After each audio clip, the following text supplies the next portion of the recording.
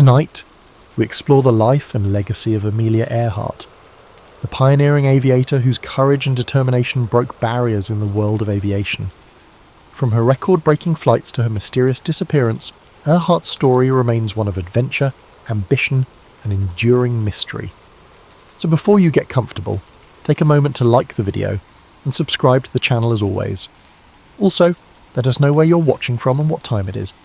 If you guys ever have any story ideas for us, just drop them below as well.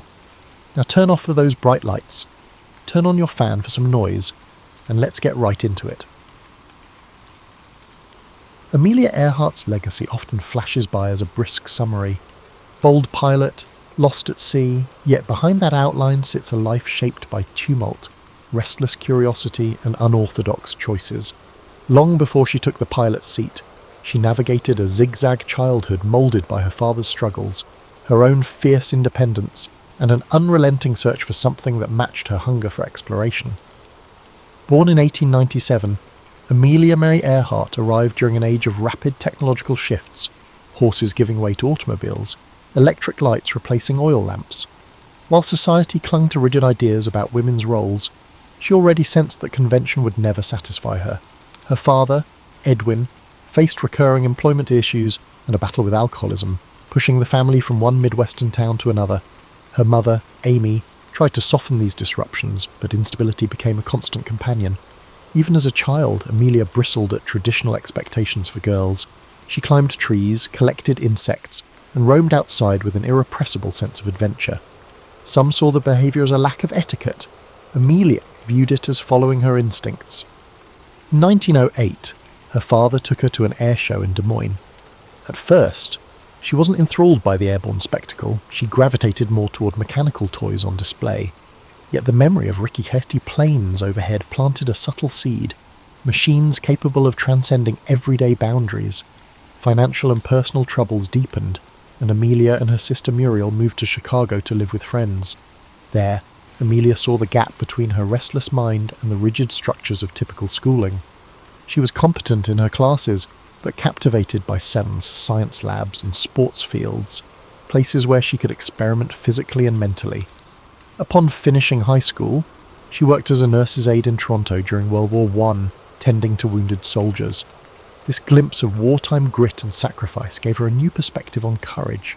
She encountered airmen who spoke of the sky as a place of both danger and liberation, an idea that lingered in the back of her mind. After the war, Amelia briefly studied at Columbia University, flirting with a path in medicine. But she felt caged by the academic routine. She yearned for movement, for experiences that unsettled her comfort zone. All of this set the stage for 1920, when she took a short ride in an open cockpit plane over Long Beach, California. The frigid wind slapped her face, the engine's roar rattled her bones.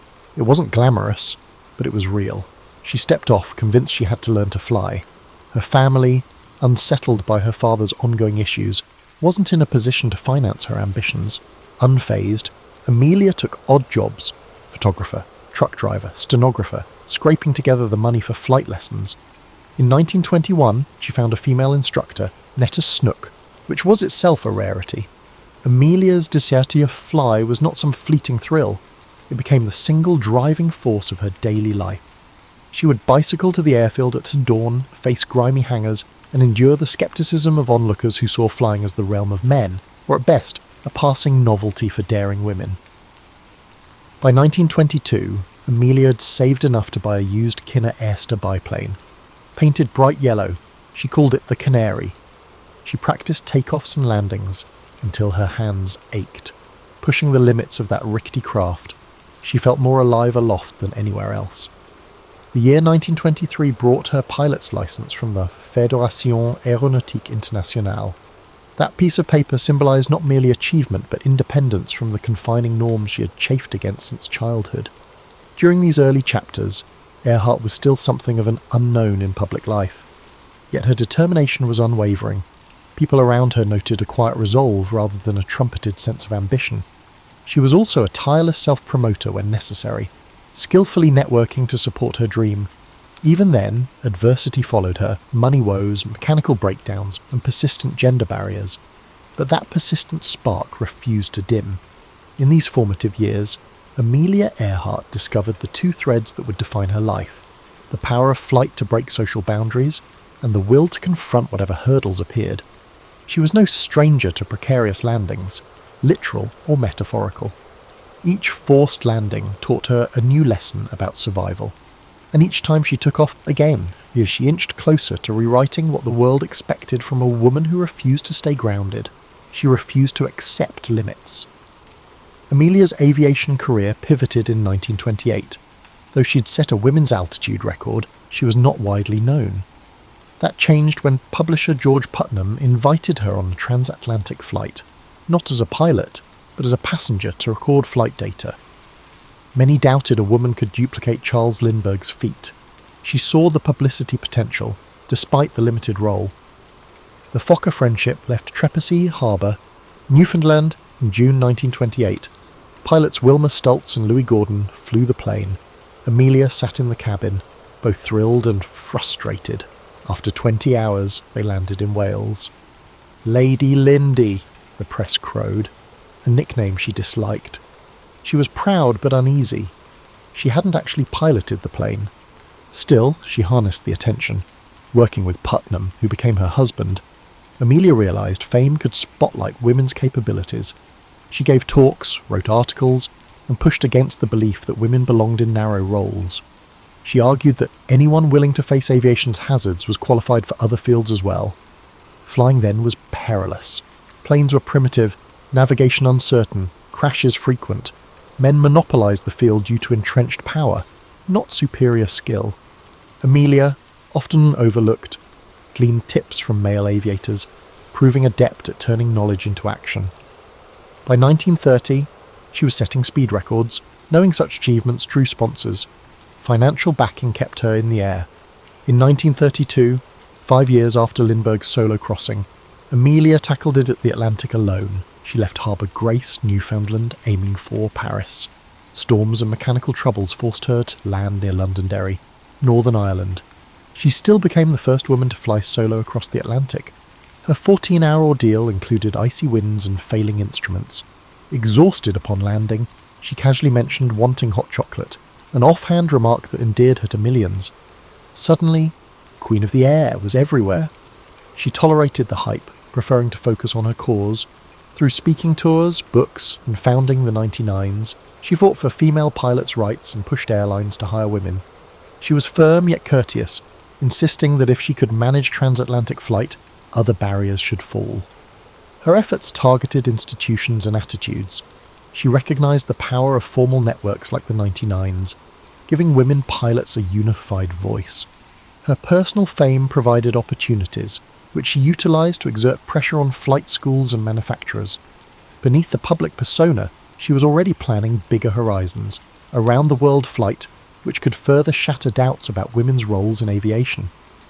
Although cameras captured her calm confidence, Amelia dealt with real danger in the skies and relentless scrutiny on the ground. She paid no mind to skeptics, focusing instead on fuel capacity, route planning, and advancing aircraft design. Celebrity wasn't her endgame. It was a tool to prove that women had the skill, grit, and imagination to lead in any domain. By the early 1930s, she had evolved from an obscure pilot to a global symbol, showing that records weren't mere stunts, but gateways to progress. Every new achievement underscored her core belief that barriers were illusions, begging to be dismantled. And the more she accomplished, the more the world saw her courage as a call for transformation. Each success hinted that she, and all women, were only beginning to test the limits of possibility. Her schedule became relentless. She juggled flying demonstrations, interviews, and writing commitments that funded her daring pursuits.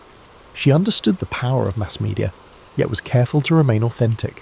When reporters pressed for sensational stories, she gently steered conversations toward practical issues, like improving airplane technology and securing better training opportunities for women. At the same time, she refused to be pigeonholed as merely a women's champion. She emphasized that aviation itself was a realm of innovation for everyone. With Charles Lindbergh, Wiley Post, and other leading aviators, she discussed breakthroughs in navigation systems, weather tracking, and safety procedures. Her goal was to be taken seriously not just as a symbolic figure, but as a knowledgeable pilot shaping the future of flight. Behind the scenes, she dealt with exhaustion and the weight of expectations. Friends recalled her bouts of insomnia and anxiety, masked by her poised exterior. Despite these strains, she pressed on, convinced that flying offered a blueprint for a more open-minded society. Each record set was more than a personal triumph, it was a collective push forward. She often remarked that real change demanded more than a single feat. It required sustained resolve. Aviation, in her view, was the symbol of what humanity could accomplish after abandoning outdated prejudices. By the mid-1930s, Amelia Earhart balanced record-setting flights, a role as aviation's public face, advocacy for women, and, amusingly, fashion consulting. Her relationship with George Putnam continued to evolve. Though he came from a publishing background, he believed Amelia could be aviation's brightest star and negotiated deals to fund her ambitions. They respected each other's autonomy, even after marrying, a stance that defied social norms. She refused to adopt his surname or confine herself to traditional wifely roles, a choice that drew gossip but matched her insistence on individuality. Putnam's PR skill brought endorsement offers, from luggage to sportswear, but Amelia stayed selective, wanting authenticity over empty promotion. She used her public profile to push improvements in flight infrastructure, better runways, weather stations, and aircraft maintenance. Far from glory hunting, she believed proper resources would make aviation safer and more accessible. She also mentored younger pilots, sharing the lesson that technique, not bravado, saved lives in the sky. In that vein, she helped design practical clothing for female aviators, garments with functional pockets and flexible cuts to accommodate cockpit constraints. Critics called it frivolous, but Amelia saw it as another step toward normalizing women in the pilot's seat. If society expected women to excel anywhere, why not equip them accordingly? By 1935, she had flown solo from Honolulu to Oakland and from Los Angeles to Mexico City. These feats showcased her mastery of long-distance navigation when tools were rudimentary. She studied weather charts and honed radio direction finding, knowing that minor miscalculations could be fatal. Each success fueled a bigger dream, to circle the globe. This round-the-world quest wasn't mere personal ambition. Amelia envisioned it as a demonstration of evolving aviation technology and a chance to gather data for future commercial routes. With the world growing more interconnected, she believed such a flight could blaze trails for global air travel. Yet the endeavour demanded a formidable airplane and a solid team. The Lockheed Model 10E Electra, a twin-engine craft with the necessary range, came into play in this situation. Backed partly by Purdue University, where she advised female students on career paths, Amelia acquired and modified the plane, adding fuel tanks and shedding unnecessary weight. She invited Fred Noonan, an expert navigator familiar with Pacific routes, to join her. The plan covered nearly 29,000 miles across multiple continents. Each stop required intricate coordination, arranging fuel caches in remote airstrips, securing radio frequencies, and ensuring local permissions. The press buzzed incessantly about her route and her gear. Public fascination soared, but Amelia kept her poise, recognizing that no amount of planning could guarantee success against the capriciousness of weather and machinery. Though calm in interviews, she privately weighed the risks. Storms, mechanical failures, human errors, any could derail the flight. Yet she was no stranger to danger, having built her career on the thin line between ambition and peril. She saw risk as part of forging new paths, echoing her lifelong stance. Progress often demanded boldness. Her entire adult life had been a testament to stepping into uncharted territory, whether challenging social norms or expanding the very frontiers of flight. In early 1937, her first attempt at the round-the-world flight suffered a crash in Hawaii, damaging the Electra. Undaunted, she regrouped, repaired the plane, and adjusted her route. Determination was her hallmark, a blend of practicality and daring. As she finalized her second attempt, she noted in public statements that records and accolades weren't her primary aim. She wanted real data on routes, fueling strategies, and navigational tactics. The flight would offer invaluable insights for the commercial airlines that would soon cross oceans routinely. That stance embodied Amelia's broader philosophy. Each high-profile flight was less about personal conquest than about broadening horizons for everyone. She had devoted years to proving that women were fully capable, but she also believed that aviation itself was the wave of the future. In bridging these perspectives, she became an avatar of possibility, a living emblem of how one individual's determination could shift cultural assumptions. And now, poised for her greatest adventure yet, Amelia was ready to test the limits again. A risk-laden gamble that might cement her reputation, or cast it into haunting uncertainty. Her calm outlook belied the sheer complexity of her plans. She understood that failure would breed critics who believed women had no place in extreme aviation. Yet she moved forward, convinced that taking flight for knowledge and progress was worth every risk. In Amelia's view, flying wasn't just her destiny, it was a collective awakening and societal evolution. Amelia Earhart's second round-the-world attempt launched on May 21st, 1937, from Oakland, California. This time, she and Fred Noonan flew eastward, hopping between continents with the Lockheed Electra. The trip started smoothly, moving from Miami through Central and South America, then across the Atlantic into Africa. Each stop brought fresh refueling challenges, mechanical checks, and updated weather data, but Amelia maintained her signature resolve. By June, they had traversed Africa and the Middle East, arriving in India amid monsoon rains. They pressed on to Southeast Asia, landing in locales like Rangoon and Singapore, places few Americans had seen. Amelia's dispatches noted extreme heat, erratic wind currents, and the rigorous demands of accurate navigation. Fred Noonan's precise star fixes ensured they stayed on course, despite unpredictable skies. Eventually, they reached New Guinea with about 7,000 miles to go. The next leg aimed for Howland Island, a tiny speck in the Pacific. The US Coast Guard cutter Itasca would guide them via radio. Finding such a minuscule island required near-perfect navigation and clear weather. On July 2nd, 1937, they departed Lae in the pre-dawn darkness. Loaded with fuel for roughly 20 hours aloft, they transmitted periodic position reports. At first, signals were clear. Then Amelia's messages hinted at difficulty pinpointing Howland. Overcast conditions likely obstructed Noonan's celestial fixes. Radio contact with the Itasca became sporadic. Some messages were garbled, others incomplete. She mentioned low fuel and an inability to spot the island. Their final known transmission: "We are on line 157, 337, running north and south." Then silence. The Itasca initiated a massive search, scouring open ocean for any sign of the Electra. Naval ships joined, searching nearby waters and atolls. No wreckage surfaced. Weeks passed, and official efforts wound down. Public disbelief was immediate. George Putnam financed private searches, clinging to hope that Amelia and Noonan might be stranded or rescued. Rumours swirled: capture by foreign forces, survival under new identities, or mechanical failure leading to a fatal crash. Eventually, prevailing theories pointed to fuel exhaustion and a crash at sea. Howland Island had proved elusive, even to skilled aviators. For admirers worldwide, her disappearance felt unreal. She'd seemed unstoppable, a figure who pushed boundaries without fear. Now the iconic pilot vanished into the Pacific's expanse. Her loss struck a nerve, amplifying the emotional investment many had in her journey. Yet as shock turned to grief, her achievements took on a different hue, no longer just records, but testaments to a bold spirit. Films, newsreels, and reprints of her articles kept her story alive. School children learned of her feats, and future women pilots cited her as inspiration. Her final flight overshadowed the rest of her life, but it also cast her as a perennial question mark, fueling endless conjecture. Some insisted she was alive somewhere. Others believed the crash was certain, but uncovered no physical proof. Still others proposed exotic scenarios, each more elaborate than the last.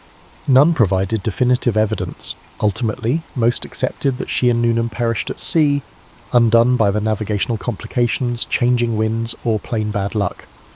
Yet Amelia's legacy was strangely enhanced by the mystery. She had championed possibility, and the idea that she might be out there, unfound, kept that possibility alive in people's minds. The line between myth and history blurred.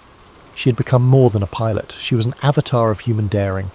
Her story infused with both triumph and tragedy. If anything, the unsolved nature of her final voyage cemented her place in public consciousness. Institutions named in her honour sprang up. Researchers kept pursuing leads on remote islands, pointing to castaway remains or scattered debris, each new fragment reigniting debates. The fascination endured, crossing generations and continents. In the wake of her loss, the aviation community pushed for better safety measures, improved radio technology, and refined navigation techniques. Governments funded more comprehensive maps and placed greater emphasis on weather forecasting. Ironically, Amelia's demise accelerated the very reforms she'd long advocated. If she could have witnessed the progress, she might have nodded quietly, pleased that even in absence.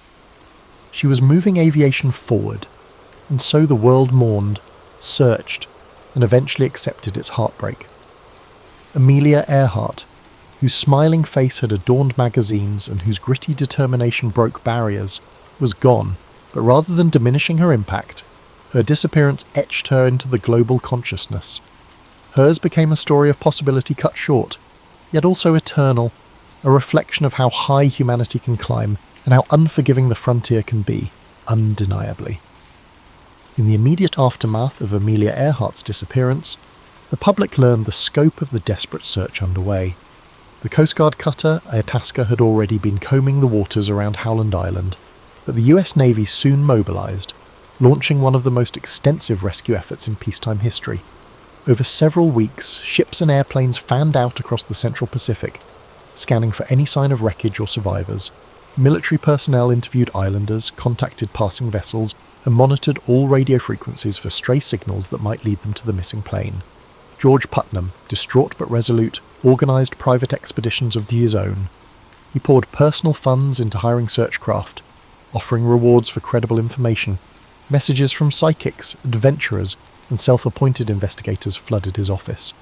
Though many leads were far-fetched, Putnam refused to dismiss them outright, afraid of missing any clue that might point to Amelia's location.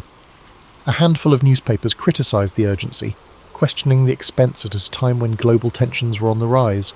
Still, for countless admirers worldwide, the operation was a moral duty. Someone as groundbreaking as Amelia should not simply vanish without every effort to locate her. Rumours bloomed. Early on, some claimed she had been spotted in distant ports, fueling speculation of a forced landing followed by rescue under mysterious circumstances. Others pointed to unconfirmed transmissions that briefly crackled over shortwave radios in the days following her disappearance. Could it be Amelia, calling for help? Enthusiasts hung on each scrap of reported signal, though none were convincingly traced to the missing Electra. The mass of conflicting stories stoked a media frenzy, with headlines proclaiming everything from miraculous survival to sinister conspiracies. In official circles, however, evidence began to narrow. Reports from the Itasca indicated that Amelia's last radio messages had grown increasingly urgent. Low on fuel, uncertain of her coordinates, she was racing against time in a vast expanse of ocean. Naval commanders, though moved by her bravery, understood the grim odds. Even if Earhart and Noonan had survived a water landing, floating in the Pacific's punishing heat without an adequate raft or supplies would be a daunting ordeal. Within a month, the military scaled back the large-scale search. Having spent millions of dollars and covered an enormous swath of the Pacific, they found no trace of the Electra. While certain remote atolls and reefs remained unexamined, the probability of finding survivors dwindled by the day. Public statements struck a balance between honouring Amelia's accomplishments and reconciling with the increasingly likely outcome. George Putnam refused to give up. For many months, he funded private efforts to investigate scattered leads. Small vessels sailed to the Forgotten Islands, examining debris that never matched Amelia's plane. Tyre tracks in the sand, bits of metal, and rumours of castaways all turned out to be dead ends or unrelated artefacts. As the search continued, public opinion split between mournful acceptance and stubborn hope.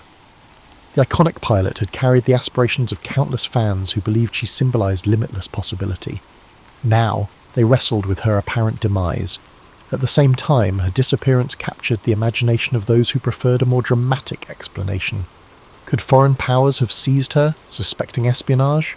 Could she have orchestrated a disappearance to evade recognition? Each guess, no matter how wild, found at least a small chorus of believers. Meanwhile, tributes poured in from every corner. Schools held ceremonies, newspapers published retrospectives, and radio stations aired stories of her earlier triumphs. Letters expressing admiration flooded the offices of aviation clubs. Numerous individuals highlighted Amelia's contribution to paving the way for women. If she could challenge the skies, they reasoned, then others could challenge entrenched social barriers.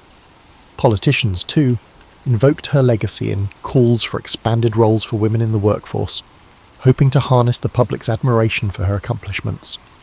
By early 1938, the official verdict leaned heavily toward a crash at sea. Within another year, Amelia Earhart would be declared legally dead. George Putnam, exhausted and grieving, continued to write about her life, ensuring her name stayed in the public consciousness. Having travelled alongside her in countless ways, he refused to let a silent ocean claim the last word on her story. Photographs of Amelia, smiling in front of her plane, goggles perched on her forehead, remained pinned to his walls, reminders that her spirit, daring and unbreakable, transcended whatever fate had befallen her. In the public eye, she had already entered a realm where myth and memory intertwined.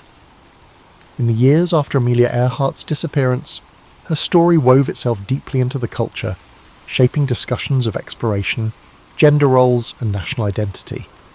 While the global press initially focused on the sudden void left by her vanishing, attention soon shifted toward analysing what she had embodied. She had shown that an American woman could stand shoulder to shoulder with prominent male aviators, forging a path in a field still dominated by men.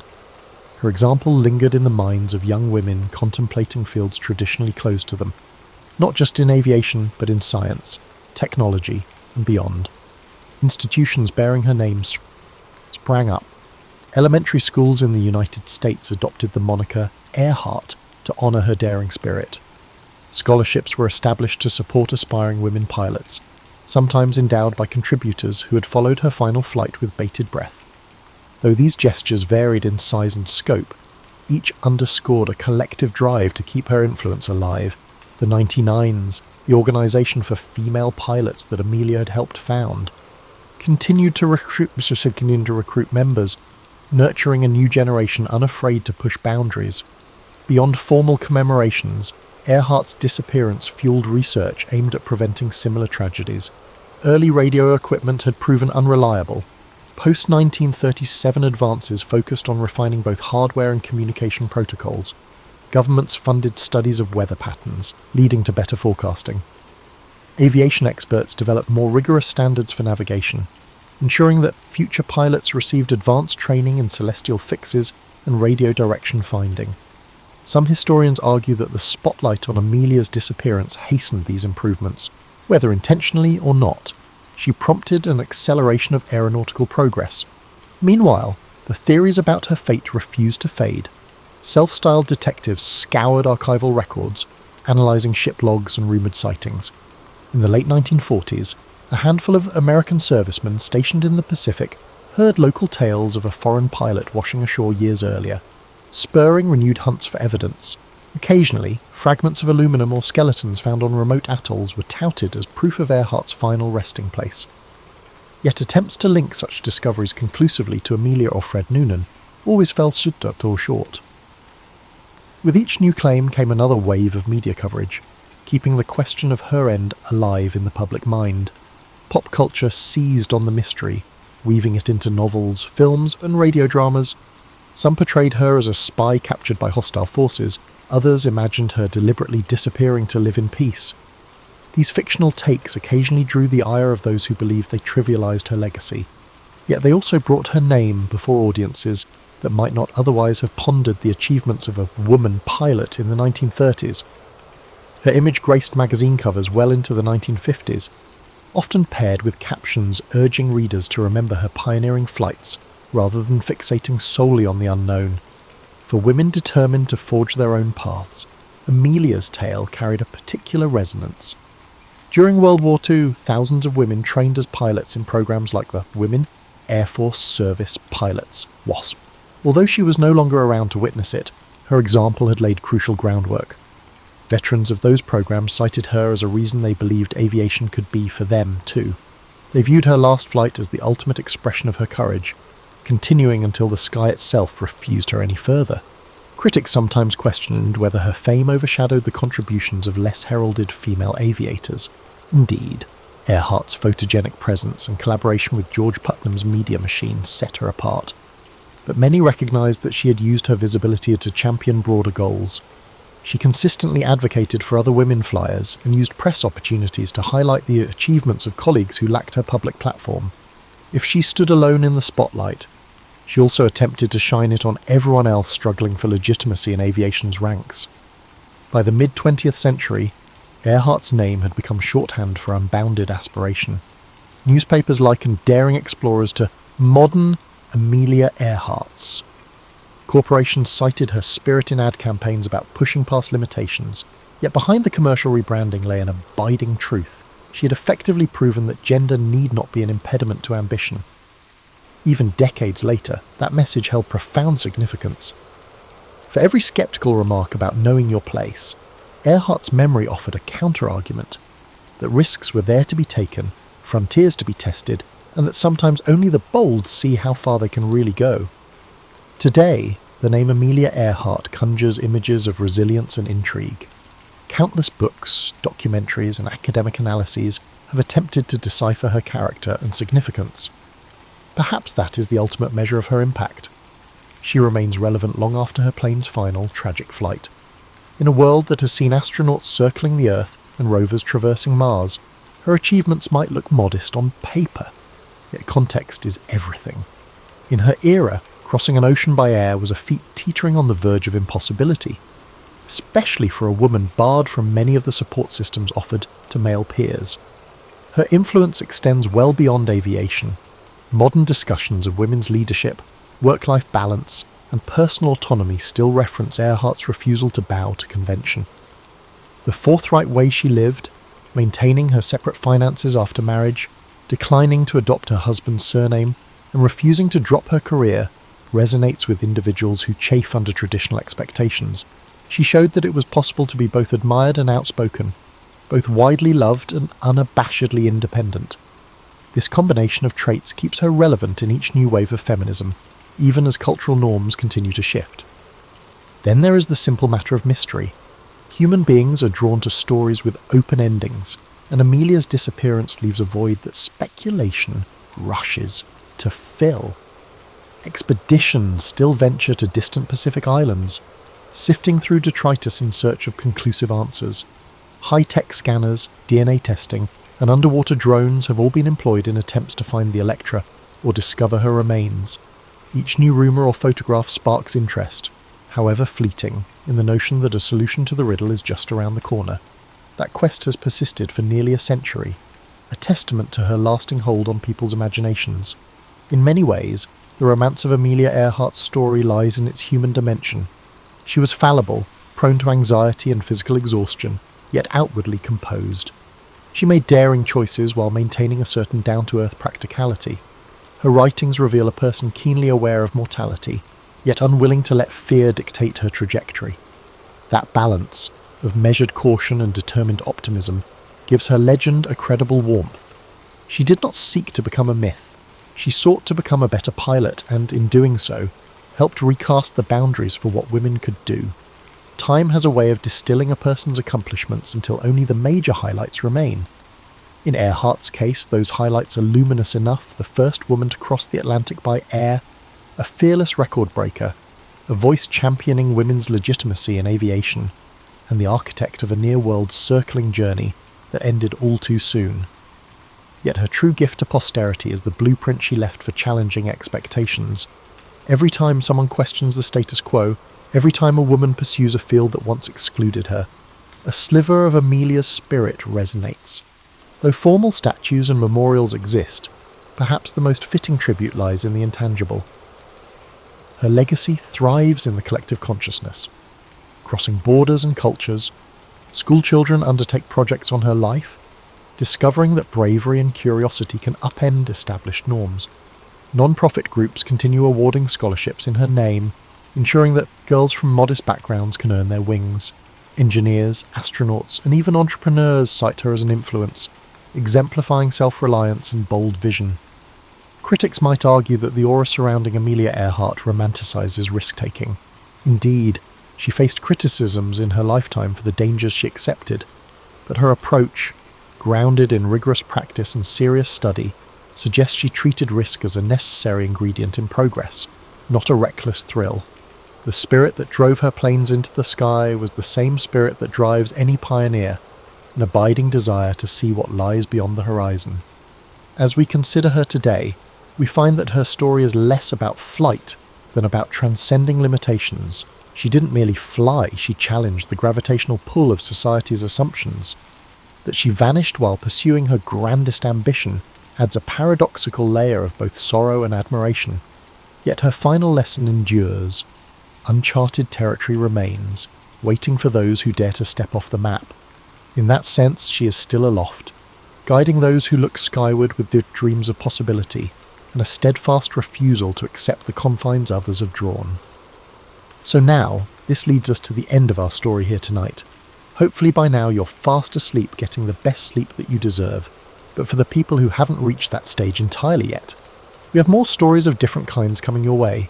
We're all one big family here, so just know you're loved. Sweet dreams and good night.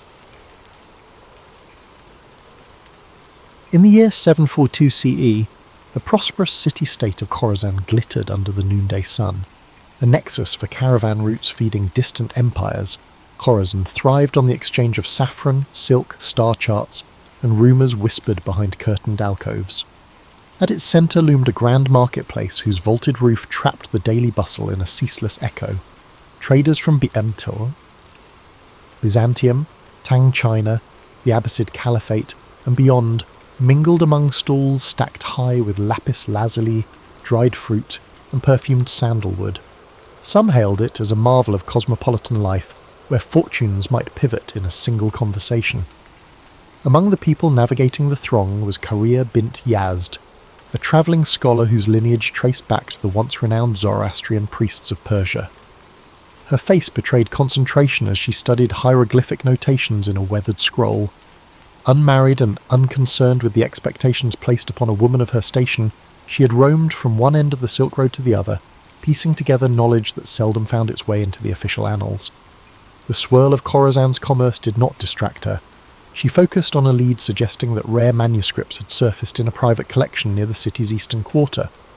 This rumour, if proven true, could illuminate corners of history barely glimpsed by modern scholars. Korea pressed deeper into a labyrinth of narrow lanes behind the main bazaar, guided by a coded map etched into her memory. Eager boys offered to carry her satchels for a coin, and watchful guards in brass-trimmed uniforms eyed each passerby. She brushed off all offers of help. Too many watchers, too many ears.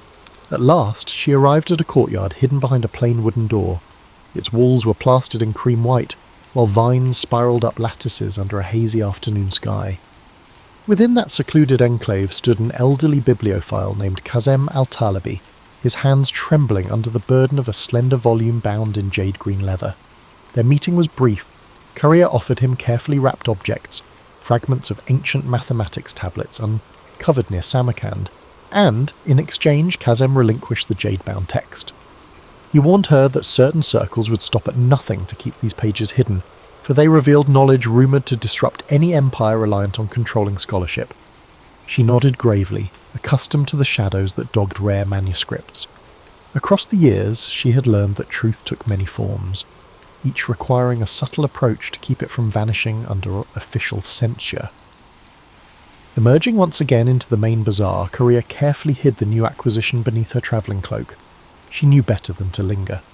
Khorasan's seeming tolerance of foreign ideas could transform abruptly if power shifted.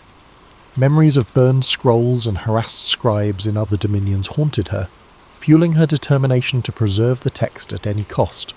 She arranged with a local caravan heading eastward, its leader a woman named Afsoon, who had a reputation for outmanoeuvring desert bandits. Without illusions, Karia recognised that partnering with such a skilled merchant would cost her, yet safety for the jade-bound book was paramount. Before the caravan departed, Korea paid her respects at a small shrine dedicated to wise men of antiquity. A single candle flickered by the altar, illuminating offerings left by travellers praying for clear roads and fair weather. She exhaled a silent oath that she would not let ignorance devour the precious knowledge in her care. Beyond the city's gates lay an expanse of desert and studded with dunes and hammered by fierce winds, but her route led even farther, along mountain trails rumoured to house hidden monasteries and ephemeral oasis towns. The unstoppable pulse of curiosity drove her to press forward, regardless of perils that might lurk in the next bend of the road. Dawn arrived, painting the sky with ochre and salmon hues. Carrier joined Afsoon and the other travellers at the designated meeting point, where camels brayed and donkey drivers prepared loads of barley and dried fruit. The caravan's synergy was immediately evident. Each person had a distinct task, ensuring that by the time the sun fully breached the horizon, they were on the move. Carrier walked near Afsoon, who shared glimpses of the terrain ahead and introduced Carrier to the caravan's unspoken rules: trust the signals, ration water meticulously, and never question the necessity of midnight halts. In these borderless regions, vigilance was currency. With the sun mounting, the caravan snaked through a parched plain dotted by twisted shrubs. A hush fell over them, broken only by the soft shuffling of hooves and the gentle clink of metal fastenings. Carria's thoughts drifted to the codex inside her bag. She had only glimpsed a few pages thus far. Intricate diagrams of planetary movement, cryptic references to an ancient empire that preceded the Achaemenids, and footnotes scrawled in an unfamiliar script. If accurate, these writings expanded the known timeline of advanced astronomy by centuries. She resolved to study every page once the caravan reached a safe haven. Afsoon signalled a halt near a cluster of sun-scorched boulders, granting the group respite from the crushing midday heat. While some dozed in makeshift shade, Carrier took cautious sips from her water skin, feeling the dryness cling to her throat. A restlessness stirred within her, equal parts excitement and anxiety. She replayed Kazem al-Talibi's warning. Powerful figures had an interest in ensuring no one deciphered the text. For them, knowledge was a finite resource, best kept under strict watch. As a swirl of wind kicked sand across her path, Carrier gripped her satchel, silently vowing she would not be silenced. By twilight, the caravan approached a modest oasis, lined with date palms that cast long shadows across still water. Afsoon guided her camels into a semicircle, forming a protective barrier against stray wanderers. Several travellers set about erecting tents, while others gathered wood for small fires that would ward off the chill of desert night. Carrier found herself drawn to the water's edge, where subdued conversation rose among weary merchants. Some speculated about the political tensions brewing in distant courts, others lamented the rising cost of salt. As darkness settled, the oasis took on an otherworldly hush. A crescent moon glimmered overhead, illuminating faint outlines of crumbling stone pillars, suggesting an abandoned settlement from a forgotten era. Under that quiet vault of stars, Carrier couldn't resist scanning a few more pages of the jade-bound manuscript. Its text merged empirical observations with philosophical notes referencing the grand wheel of time. She recognized oblique references to astronomical systems older than the widely recognized Ptolemaic model. If deciphered fully, such knowledge might challenge many assumptions cherished by esteemed academies. Meanwhile, Afsoon stepped away from the main group, beckoning Carrier to join her near a withered acacia. "You stand out among our company," the merchant remarked in a measured tone. "Your eyes never rest, and you guard that bag as if it carries the soul of a king." Carrier, wary of revealing too much, offered that she was merely a scholar entrusted with a rare item. Afsoon nodded, but warned Carrier that roving spies seeking advantage for rival factions often infiltrated caravans. She suggested Carrier remain vigilant, especially given the extraordinary bustle in Khorasan, where rumour travelled like wildfire. Unable to sleep, Carrier lingered by the embers of the fire after most travellers had dozed off.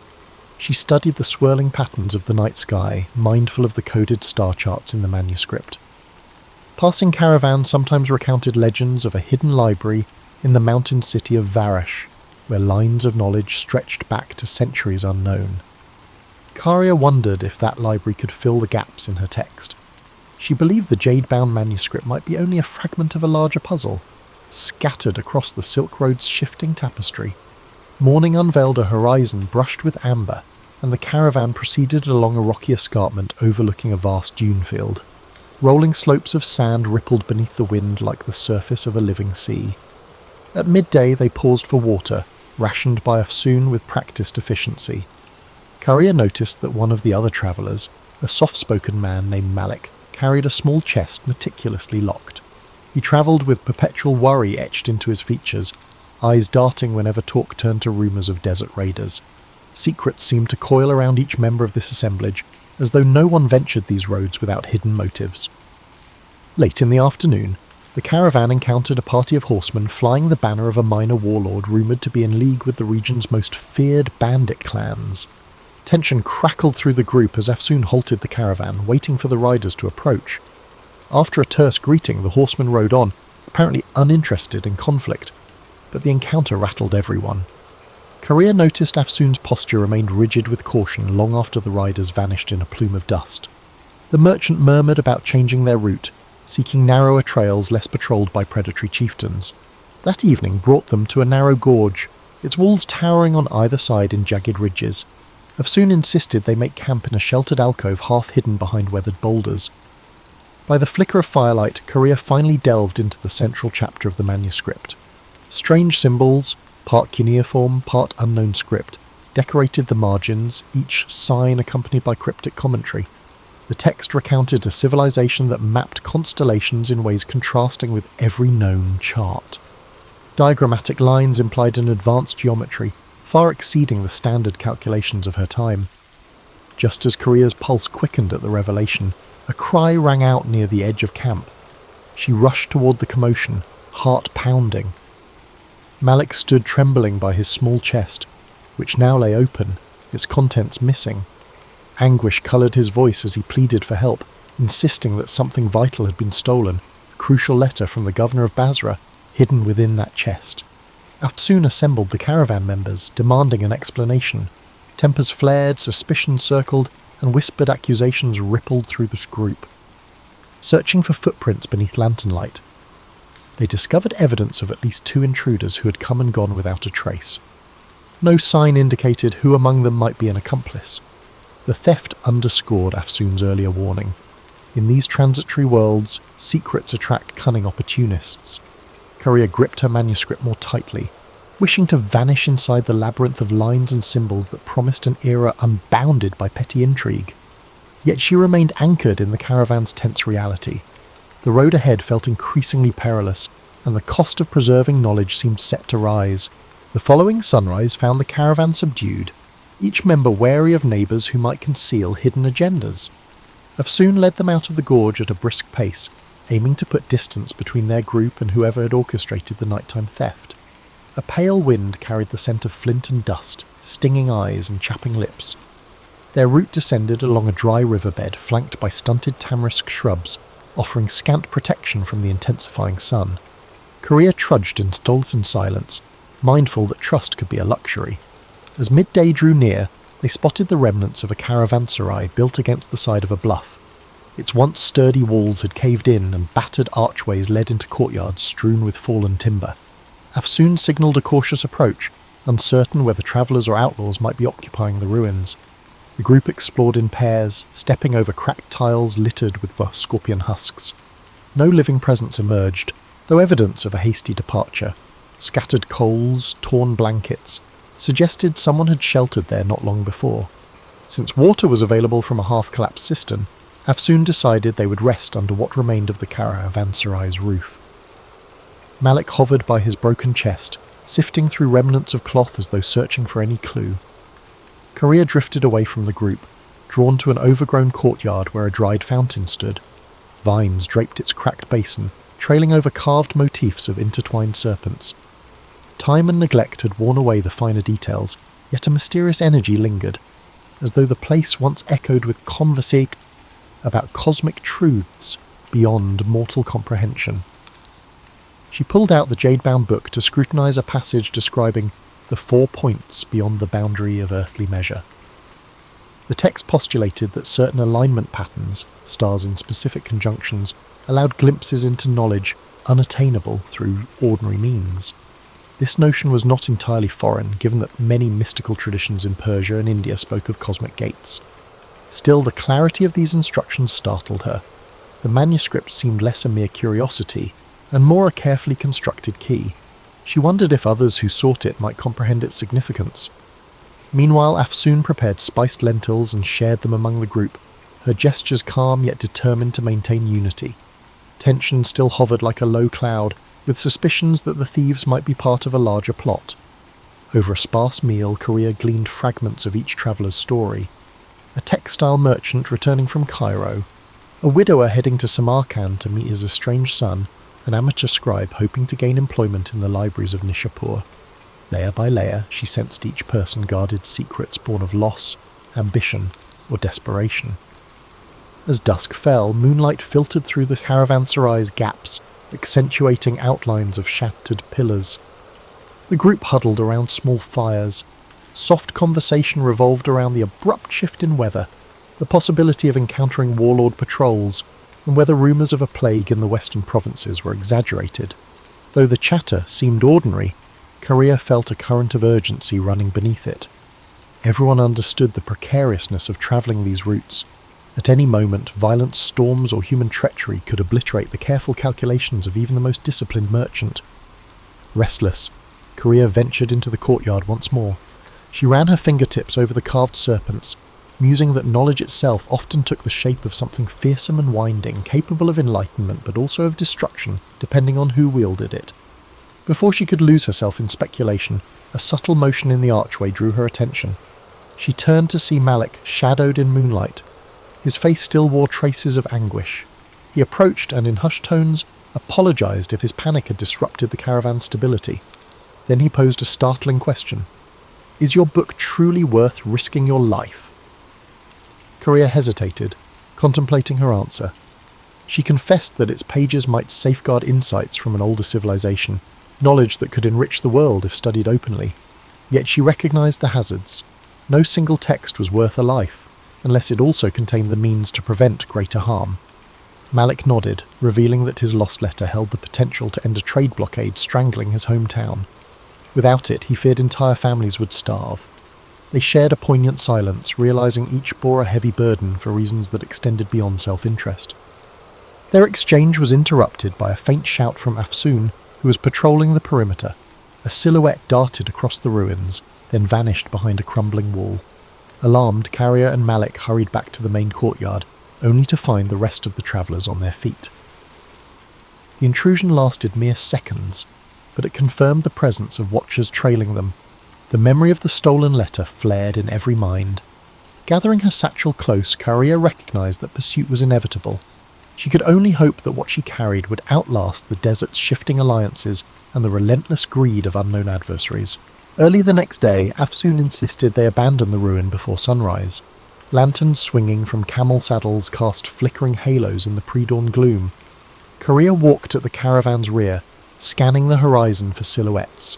She felt more exposed than ever, especially with the manuscript drawing unseen eyes. A swirl of wind rustled the sparse vegetation, carrying the forlorn call of a distant jackal. Although no further intruder appeared, the caravan's collective nerves remained raw. Their route now wound through a series of rocky badlands. Eroded hills, tinted red and ochre, rose around them in jagged formations reminiscent of a broken amphitheatre.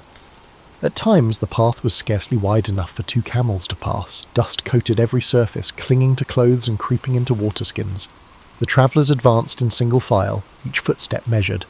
Malik, no longer shy, kept pace with Korea, forging an unspoken alliance based on empathy rather than shared purpose. By noon they reached an outcropping that afforded a sweeping view of the surrounding valleys. Afsoon pointed to a distant caravan crossing a ridge, its figures small as insects against the harsh light. "Better to let them move on without our paths intersecting," she murmured, concerned they might be bandits or rival merchants. She had planned a side route that skirted known bandit strongholds, though it meant trudging through more challenging terrain. No one objected. Safety trumped speed in these uncertain wilds. As the day wore on, the punishing sun pressed down. Some travellers began to show signs of heat exhaustion. Afsoon allotted extra water rations, mindful that supplies were finite. Korea's thoughts swirled with calculations. How many days until they reached an established town? Would the manuscript's possible revelations be worth the perils? She reminded herself that knowledge had never come cheap, especially not the kind that might undermine established systems of power. Still, she felt an undercurrent of apprehension. Unseen forces seemed determined to intercept their path. Twilight offered a brief respite. They pitched camp at a plateau peppered with hearty desert shrubs. Wind wove through the stony hollows, producing a low moan that set everyone on edge. This time, Afsoon posted watches in rotating pairs. Korea volunteered for the midnight shift, hoping to glean some solitude for reading. When her turn arrived, she positioned herself near a small fire, scanning the starlit horizon, while carefully turning pages of the jade-bound codex. A diagram, carefully inked, depicted a swirling cosmos dotted with unfamiliar constellations. The accompanying text mentioned a geometry bridging mind and universe, though the specifics remained cloaked in archaic jargon. She sensed movement at the edge of the firelight and gripped the book protectively, but it was only an elderly trader from their group, awakened by coughing. He approached, nodding politely. "I see that you carry more than curiosity," he said, glancing at the manuscript's glowing pages. He spoke of his younger days when he'd travelled to a mountaintop sanctuary, rumoured to house writings older than any empire. The priests there, he claimed, hinted that scattered relics across the Silk Road formed pieces of a grand puzzle. He stopped short of elaborating, perhaps wary of scaring her with improbable myths, or simply reluctant to resurrect memories best left buried. Carrier nodded, intrigued yet cautious. She had heard variations of the mountaintop library tale in her journeys. One version placed it in Tibet, another in the highlands of Persia, and yet another in the Himalayas near the Indus. Regardless of location, the consistent theme was that a hidden repository of ancient texts might hold radical knowledge of mathematics, medicine, and astronomy. Could her manuscript be part of that lost legacy? She recalled hearing rumours that certain references connected the library's existence to the taboo notion of cyclical time, where civilizations rose and fell repeatedly, each leaving faint echoes for the next. The elderly trader coughed again and excused himself to rest. Alone, Korea gazed at the codex, a swirl of questions filling her mind. Just then, a sharp whistle pierced the night air. She sprang to her feet. Afsoon came running, sword in hand. A scout on the perimeter shouted news of footsteps on the far side of the plateau. Everyone scrambled for weapons. Adrenaline surged. Within moments, the intruders fled, vanishing as swiftly as they'd arrived, leaving only footprints. Afsoon suspected they were testing the caravan's defences. Tension soared. Though no battle ensued, the message was clear, someone to track them with precision. As the group attempted to settle back into a semblance of rest, Korea's mind refused to quiet. She wondered if the vanished intruders belonged to a clandestine order, or were simply bandits with a knack for intimidation. Either way, the manuscript's significance seemed amplified. In that uneasy darkness, she cradled her precious book, feeling the weight of unspoken centuries pressed between its covers. The next day would bring new confrontations, but for now she could only watch the flickering embers and await the uncertain dawn. Dawn arrived with a brittle clarity that rendered every stone, shrub and wary expression in sharp focus. Afsoon wasted no time ordering a quick departure. The caravan assembled under a sky streaked with lavender and rose, a fleeting beauty overshadowed by a need for vigilance.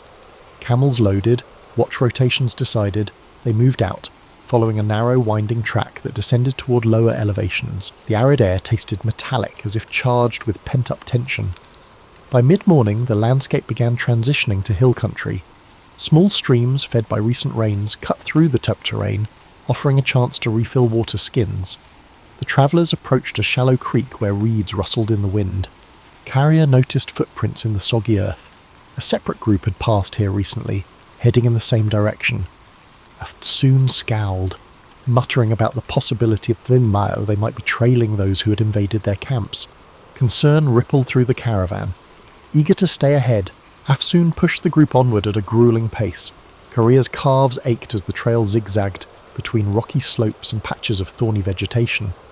In the distance, the outlines of a fortified town occasionally emerged, only to disappear behind ridgelines. She guessed it to be Garesh, a mid-sized trading post rumoured to host pilgrims from the Indus region. If they could reach Garesh by nightfall, the caravan would have a solid perimeter wall to shield them, at least temporarily. Eventually they spotted walls of pale stone crowned by watchtowers. Afsoon signalled for calm, reminding everyone that unknown dangers could lurk within a walled town as readily as outside. Approaching the gates, they encountered a row of guards wearing mismatched armour. After examining Afsoon's travel permits, the guards allowed them entry in exchange for a modest toll. Inside, the streets were cramped with stalls selling earthenware, dyed cloth and hammered bronze jewellery. The aromas of grilled meat and fresh bread teased weary travellers, but an undercurrent of wariness ran through the crowd. Afsoon found a secure compound where the caravan could rest. Stone walls enclosed a courtyard that provided storage for the camels and a small stable for donkeys. Carrier, anxious to glean any insight into who might be pursuing them, ventured into the town's winding lanes. She discovered a public square where men played strategy games on carved wooden boards. Nearby, a cluster of pilgrims chanted verses in a language unfamiliar to her. Amid these scenes, rumours floated. A band of masked riders had passed through a day earlier, asking about a certain travelling scholar. The mention chilled her. She hurried back to the compound, only to find Malik pacing by the gate, fidgeting with a leather pouch. He had overheard similar chatter, strangers seeking news of a woman carrying forbidden documents. Korea realised the net was tightening. They still had a window to slip away, but not much of one. She conferred with Afsoon, who suggested leaving Koresh under cover of darkness, continuing east along seldom-used back roads. Although it entailed more risk, waiting might let their pursuers converge. After sunset, the caravan packed up stealthily. Torches were kept minimal, camels silenced with calm handling. A hush enveloped them as they slipped through Goresh's secondary gate, bribing a night watchman who scarcely looked at their faces. Outside the walls, moonlight glimmered on the grassland. Korea clutched the manuscript, absorbing the night's chill. She couldn't escape the conviction that her mission had become a race, one in which the cost of failure was irreparable loss, not just for her, but for an entire lineage of knowledge that might vanish again. Guided by Afsoon's careful planning, they pressed into a region of rolling hills shaped by centuries of flood and drought. Occasional clusters of cypress trees broke the monotony. Crickets chirped in the darkness. The group maintained strict silence, halting often to listen for sounds of pursuit. Each time the night breeze whispered through the brush, Korea braced for a distant hoofbeat or a flash of torchlight. Yet hours passed with no sign of the ambush. As the moon descended, they reached a shallow ravine dotted with smooth, ancient boulders. Afsoon called for a halt to rest the animals. Korea found a flat rock and sank onto it, physically spent but mentally alert. She glanced at Malik, whose eyes reflected the same exhaustion mixed with defiance. The sky above them showed the faint glow of approaching dawn. Tomorrow, or perhaps the next day, they would come upon the mountain routes leading to Varash, the rumoured city of hidden monasteries. If the caravan made it that far, the Jade manuscript might finally find a place where its arcane revelations could be deciphered without fear. But that hope remained fragile, like a candle flame in a gusty corridor. The first rays of morning lit the ravine, revealing dusty grass and scrub that offered little camouflage. Wearily the caravan assembled and continued, mindful that speed was their best defence. Over the next hours they traversed rolling slopes that ascended gradually into stony highlands. The trail grew hazardous, lined with the loose gravel and sharp descents. Several times a misstep nearly sent a donkey tumbling into a gorge. The group's morale, though frayed, held steady under Afsoon's firm direction. Korea noticed the air thinning as they climbed, accompanied by a crisp coolness that sharpened her senses. Tiny alpine flowers clung to crevices. Their vivid petals a welcome contrast to weeks of unrelenting dust. From a vantage point overlooking a sprawling valley, she glimpsed distant peaks wrapped in mysterious haze. Locals called these the 1,000-year mountains, rumoured to shelter monastic retreats older than recorded dynasties. The prospect of reaching them bolstered her spirit, even as her body complained of fatigue. Near midday, the caravan stopped by a rivulet trickling through a rocky defile. While watering the animals, Afsoon and Korea consulted a hand-sketched map that indicated Varash lay 2 more days beyond the far ridges. The path ahead would be even more treacherous, cutting across unpredictable passes sometimes blocked by landslides. Korea felt her heartbeat quicken, recalling rumours that entire caravans had been buried by sudden rockfalls in these mountains, yet the urgency to evade pursuers overshadowed every other fear. They pressed on, the route turning into a steep climb dotted with ancient stone markers. At each switchback, Korea saw inscriptions worn by centuries of weather. She paused to trace her fingers over a faint symbol, a stylized sun encompassed by the intersecting circles.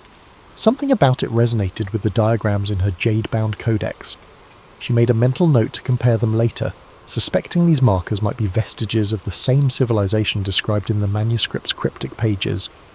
Whenever she glimpsed fresh inscriptions, her curiosity ignited anew. Late in the afternoon, the skies darkened ominously. Thunder rumbled among the peaks, and a biting wind heralded an approaching storm. Soon urged everyone to hurry. They located a natural overhang near a rocky ledge, providing partial shelter from the elements.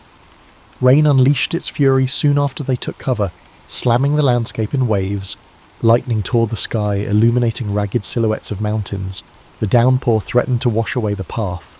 Huddled together, the travellers watched rivulets form across the rocky ground, carrying pebbles and debris downhill. The storm raged for hours, pinning them under the overhang. Korea used the enforced pause to unwrap the codex, sheltering it beneath a canvas. She examined the sections she had not yet deciphered, focusing on references to a temple of horizons. The text included mathematical guidelines for charting star positions from an elevated vantage. With each flash of lightning, she glimpsed the manuscript's swirling lines and felt a peculiar kinship with those unknown scholars from centuries past.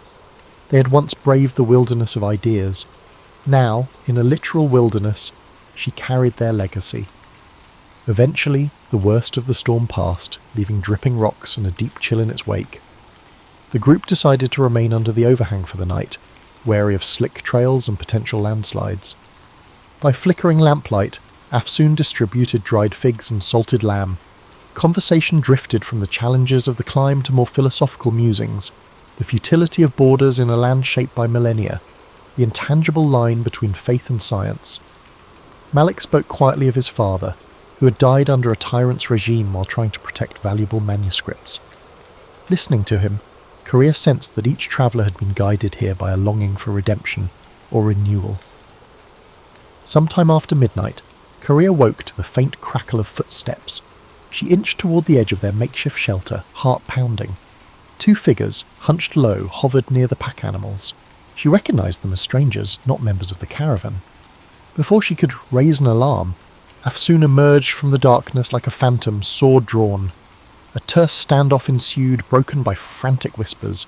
The intruders fled once they saw they were outnumbered. The caravan's travellers, now fully awakened, spent the rest of the night in guarded watch, cold and uneasy. With dawn they surveyed the sodden landscape. Landslides had ripped through parts of the trail, but it appeared passable with caution. Though the intruders had not returned, the sense of pursuit remained acute. Korea conferred with Afsoon, both concluding that time was running short. If Varash was within reach, they needed to seize the chance before more enemies closed in. Hoisting packs onto weary camels, the group set forth again. The distant peaks beckoned like silent witnesses, and Korea whispered a fervent hope that the city's rumoured monasteries could offer refuge, and perhaps reveal how to unlock the manuscript's deeper secrets. The final stretch to Varash proved gruelling. Narrow trails clung to mountain ridges overlooking mist-shrouded abysses. Each step required vigilance.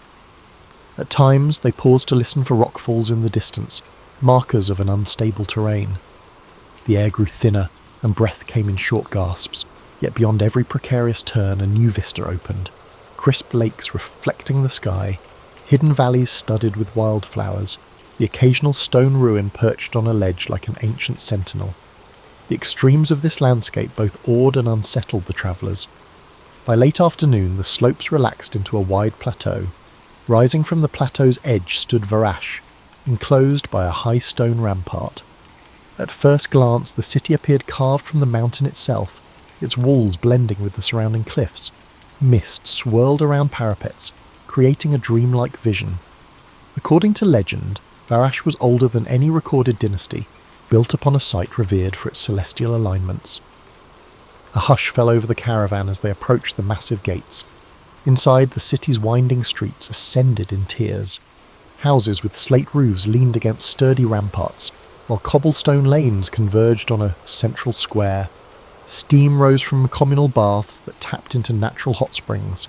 Monks in dark robes shuffled along the corridors, carrying scrolls tucked beneath their arms. Carrier's senses ignited at the first glimpse of this environment. She could feel an undercurrent of scholarship humming through the city like a subterranean river, a potent contrast to the chaotic markets of Khorasan. Afsoon guided the caravan to a spacious courtyard inn used by trade emissaries. Soon after settling, Korea excused herself and ventured into the city's upper levels, following directions gleaned from a scribe at the inn. She was searching for a specific monastery library, rumoured to house ancient manuscripts paralleling her jade-bound text. Crossing a series of stone bridges that arched over narrow gulches, she noticed the architecture displayed recurring motifs, spiral carvings, geometric borders reminiscent of the codex's marginal designs. At last, she arrived at a massive carved door flanked by statues of robed figures. A discreet sign identified it as the Library of High Windows. Inside, the atmosphere was reverential. Golden light filtered through stained glass windows, illuminating shelves stacked from floor to ceiling with scrolls, codices, and tablets. Monks, novices, and a few learned travellers from distant lands moved quietly between reading alcoves. Carrier approached a tall, bearded monk who introduced himself as Brother Callan. With measured politeness, he asked her purpose. Carrier revealed her codex, explaining in hushed tones that she believed it referenced an advanced astronomy predating recognised schools of thought. Intrigued, Brother Callan led her to a private study chamber lit by oil lamps. There he produced a set of meticulously preserved star charts inscribed on leather. To Carrier's amazement, certain passages aligned closely with the diagrams in her manuscript. Upon closer inspection, they found near-identical glyphs representing cardinal points beyond normal mapping. Brother Callan's eyes glimmered with excitement. These references appear in only our oldest records, believed to have been copied from texts salvaged millennia ago. As the evening deepened, they pieced together parallel lines of text, cross-referencing them with genealogies, sterolters, and cryptic commentaries. The synergy suggested that the jade-bound book might indeed be part of a nearly lost tradition. However, a vital section remained missing. It was rumoured that a sister manuscript lay in a monastery farther east, high in a remote range where few ventured. Carrier's heart sank, knowing the road ahead might hold even greater dangers. Yet she also felt invigorated. The puzzle had grown more intricate, weaving her fate with ancient legacies that demanded guardianship. Upon returning to the inn, she found Afsoon and Malik in heated discussion with the rest of the caravan. News had arrived that unidentified riders were poking around Varash's gates, questioning travellers about a woman scholar and her prized artefact. Their arrival here was no secret. For the moment, the city's laws prevented open aggression, but no one believed that protection would last indefinitely. Afsoon proposed they break the caravan into smaller groups for anonymity. Malik pledged to stand by Carrier, recognising that her success might ripple far beyond personal gain. Under the inn's lantern glow, Carrier shared what she and Brother Callan had uncovered. The group listened in solemn silence, understanding the gravity of her discovery. Perhaps it offered a new perspective on the cosmos, or perhaps it threatened structures built on carefully managed knowledge. Either way, their pursuers would not relent. Still, Carrier felt a renewed determination. The tapestry of centuries had woven her path into this moment.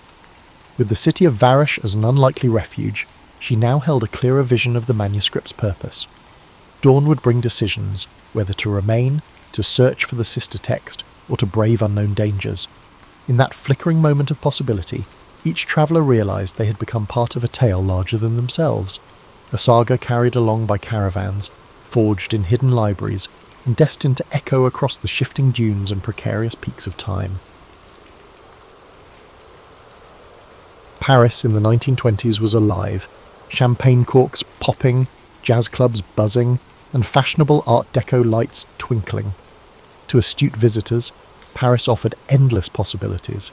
Travellers flocked to the Seine at night, British tourists with their pastel-coloured suits, American expatriates, and European industrialists with fat wallets. It was perfect for a resourceful con man with a convincing story to sell. For Victor Le Renard Le Maire, the city vibrated with cigarette smoke and colourful posters. He was not always Le Renard or in Paris. Born in a small village on the Austrian border, he was captivated by the world beyond the mountains. While other boys herded sheep, Victor watched travellers in their streamlined car. He saw that the most persuasive could sell peasants anything, from worthless medicines to bewildering life insurance. Young Victor discovered that a good tale was worth more than gold.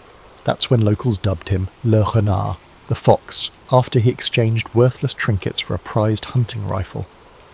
In a village of rumours, that tale spread quickly. As a boy, he learned to shape people's perceptions to see what he wanted. By adulthood, his skill was sharp. He mastered languages, studied psychology, and honed his sophisticated demeanour. He'd earned a tidy fortune from his swindles across Europe, letter forgery, impersonating nobility at social events, and selling near-new antiques. Each time he was being investigated by the authorities, he'd vanish, reappearing in Vienna, Milan, or Berlin, a step ahead. Victor arrived in Paris following the Great War with a suitcase and a shy smile. He had settled in within a month after reading an article about the cost of keeping the Eiffel Tower standing. It was built for the World's Fair in 1889. It was costly to maintain, and some people did not appreciate its appearance. There were strong protests against its demolition, despite the fact that it was popular among visitors. Victor learned of this news. He spent days in Champs-Élysées cafes hearing conversations on city projects. He learned that bureaucratic decisions were bogged down by red tape and that the city lacked money. He considered if he persuaded someone that the government of Paris was planning to dismantle the Eiffel Tower to sell it as scrap, he could become rich. It was a wild scheme. Failure would turn him into a laughingstock. But a success was possible. Victor considered it for a night. He figured the more ridiculous the scam, the more people might be made to believe it. Who would fake the sale of France's most iconic landmark? He thought it needed high bureaucratic flair, like forged papers and stamps. Rumour and secrecy would be at his side. If he succeeded, he'd vanish, rich and legendary. He spent the next few days poring over the engineering wonder, absorbing facts such as its metal mass, elevator upkeep, and the way the tower accommodated activities ranging from tourism to radio reception. With these details, he was able to address prospective buyers with authority. He took a lavish suite at the Hôtel de Crillon, pretending to be a high-ranking official. To add authenticity to his deception, he engaged an engraver for stationery of his imaginary Ministry of Post and Telegraph, since the Eiffel Tower was also a radio centre. The last touch put him in official mode. Paris, for all its beauty, also had its share of opportunistic entrepreneurs. There were whispers that a government minister was looking discreetly for a private investor in a secret project. The city did not want to face the public outcry of cancelling the tower, so this transaction had to be kept quiet. Everything was ready by the time Victor was prepared. It was such a warm spring afternoon that Victor was at a sidewalk cafe facing the Madeleine, scanning a list of buyers, ambitious, greedy-eyed men in the metal industry. His informant had told him they would stop at nothing to gain inside information on a city contract, no matter how sleazy.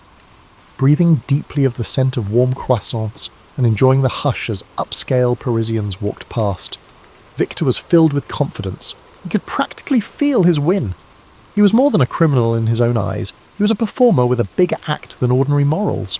He finished his coffee, concealed his notes, and rose to his feet. The greatest scam of his life was ready to start. Victor began by sending elegantly handwritten invitations on forged ministry stationery to half a dozen influential scrap metal merchants. He requested their presence at the prestigious Hôtel de Crillon for a most confidential discussion of national importance. The letter was a masterpiece of official-sounding rhetoric, sprinkled with phrases such as "in strictest confidence" and "under direct ministerial oversight." Anyone who read it would have believed it came straight from the desk of a high-ranking bureaucrat. He scheduled a single day of interviews, meeting each merchant individually. He wanted them to feel hand-picked and privileged, reinforcing the notion that the city wanted to keep this matter tightly under wraps. From the start, curiosity and greed twinkled in their eyes. When at last the conversation steered to the possibility of dismantling the Eiffel Tower, he watched their expressions dance between disbelief, astonishment, and excitement. Victor's calmly stated reasoning was that the maintenance fees had become prohibitive, and certain parties in government felt the tower no longer served its original purpose. To all of them, he leaked the same inside track. The city would soon finalise a discreet agreement for the tower's metal, but public backlash was a real concern. The city planned to avoid any uproar by finalising the deal quickly, so confidentiality was paramount. By the time the meeting ended, each merchant was fully enthralled. Victor had left them with the impression that they were among the few chosen to bid on the opportunity. Their own imaginations did much of the work from there, conjuring up fantasies of staggering profit. However, Victor soon identified a prime mark: André Dubois, a mid-level scrap metal businessman whose ambition often overshadowed his common sense. Dubois was known to be insecure about his place among the big players in the industry. If he could land a deal that secured him exclusive rights to the Eiffel Tower's metal, he believed he'd rise overnight into an elite echelon. Victor noticed how Dubois always asked breathlessly about the possibility of special consideration, a subtle hint that he might pay extra for preferential treatment. That was precisely the attitude Victor needed. After a few days of tantalising phone calls and cryptic notes, Victor invited Dubois to tour the Eiffel Tower with him in person. For added realism, Victor booked a chauffeur-driven car to pick up Dubois. Both men sat in the back seat, forging an atmosphere of clandestine camaraderie. As they approached the landmark, Victor gestured toward it as if it were an aging beast about to be put down. "It's quite costly to keep it painted and structurally sound," he remarked, with a faint sadness in his voice, as though he truly lamented the tower's impending fate. Dubois nodded solemnly, but his eyes gleamed with hunger. Ascending the tower's first deck, they observed the city sprawling in every direction, evidence, as Victor noted, that progress required sacrifice. He recited maintenance figures he'd gleaned from newspaper archives and from subtle bribes given to minor city clerks. This data-laden performance impressed Dubois. Victor then produced a sheaf of official-looking papers, a forged contract awarding the successful bidder exclusive salvage rights. Dubois skimmed them, mouth agape, as if he held a golden ticket to instant wealth. Finally, on the cusp of sealing the deal, Victor paused dramatically, then leaned closer. "I must admit," he said quietly, "we're under tremendous pressure to finalise this swiftly. But some officials are, shall we say, open to persuasion." With one eyebrow raised in subtle suggestion, Victor let that phrase linger in the air. Dubois took the bait. He understood that a bribe would secure him the contract, an illegal but... Weeks later, Victor found himself in Vienna, living luxuriously at a grand hotel. He enjoyed idle afternoons at the imperial cafes, reading about the flurry of rumours swirling in Paris. A few tabloids speculated that a conman had fleeced a businessman out of a fortune. Official statements from City Hall denied any plans to dismantle the Eiffel Tower. Yet the press never got hold of Dubois's name, and no one had identified Victor. The story, swirling with half-truths, soon faded from public discourse. For Victor, that was a green light. His scheme had left no significant ripples, no public scandal, no humiliating trial.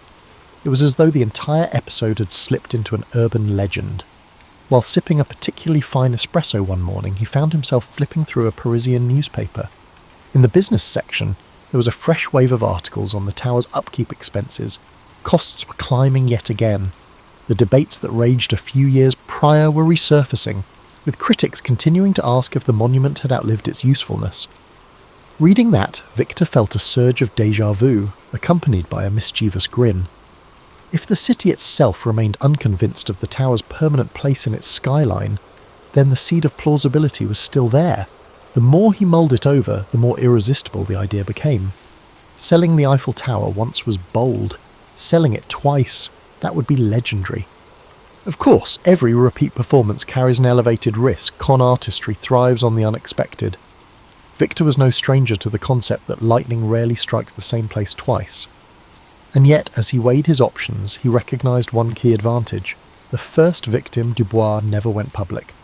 The scheme was still cloaked in rumour. Furthermore, the ephemeral nature of public memory in a bustling city like Paris worked in his favour. People had moved on to the next scandal. Victor decided that with a few adjustments, the plan could work again. He returned to Paris incognito, adopting the persona of a minor diplomat from a small Eastern European country. He took a suite at a different upscale hotel near the Opéra Garnier, careful not to retrace his steps exactly. He updated his forged documents, upgrading his fictitious role to an intergovernmental liaison dealing with municipal real estate transitions. This time, his approach would be more polished, more exclusive. He planned to target even wealthier players, men with deeper pockets and even greater appetites for risk. The second attempt began with the same formula. Elegantly worded letters on official-looking stationery, discreet appointments scheduled in lavish hotel lounges, and hushed talk of a sensitive government project. Yet the potential buyers this time were fewer, and Victor was more selective. At one meeting in a private parlour, he addressed 3 men together, an unusual choice for him. The trio included a well-known industrialist rumoured to have close ties to the city's political figures, a second man who managed a large shipping enterprise, and a third, a foreign investor looking to break into European markets. Victor carefully balanced the discussion, letting just enough details slip to convince them that the city's patience with the Eiffel Tower was running thin. But if the first sale had gone astonishingly smooth, the second was fraught with unexpected snags. One of the potential buyers was far more astute than Victor anticipated. This man, Claude Fournier, had a reputation for sniffing out underhanded deals. At the meeting, Fournier didn't flinch when Victor presented the rationale for dismantling the tower. Instead, he politely asked for references and official documentation. There was a certain sharpness in his eyes that made Victor uneasy. Still, Victor handed over his forged credentials without hesitation, offering carefully rehearsed explanations. Fournier accepted them with a practiced smile that revealed nothing. A day later, however, Victor discovered that Fournier had asked around about him, discreetly inquiring among local bureaucrats to confirm the authenticity of the liaison role. None of them, of course, recognised the name. A city clerk, already suspicious about a foreigner asking pointed questions, apparently alerted a friend in the police. Victor learned of this through his network of informants, petty forgers, streetwise doormen, and an occasional mistress or two. The rumour suggested that the police had begun quietly investigating a man posing as a city official peddling a contract tied to the Eiffel Tower. For the first time in his career, Victor felt the heat close in. The con was in motion, but the authorities were no longer ignorant.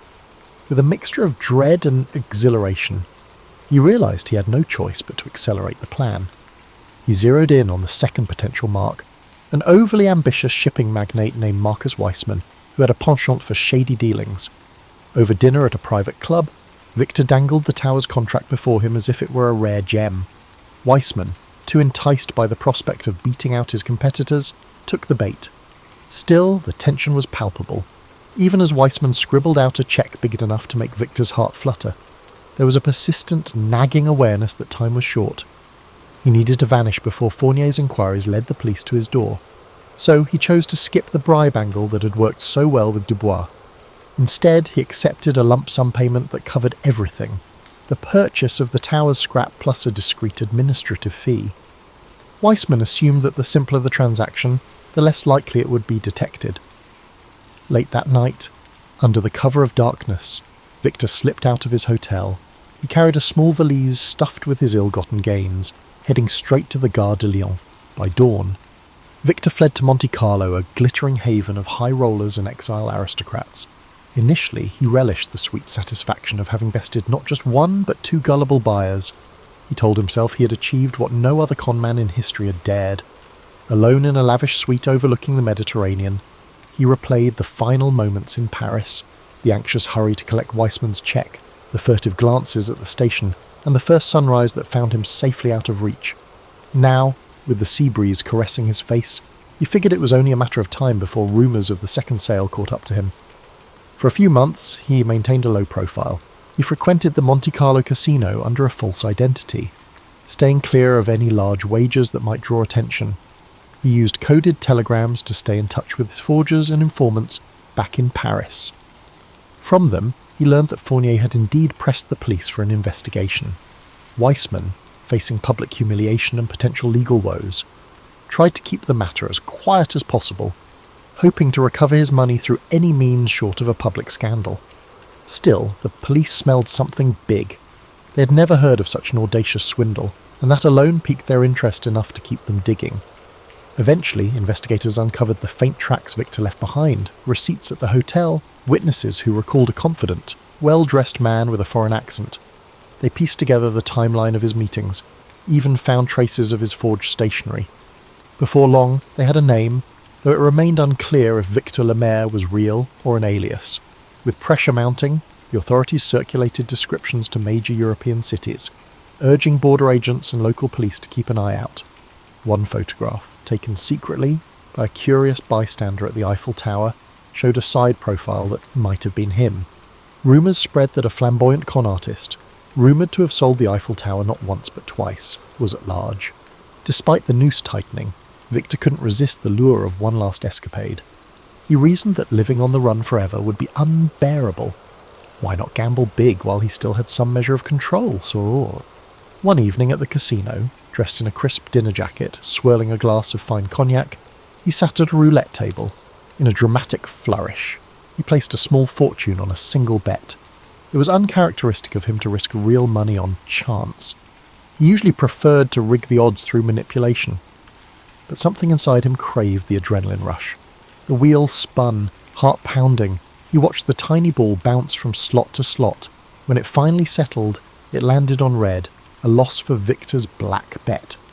Though it was only a fraction of his earnings, the defeat seemed like an omen. For a moment he stared at the chipped green felt of the table, the croupier's polite nod indicating the end of the bet. In that instant, a seed of doubt sprouted in Victor's mind. Was his luck running out? He excused himself, stepping away from the table, ignoring the curious glances of other patrons who recognised him, by one of his many aliases, presumably. That night, as he strolled the moonlit promenade along the coast, he tried to shake off the feeling that everything was about to catch up with him. He told himself he was a master of illusions. He could reinvent himself anywhere, America, South America, or a quiet corner of Asia. Yet the persistent thought nagged at him. How long can any fox outrun the hounds? He had always believed in the artistry of his craft, but sooner or later, every performance comes to a close. Sure enough, his downfall arrived abruptly. While stepping out of a Monte Carlo cafe one morning, he was discreetly approached by a man who introduced himself as a private detective from Paris, hired by none other than Claude Fournier. The detective's tone was polite, but his eyes brimmed with that unwavering sense of purpose. He claimed to have evidence linking Victor to the Tower Con, along with sworn statements from hotel staff. The detective offered Victor a choice: return to Paris, meet with Fournier's lawyers, and negotiate a quiet settlement, or face arrest and extradition. Outwardly, Victor kept his composure. He flashed a wry smile, feigning indifference. But his heart pounded. Even if he eluded this detective, he sensed the net was cast too wide for him to remain free for much longer. Sometimes, surrendering on your own terms was the last con you could pull. In a move that stunned the detective, Victor proposed his own arrangement. He would meet Fournier in neutral territory, in Switzerland, to hash out a deal. The detective, intrigued and possibly influenced by some under-the-table persuasion, agreed to broker the meeting. Victor reasoned that by controlling the location, he might still orchestrate an escape. But as fate would have it, the Swiss authorities were also alerted. When Victor arrived, plainclothes officers appeared from the shadows, swiftly taking him into custody. His arrest was a quiet affair, overshadowed by bigger global events. Still, word spread among the underworld. The man who sold the Eiffel Tower twice had finally met his match. There was no dramatic public trial in France. Instead, in backroom negotiations to avoid an international scandal, a deal was reached. Some said Fournier and Weissman recouped a fraction of their losses, and the French government, stung by embarrassment, preferred to hush up the matter.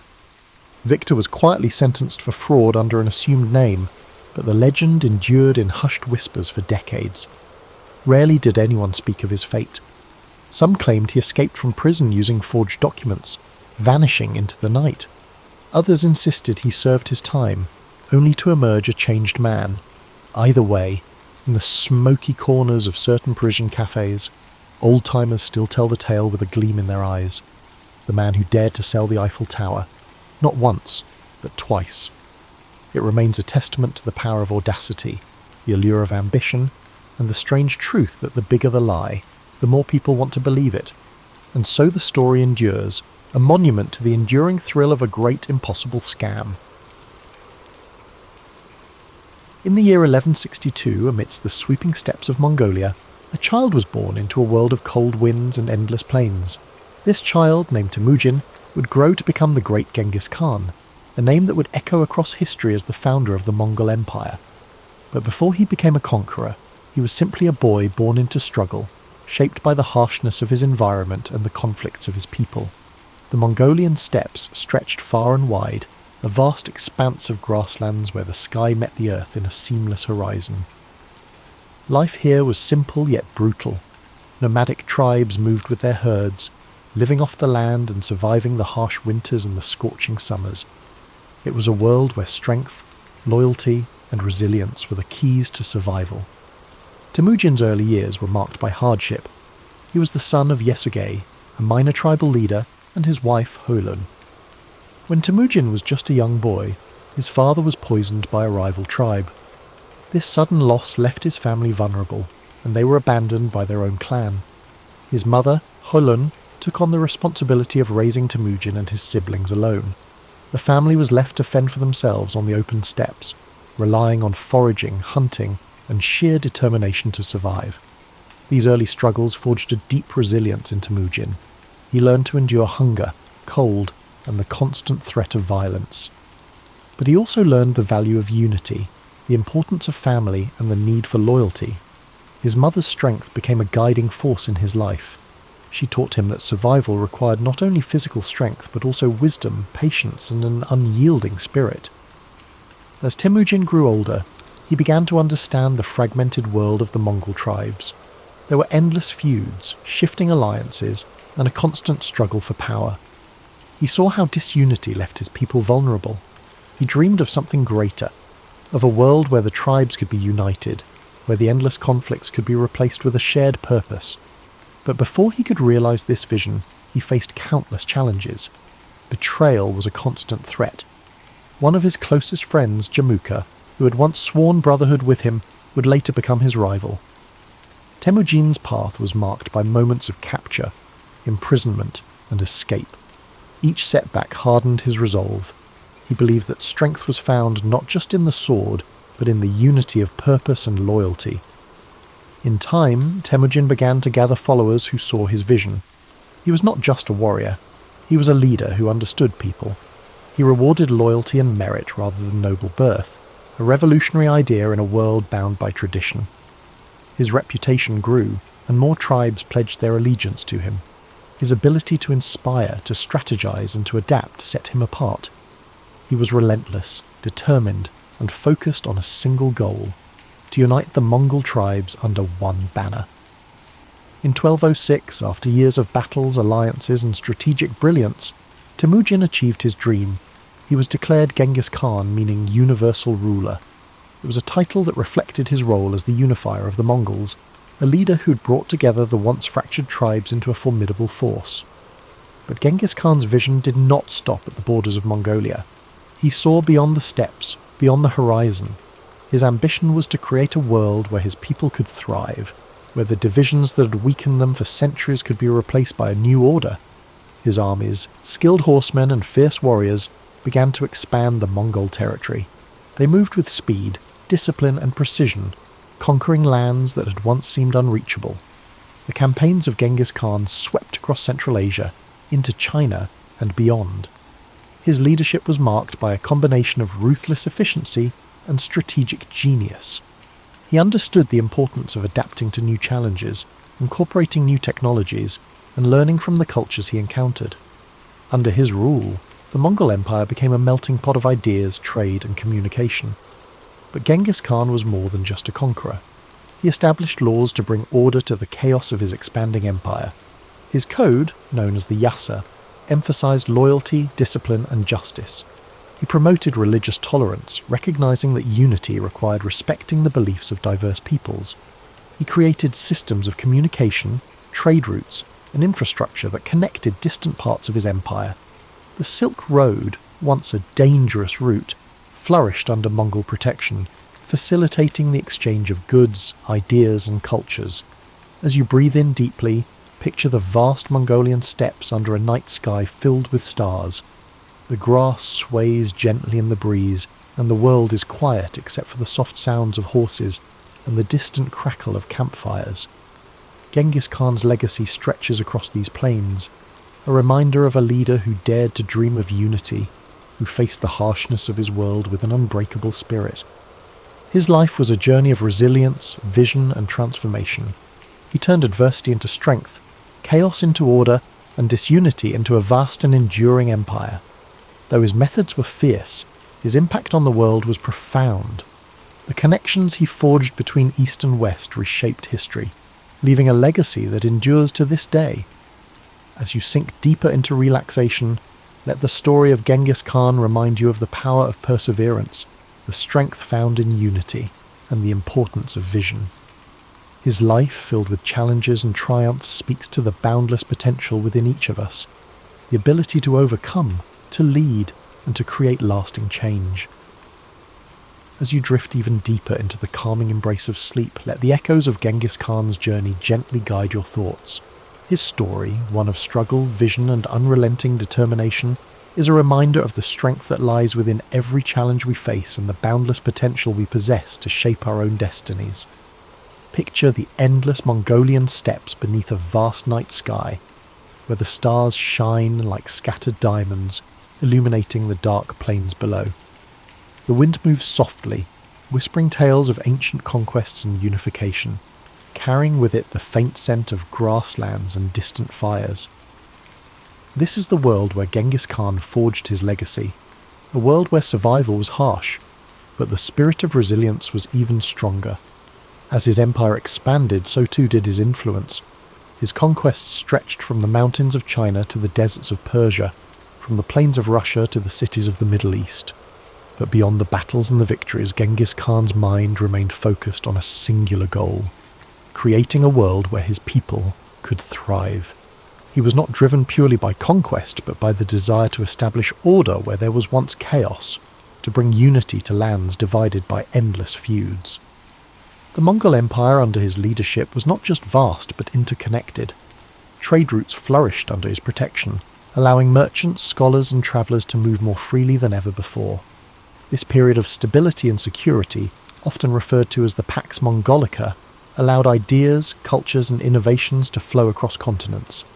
Paper, gunpowder, and art travelled from east to west, while philosophies, religions, and scientific discoveries spread in return.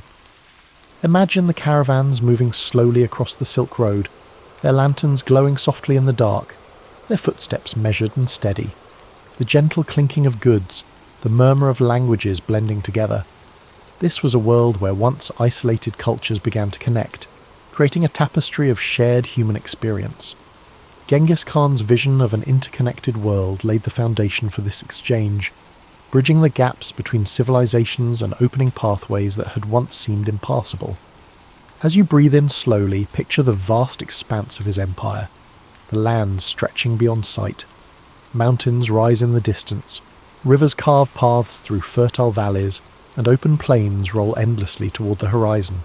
Each part of this landscape, once divided, is now united under a common rule, a testament to the power of a shared purpose. Genghis Khan's dream of unity has become a reality, one shaped by his unwavering will and strategic brilliance. But even as his empire grew, Genghis Khan remained tied to the simplicity of his roots. He lived a life close to the earth, surrounded by the people who had followed him from the very beginning. He never allowed himself to be consumed by luxury or excess. His strength lay in his ability to understand both the warrior's path and the leader's burden, to balance the ferocity of conquest with the wisdom of governance. As the years passed, Genghis Khan continued to guide his people, his vision extending beyond his own lifetime. He established systems of law and order, ensuring that justice and discipline held his empire together. His code, the Yasa, provided structure and fairness, holding even the highest-ranking leaders accountable. This commitment to order and loyalty became the backbone of the Mongol Empire, a legacy that would endure long after his death. In 1227, Genghis Khan's journey came to an end. He passed away during a military campaign. His body returned to the land he had known since childhood.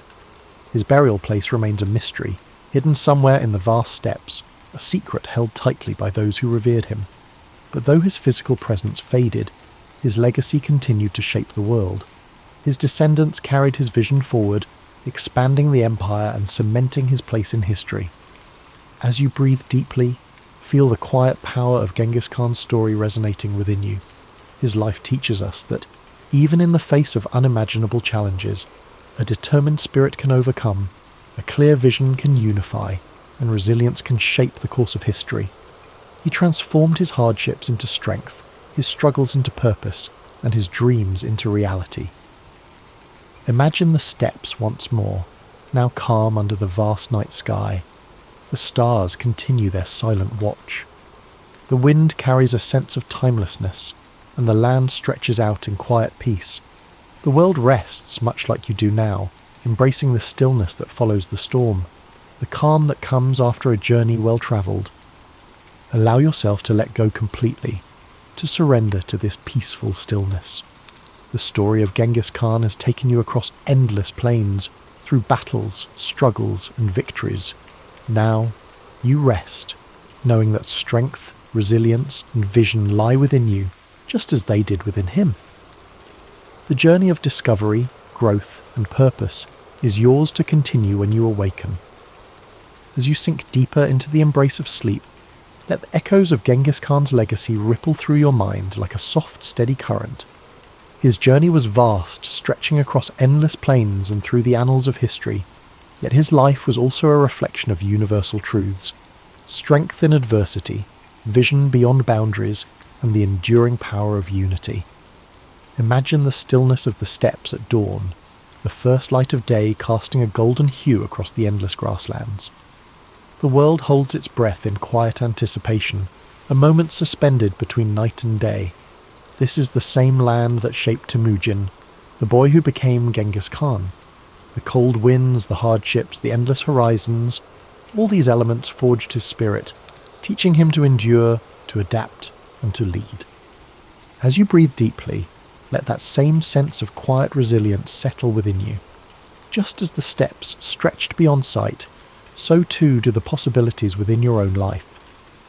The journey of Genghis Khan reminds us that no matter how vast the challenges before us, the human spirit is capable of incredible endurance and transformation.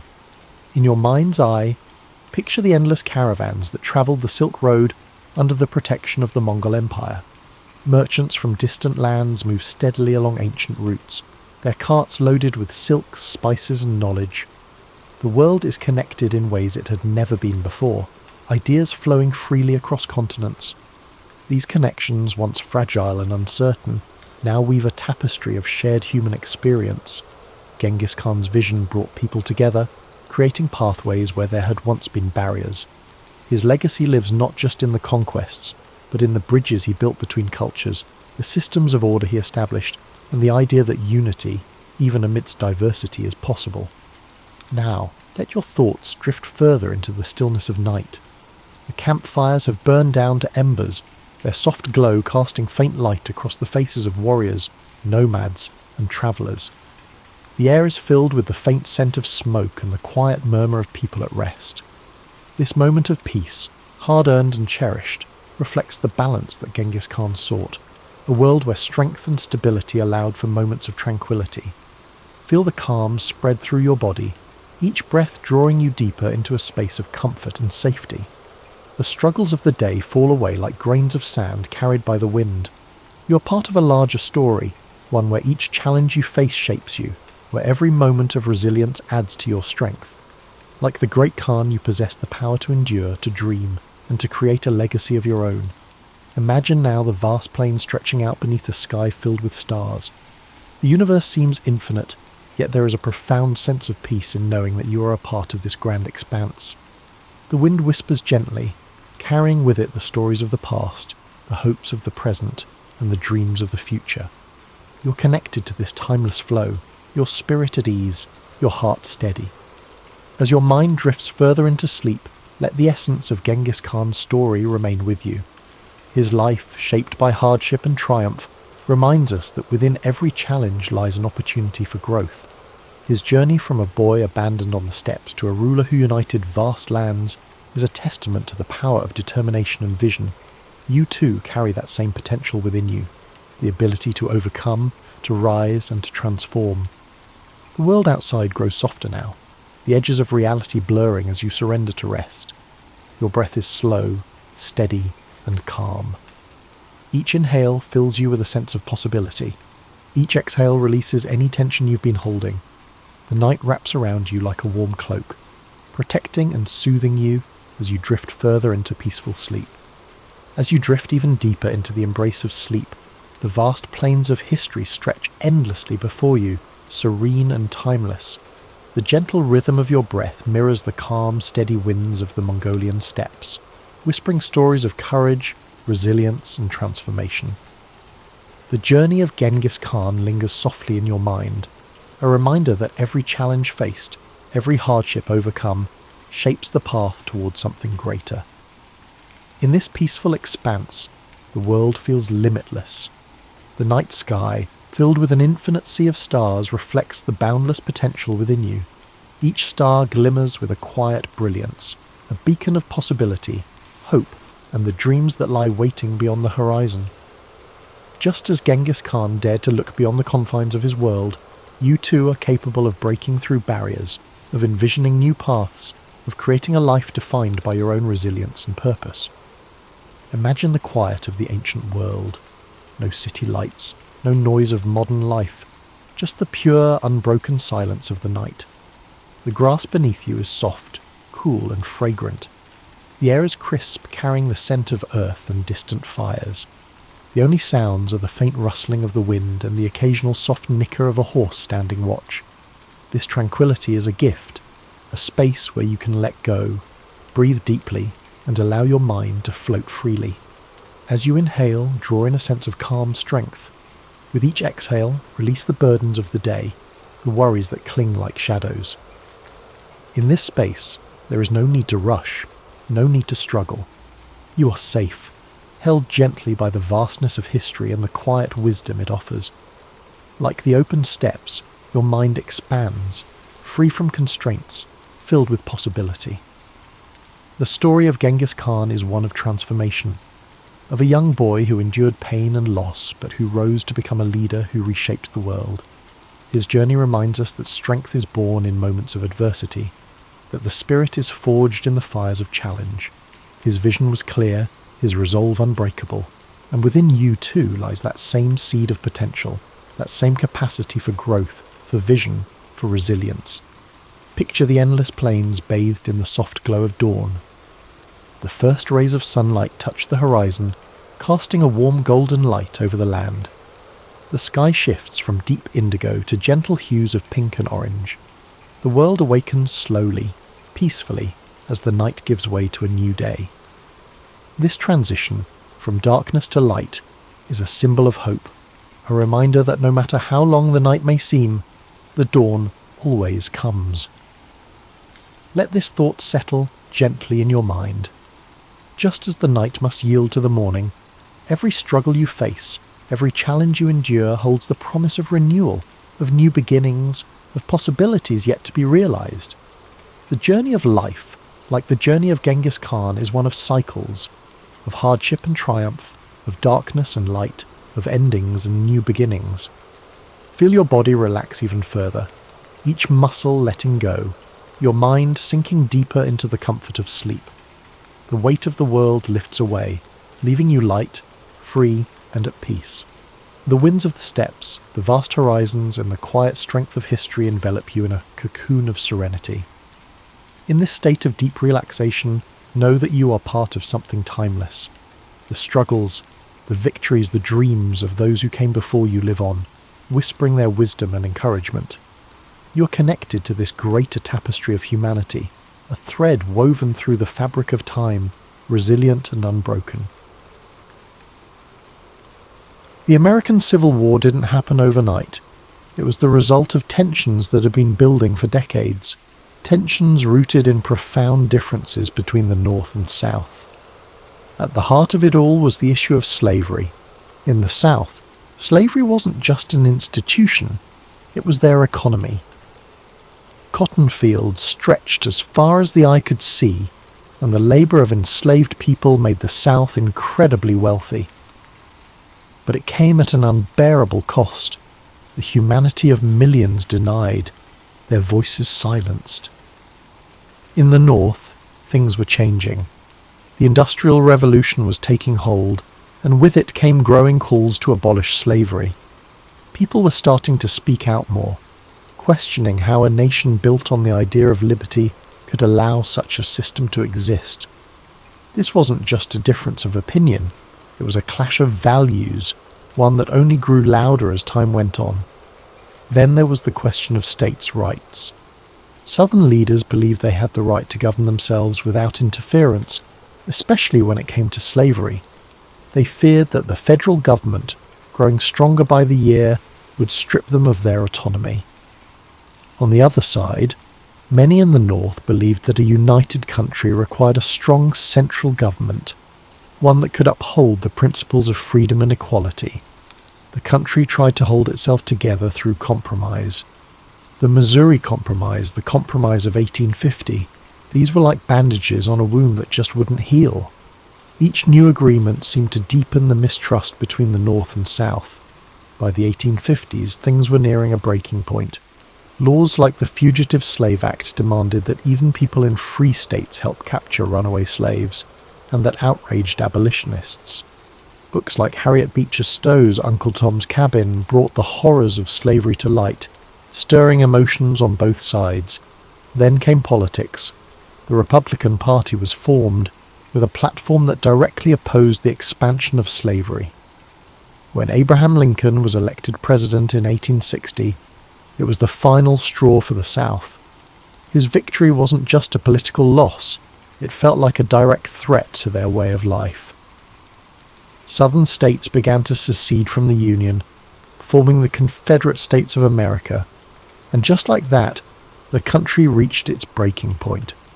The differences that had been simmering for so long finally boiled over, leading to a conflict that would redefine what it meant to be an American. As you think about these divisions, take a deep breath. Picture the people living through this time, the fear, the hope, the uncertainty. Let the weight of their struggles soften as you relax, knowing that history is full of lessons about resilience, progress, and the power of moving forward. By the spring of 1861, the tensions that had been tearing the nation apart finally reached a boiling point. In Charleston, South Carolina, a small Union garrison stationed at Fort Sumter found itself surrounded by Confederate forces. The fort had become a symbol of defiance for the Union and a test of legitimacy for the Confederacy. Both sides knew that what happened there could set the tone for what was to come. After weeks of tense standoff, Confederate forces under the command of General P.G.T. Beauregard demanded that the Union troops surrender the fort. When Major Robert Anderson, the Union commander, refused, the Confederate forces opened fire on April 12, 1861. For 34 hours the cannons roared, lighting up the harbour with fiery streaks and deafening booms. The soldiers inside Fort Sumter endured the bombardment as best they could, but with no reinforcements and supplies dwindling, Major Anderson had no choice but to surrender. The fall of Fort Sumter was more than just the opening act of the Civil War. It was a spark that ignited the passions of both the North and South. News of the attack spread like wildfire, stirring anger and determination on both sides. In the North, President Abraham Lincoln issued a call for 75,000 volunteers to suppress the rebellion. The response was overwhelming, with men from towns and cities across the Union stepping forward, ready to fight for the preservation of the nation.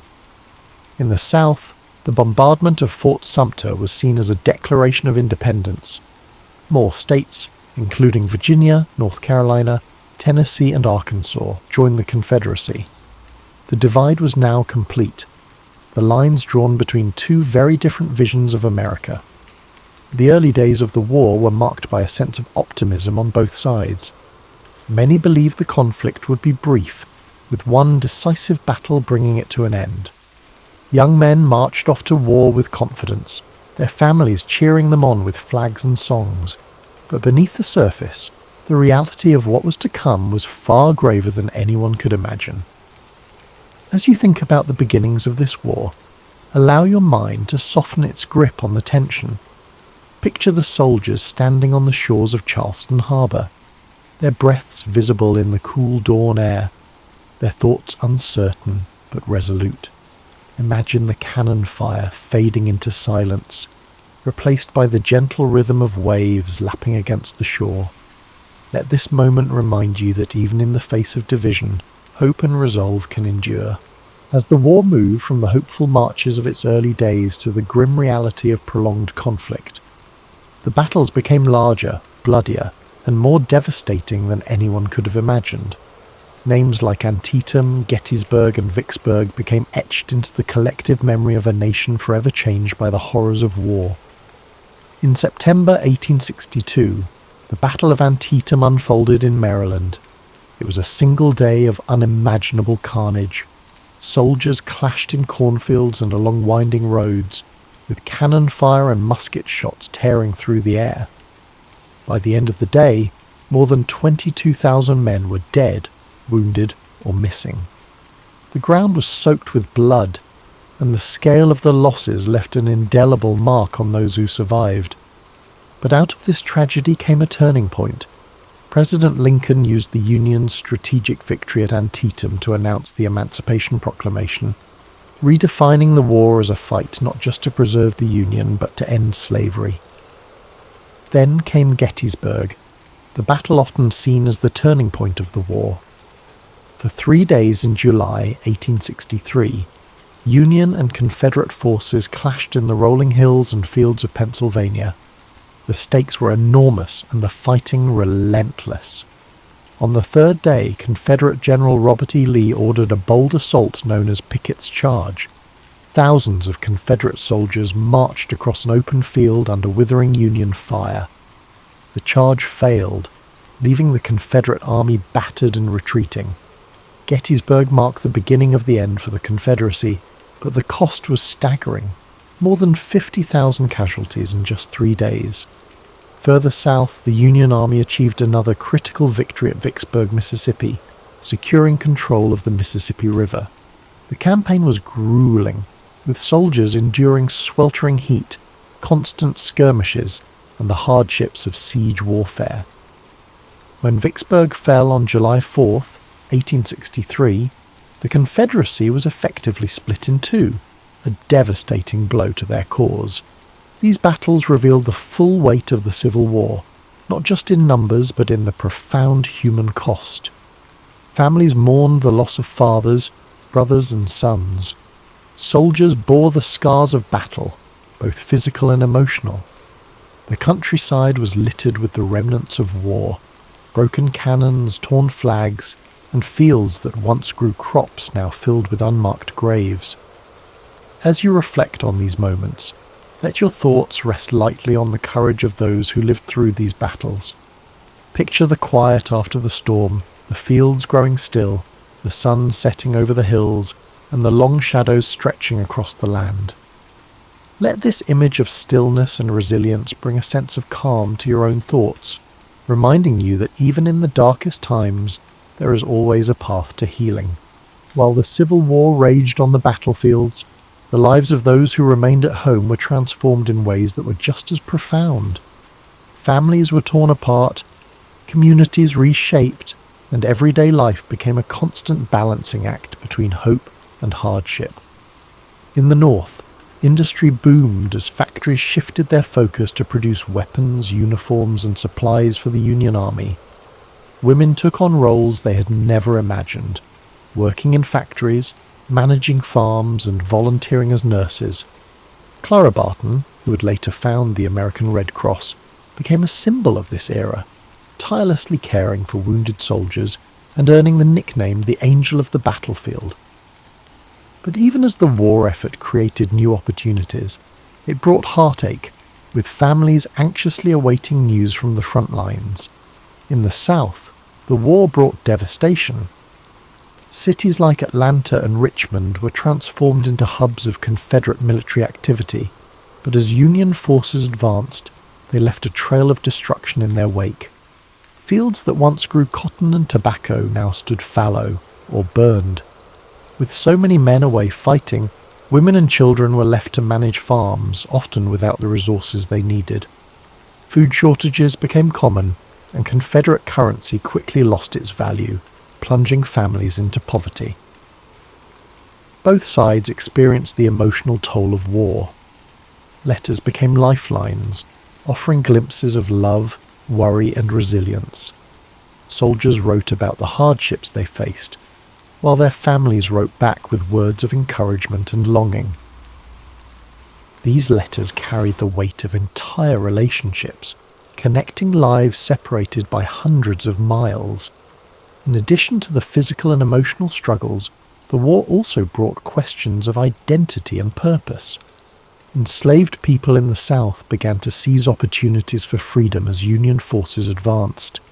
Some escaped to the North, while others joined the Union Army, fighting for their own liberation and the promise of a new life.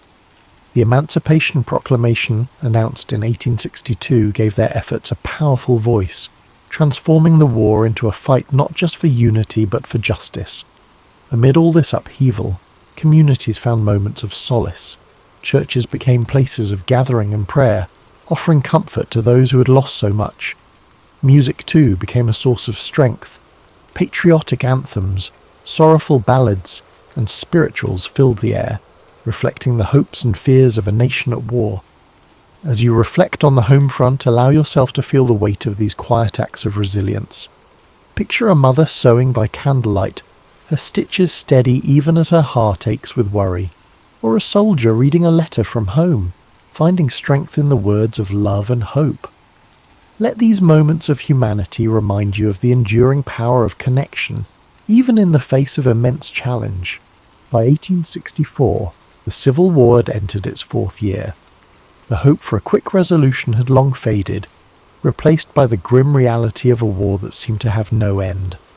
But momentum was beginning to shift. The Union, under new and determined leadership, launched a series of campaigns that would bring the war to a close, though not without immense sacrifice. General Ulysses S. Grant had risen to command the Union forces, bringing with him a relentless strategy of total war. Unlike his predecessors, Grant was willing to engage the Confederate armies directly, knowing that the Union's superior numbers and resources could eventually wear them down. His overland campaign in Virginia was brutal, with battles like the Wilderness and Cold Harbor leaving tens of thousands dead. Yet Grant pressed on, earning the nickname Unconditional Surrender for his unwavering resolve. In the Deep South, General William Tecumseh Sherman carried out his infamous March to the Sea, cutting a path of destruction from Atlanta to Savannah. Sherman's goal was to break the South's will to fight by targeting not just its armies, but its infrastructure and resources. Railroads were torn up, factories dismantled, and crops burned. The devastation was immense, but it succeeded in crippling the Confederacy's ability to sustain the war. As Union forces closed in, Confederate morale began to crumble. Desertions increased, supplies dwindled, and the reality of defeat loomed. In April 1865, General Robert E. Lee's Army of Northern Virginia, the backbone of the Confederate forces, found itself surrounded near the village of Appomattox Courthouse. With no hope of escape, Lee met with Grant to negotiate surrender. Their meeting on April 9, 1865, marked the end of the war's major fighting. The terms Grant offered were generous, allowing Confederate soldiers to return home with their horses and personal belongings. His intention was to heal the nation rather than humiliate its defeated half. It was a moment of quiet dignity, the beginning of a long and difficult process of reconciliation. Yet, even as the war ended, its cost was staggering. More than 600,000 lives had been lost, and much of the South lay in ruins. President Abraham Lincoln, who had guided the Union through its darkest hours, would not live to see the fruits of his efforts. Just days after Lee's surrender, Lincoln was assassinated by John Wilkes Booth, a Confederate sympathizer, plunging the nation into mourning. The war had answered two critical questions. The Union would endure and slavery would not, but it left behind deep scars, both physical and emotional, that would take generations to heal. The Reconstruction era that followed was fraught with challenges, as the nation struggled to rebuild and redefine itself. As you reflect on the end of this monumental conflict, let the weight of its lessons rest gently in your thoughts. Imagine the quiet after the surrender, the weary soldiers returning home, the fields gradually returning to life, and the first rays of hope shining through the darkness. Let these images remind you of the strength it takes to rebuild and the enduring resilience of the human spirit. When the guns fell silent and the soldiers returned home, the United States was a changed nation. The Civil War had been a crucible, testing the very foundation of the country and reshaping its identity forever. Though the fighting was over, the legacy of this monumental conflict continued to echo through the generations, shaping the path forward for a fractured but hopeful nation. One of the most profound outcomes of the war was the abolition of slavery. The Emancipation Proclamation had begun this process, but it was the 13th Amendment, ratified in December 1865, that formally ended the institution that had defined so much of the nation's conflict. Millions of formerly enslaved people began new lives, but the road ahead was steep. The promises of freedom were met with resistance, and the Reconstruction era revealed just how deep the division still ran. The war also redefined the relationship between the states and the federal government. No longer would the question of secession hang over the Union. The victory of the North solidified the idea that the United States was not just a collection of states, but a single, indivisible nation. It was a hard-fought truth, one that cost countless lives but ultimately preserved the Union. Yet the scars of war were everywhere. The South faced immense physical and economic devastation. Cities had been reduced to rubble, and entire communities were struggling to rebuild. The loss of so many men left families broken and towns forever changed. Even in the North, where victory was celebrated, the weight of the sacrifices made was impossible to ignore. For the soldiers who fought, the war left an indelible mark. Some returned home to rebuild their lives, carrying memories of camaraderie and courage. Others bore wounds, both seen and unseen, that would shape the rest of their days. Memorials began to rise in towns across the country, honouring the fallen and reminding future generations of the cost of conflict. The Civil War also left a legacy of storytelling. Veterans shared their experiences, songs from the era became part of the cultural fabric, and writers like Walt Whitman and Ambrose Bierce captured the emotional depth of the war in poetry and prose. These stories served not only to remember, but to help a nation heal, to bridge the gaps between North and South, and to offer lessons for the future. As you reflect on the legacy of the Civil War, let the enormity of its lessons settle softly in your thoughts. Imagine the strength of a people rebuilding from such a devastating chapter, the resilience to start anew, the courage to face an uncertain future, and the hope that guided them toward a brighter horizon. Let these reflections fill you with a quiet sense of gratitude and peace. Charles Darwin, one of the most influential figures in science, is often remembered for his groundbreaking work on evolution. But his journey to understanding the origins of life on Earth was anything but straightforward. Born in 1809 in Shrewsbury, England, Darwin grew up in a world where scientific exploration was on the rise, but the idea of evolution was not yet widely accepted. His life was filled with scientific curiosity, challenging ideas, and a journey across the world that would forever alter the way humanity viewed itself. Darwin was born to a family of notable individuals. His father, Robert Darwin, was a wealthy physician, and his mother, Susanna, came from the Wedgwood family, known for their pottery business.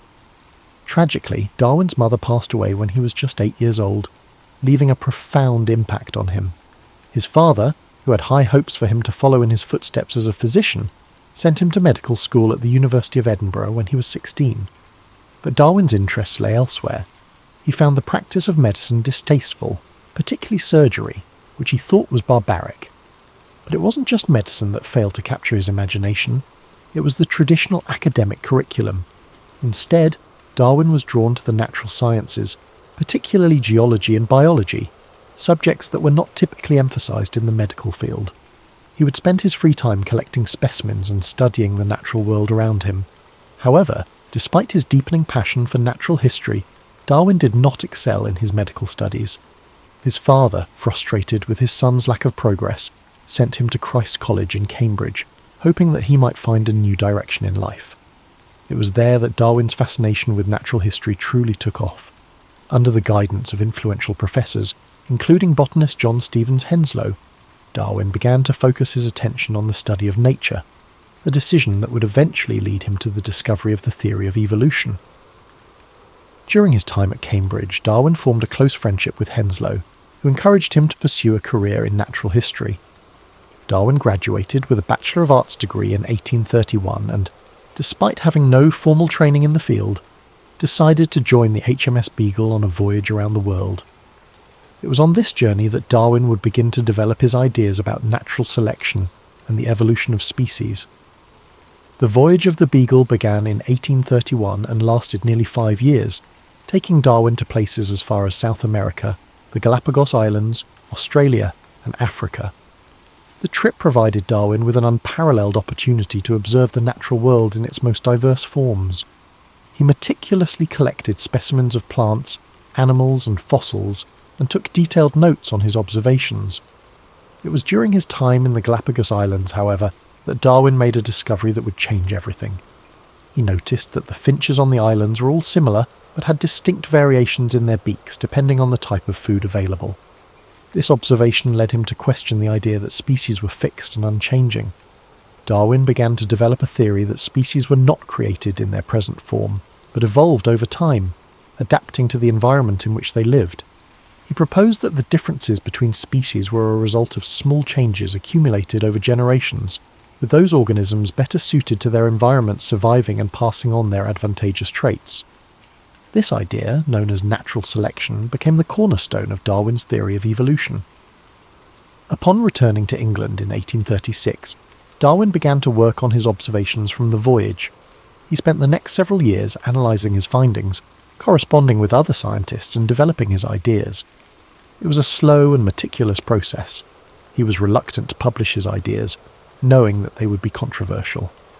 The scientific and religious communities of the time were heavily invested in the idea of creationism, the belief that life was created by a divine being in its present form.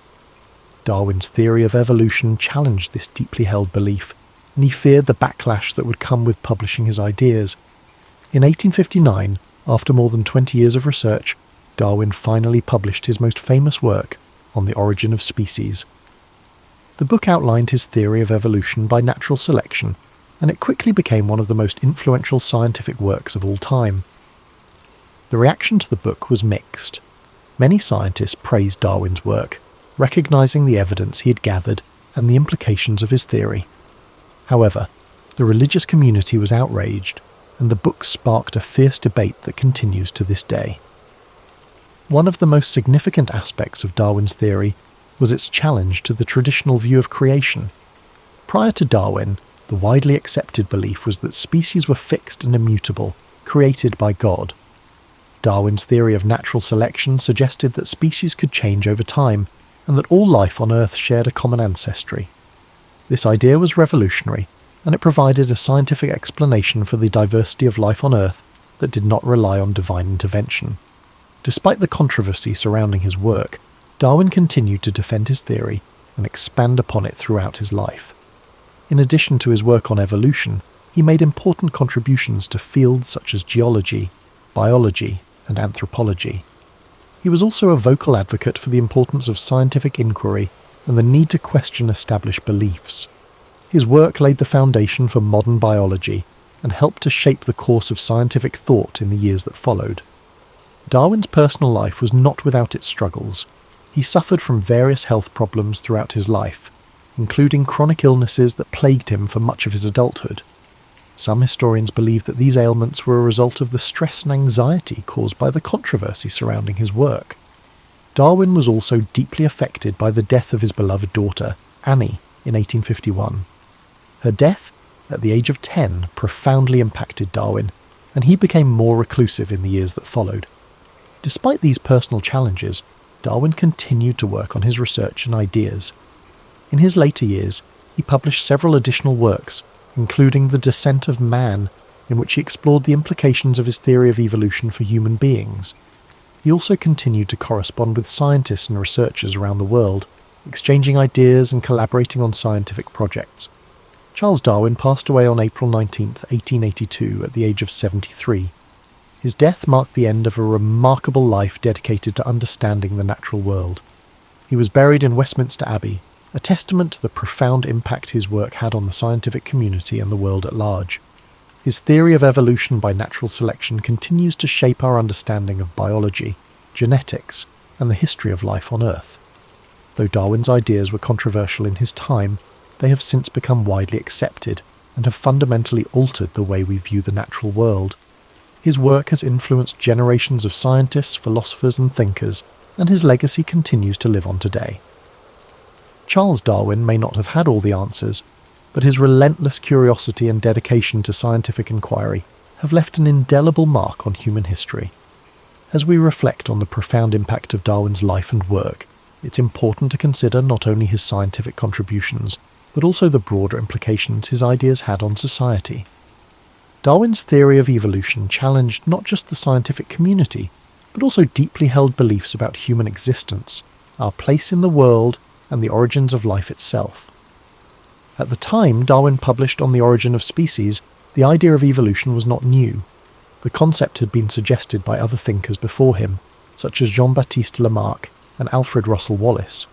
However, it was Darwin who provided the most compelling evidence and a cohesive theory of how evolution occurred, through natural selection.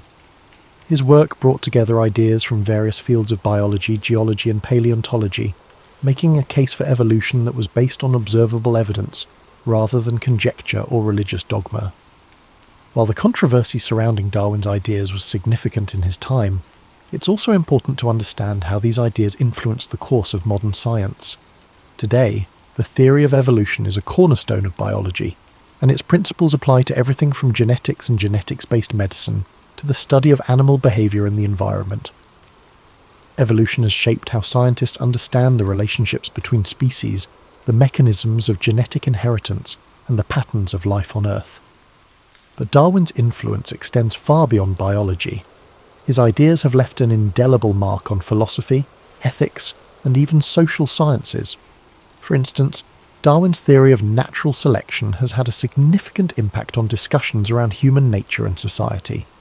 His ideas were taken up by social theorists like Herbert Spencer, who coined the term survival of the fittest, though it's important to note that Darwin himself never used this term in relation to human society. In the years following the publication of On the Origin of Species, Darwin's ideas became increasingly important in various fields. The study of genetics, which would come to prominence in the early 20th century, provided further support for Darwin's ideas as it became clear that inheritance patterns followed the principles of evolution. Additionally, the study of fossils and ancient life forms revealed a more complex and nuanced picture of the history of life on Earth, further validating Darwin's theory. However, despite the acceptance of Darwin's theory among the scientific community, challenges to his work have remained. One of the most enduring debates centres on the concept of human evolution.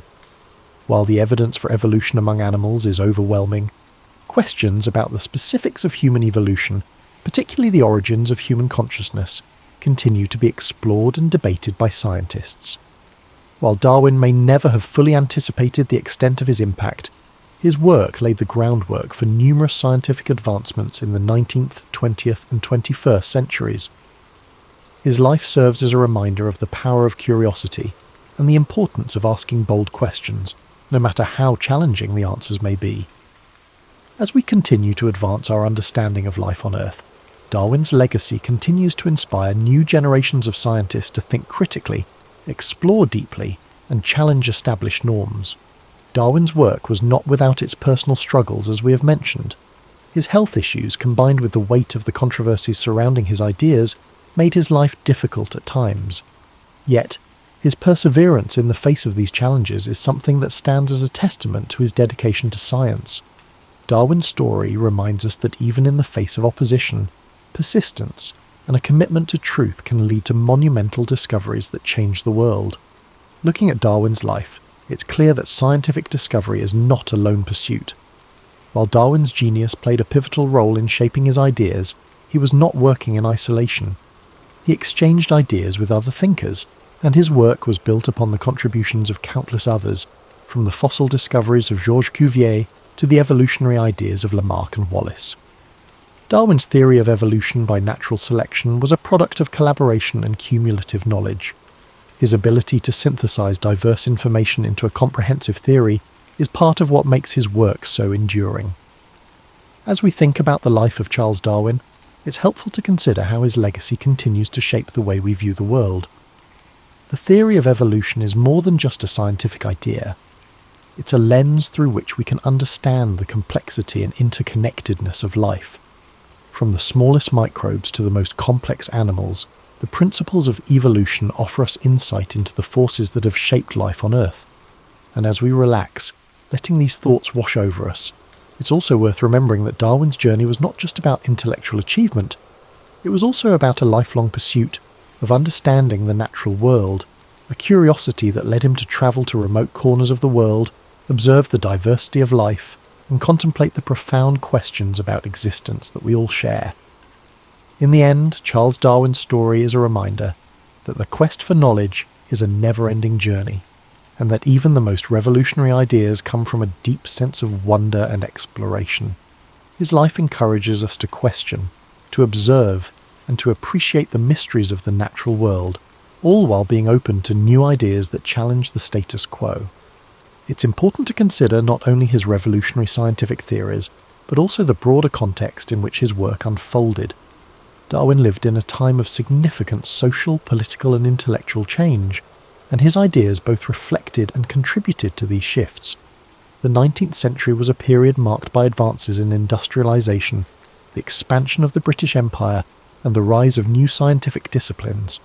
It was also a time when traditional beliefs about the natural world were increasingly being challenged, as new discoveries in fields such as geology, astronomy, and biology began to question the long-held notions of creation. In the years leading up to Darwin's voyage on the HMS Beagle, Europe was undergoing a scientific revolution. Scientists were increasingly looking beyond religious explanations for natural phenomena and seeking empirical evidence to understand the world. The work of figures like Sir Isaac Newton, who had established the laws of physics, and James Hutton, who had developed the theory of uniformitarianism in geology, set the stage for Darwin's own discoveries. Hutton's idea that the Earth was shaped by slow, gradual processes over time influenced Darwin's thinking on the gradual nature of evolution. Darwin's voyage aboard the Beagle in the 1830s was not just a scientific expedition, it was an intellectual journey that would shape his worldview. The places he visited, from the volcanic islands of the Galapagos to the diverse ecosystems of South America, provided him with a rich tapestry of evidence that would help him piece together the theory of evolution. However, Darwin's observations were not just about collecting data, they were about questioning the nature of life itself. As he witnessed the diversity of species and the variations within them, he began to realize that the differences were not merely superficial, but were the result of deep, underlying processes that could be understood through science. One of the most striking aspects of Darwin's work is the way he combined observation, experimentation, and theory. His meticulous attention to detail and his ability to synthesize information from various fields, botany, geology, zoology, and more, allowed him to develop a comprehensive theory of evolution. This interdisciplinary approach set Darwin apart from many of his contemporaries and paved the way for future scientific exploration. Yet, despite his groundbreaking ideas, Darwin was deeply aware of the potential repercussions of his work. He knew that the implications of his theory would challenge not only the scientific community, but also the broader cultural and religious views of the time. Darwin was not the first to suggest that species might evolve over time. Lamarck had proposed an early theory of evolution, and Wallace had arrived at similar conclusions independently. However, Darwin's theory of natural selection was different, because it provided a mechanism for how evolution occurred. Unlike Lamarck, who suggested that organisms could pass on traits acquired during their lifetime, Darwin argued that natural selection, whereby the fittest individuals survive and pass on their advantageous traits, was the driving force behind evolution. Darwin's caution in publishing his ideas is often noted by historians. He spent more than 2 decades refining his theory before releasing On the Origin of Species, in part due to the anticipated backlash. When the book was finally published in 1859, it created a storm of controversy.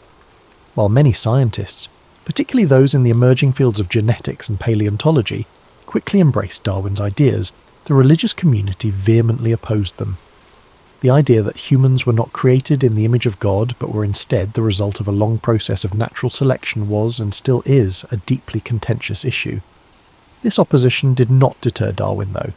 He continued to defend his ideas and engage in public debates, ultimately cementing his place as one of the most influential scientists in history. One of the reasons Darwin's theory has remained so influential is its ability to explain the complexity of life in a coherent and scientifically rigorous manner. Today, with the advent of modern genetics and molecular biology, Darwin's theory has been supported and expanded upon in ways he could not have imagined. The discovery of DNA and the understanding of genetic inheritance have provided a detailed mechanism for how traits are passed down through generations, supporting the concept of natural selection. In this way, Darwin's ideas have stood the test of time, evolving alongside new discoveries and technologies. Yet, despite the overwhelming evidence supporting Darwin's theory, there are still those who continue to reject it. The debate over evolution remains one of the most contentious issues in modern society, particularly in the United States, where creationism and intelligent design are still promoted by some as alternatives to the theory of evolution. This ongoing debate highlights the intersection of science, religion, and education, and underscores the enduring power of Darwin's ideas to spark discussion and challenge existing beliefs. As we consider Darwin's impact, it's also important to recognise the personal sacrifices he made for his work. His health, which had always been fragile, deteriorated further in the years following his publication of On the Origin of Species. Some historians suggest that Darwin's chronic illnesses were exacerbated by the stress of the intense public scrutiny and the isolation he felt from his scientific peers. In addition, the death of his daughter Annie, whom he was very close to, left him devastated and further deepened his reclusiveness. Darwin spent the remaining years of his life largely withdrawn from public life, focusing on his research and writing. Yet even in his seclusion, he continued to contribute to the scientific community, publishing additional works, including The Descent of Man, which applied his theory of evolution to human beings. Darwin's contributions to science were not limited to his work on evolution. He also made important discoveries in the fields of geology, plant biology, and zoology. His observations on the geology of the Beagle's voyage contributed to the development of uniformitarianism, the idea that the Earth's features were shaped by slow, continuous processes. His studies of barnacles and the fertilization of orchids also provided valuable insights into the world of natural history. Today, Charles Darwin is regarded as one of the most important figures in the history of science. His work has influenced fields ranging from biology and genetics to psychology, anthropology, and even philosophy. His legacy extends beyond his scientific contributions. However, Darwin's life is a testament to the power of curiosity, persistence, and critical thinking. It reminds us that even in the face of doubt and controversy, it is often the most challenging questions that lead to the greatest discoveries. As we close the story of Charles Darwin, we can take a moment to reflect on his journey, not just as a scientist, but as a person who dedicated his life to understanding the mysteries of the natural world. His work has changed the way we view life on Earth, and has opened up new avenues of inquiry that continue to shape our understanding of the world around us. A unique idea began to take shape within the US Army. This concept revolved around an unconventional approach to warfare, the use of deception as a primary strategy to mislead and confuse the enemy. Officially known as the 23rd Headquarters Special Troops, this unit would come to be famously known as the Ghost Army, a name as mysterious and evocative as its purpose. The idea for such a unit stemmed from earlier British successes with deception tactics during the North African campaign. Inspired by the British, the US military leadership decided to create a similar team of highly skilled individuals who could simulate entire divisions and manipulate enemy decision-making through illusions. It was a daring experiment that blurred the line between art and warfare. So, to bring this ambitious vision to life, the military sought out recruits with unique skill sets. Unlike typical soldiers, the Ghost Army was composed of artists, designers, engineers, sound technicians, and even actors. Many of these individuals had no prior combat experience, but were instead recruited from art schools, advertising agencies, and design firms. Their creativity and technical expertise would prove invaluable in crafting the elaborate ruses needed to deceive German forces. From the very beginning, the Ghost Army operated under a veil of secrecy. Its mission was to create diversions, feints, and false operations that would distract the enemy and protect Allied troops during key military campaigns. To achieve this, the unit relied on a combination of inflatable tanks, sound effects, fake radio transmissions, and carefully choreographed movements. Each tactic was meticulously planned and executed, often under immense pressure and with no room for error. One of the Ghost Army's most ingenious methods involved the use of inflatable equipment. Rubber tanks, trucks, and artillery pieces were designed to look convincing from a distance, creating the illusion of a formidable force. These decoys were lightweight and portable, allowing the unit to set up and dismantle fake encampments in record time. The sight of rows of vehicles in strategic locations was often enough to make enemy reconnaissance planes report the presence of a large Allied force. But visual deception was only one part of the equation. The Ghost Army also employed sophisticated sound technology to enhance their illusions. Using state-of-the-art recording equipment, they created audio tracks of rumbling tanks, marching soldiers, and the din of a bustling military base. These sounds were played through powerful speakers mounted on trucks, which could project the noises up to 15 miles away. The combination of visual and auditory deception created an immersive experience that fooled even the most seasoned enemy commanders. The third key element of the Ghost Army's strategy was radio deception. Skilled operators mimicked the communication styles and routines of real Allied divisions, transmitting fake orders and messages to confuse German intelligence. This tactic, known as spoof radio, was critical in convincing the enemy that they were facing a much larger force than was actually present. The Ghost Army's success depended on collaboration and meticulous attention to detail. Each member of the unit had a specific role to play, whether it was painting camouflage patterns, designing inflatable decoys, or coordinating the placement of sound equipment. Their ability to work together seamlessly under tight deadlines was a testament to their dedication and resourcefulness. As the unit prepared for its first major operation, the stakes were high. The Ghost Army had been entrusted with a mission that could determine the success or failure of the broader Allied campaign. Despite the pressure, the men and women of the Ghost Army approached their work with a sense of purpose and creativity that set them apart. This unconventional army, born from a blend of grit and necessity, would go on to play a pivotal role in the Allied victory. Its members knew that their work would remain shrouded in secrecy for decades, but they were driven by a shared belief in the importance of their mission. The Ghost Army was not just a collection of soldiers, it was a testament to the power of imagination in the face of adversity. The Ghost Army's first significant test came in the summer of 1944, shortly after the D-Day landings in Normandy. As Allied forces pushed inland from the beaches, they faced fierce resistance from German troops determined to hold their ground. The Ghost Army's role in this critical phase of the war was to draw enemy forces away from key objectives, creating opportunities for the main Allied forces to advance. Operation Brest was the unit's debut, a deception campaign designed to divert German attention away from an Allied push toward the strategically important port of Brest in northwestern France.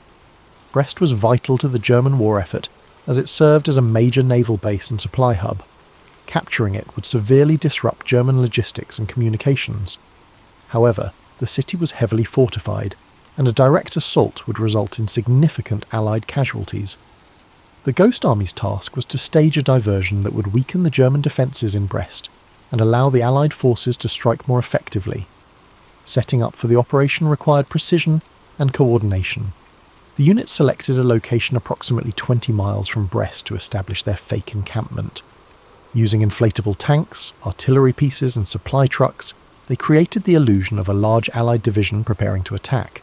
From a distance, the scene appeared entirely authentic.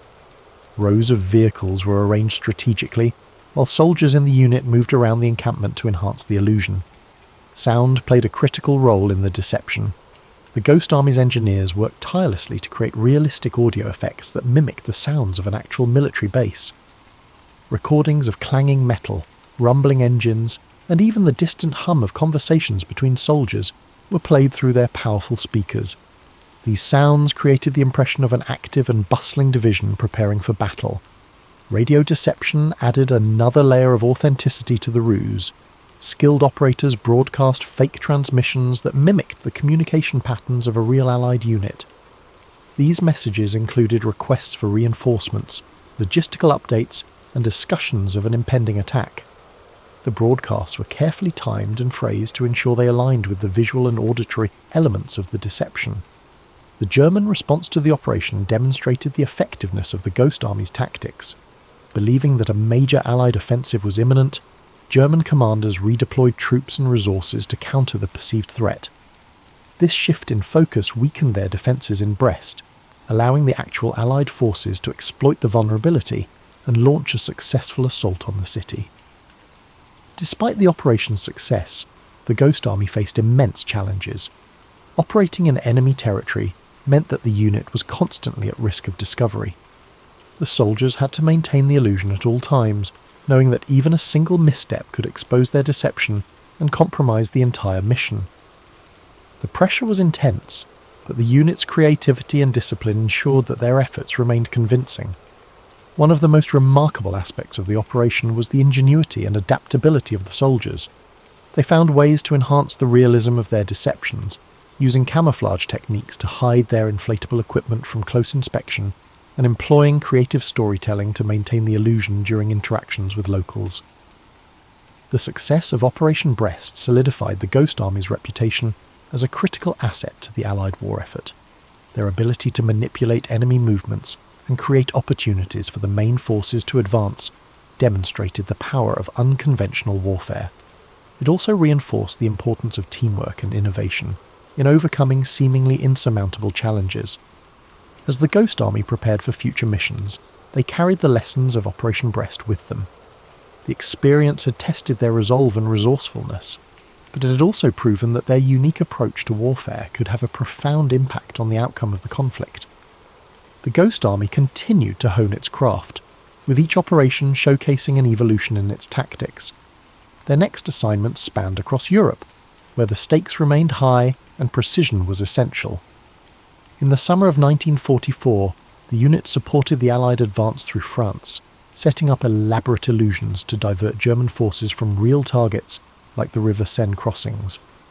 Their purpose was simple yet crucial: to mislead and confuse the enemy at every turn, allowing the Allied forces to gain strategic advantages.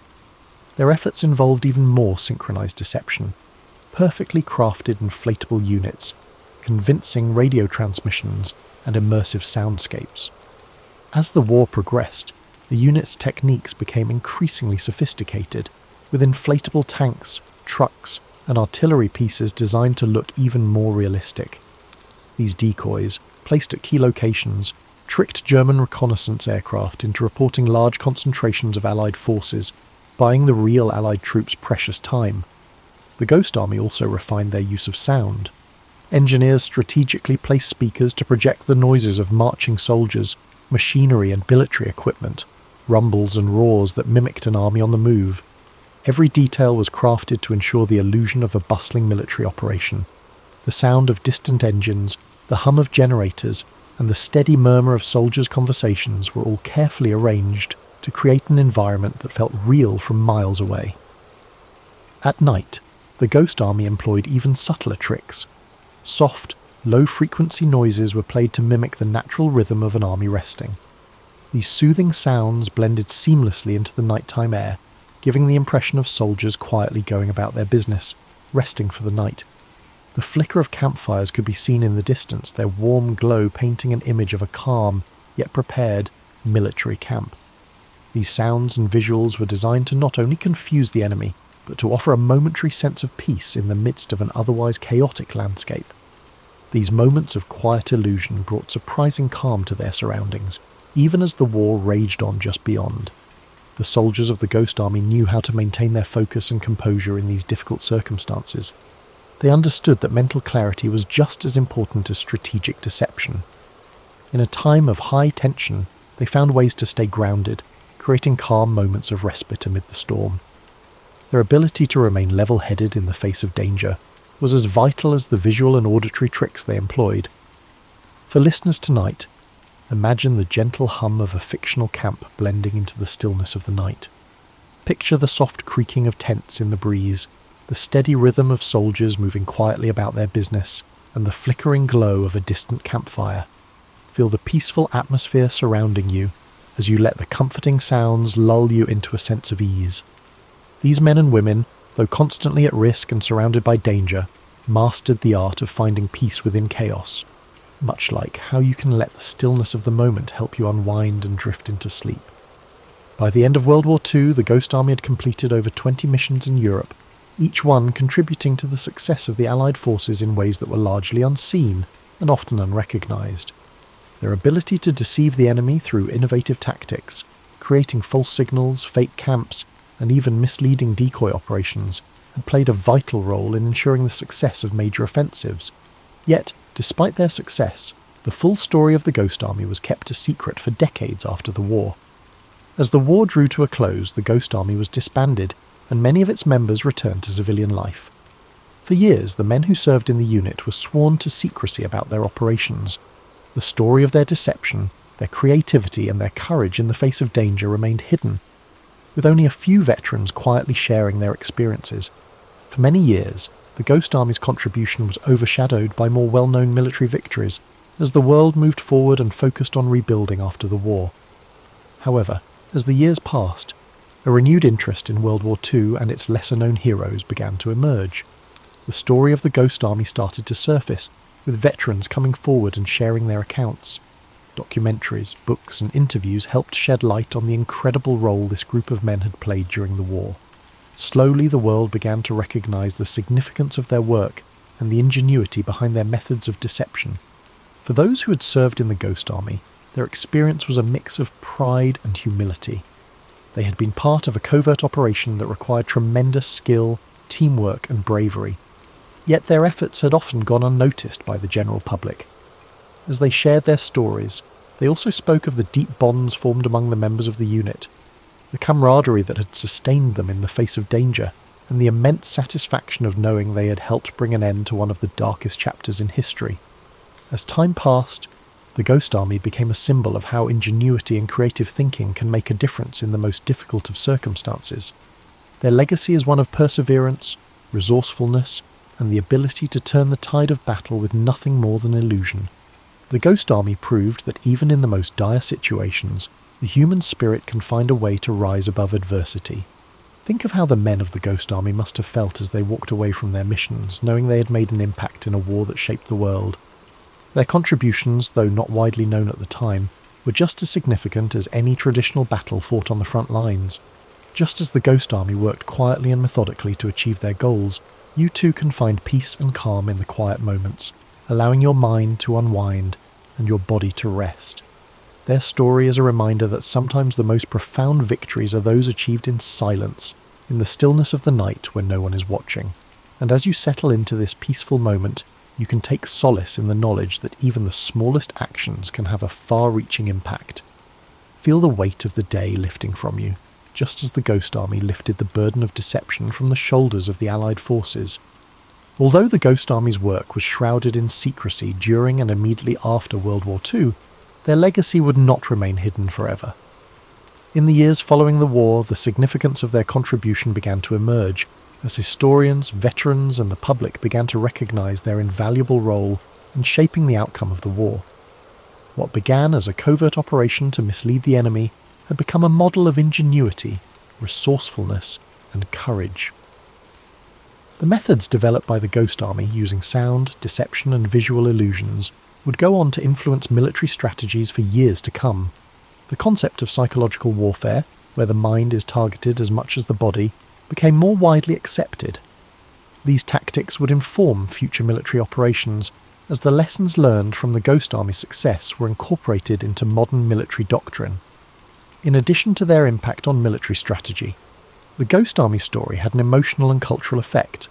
For many years, their deeds went largely unrecognised, but as veterans began to speak out, their experiences resonated with people around the world.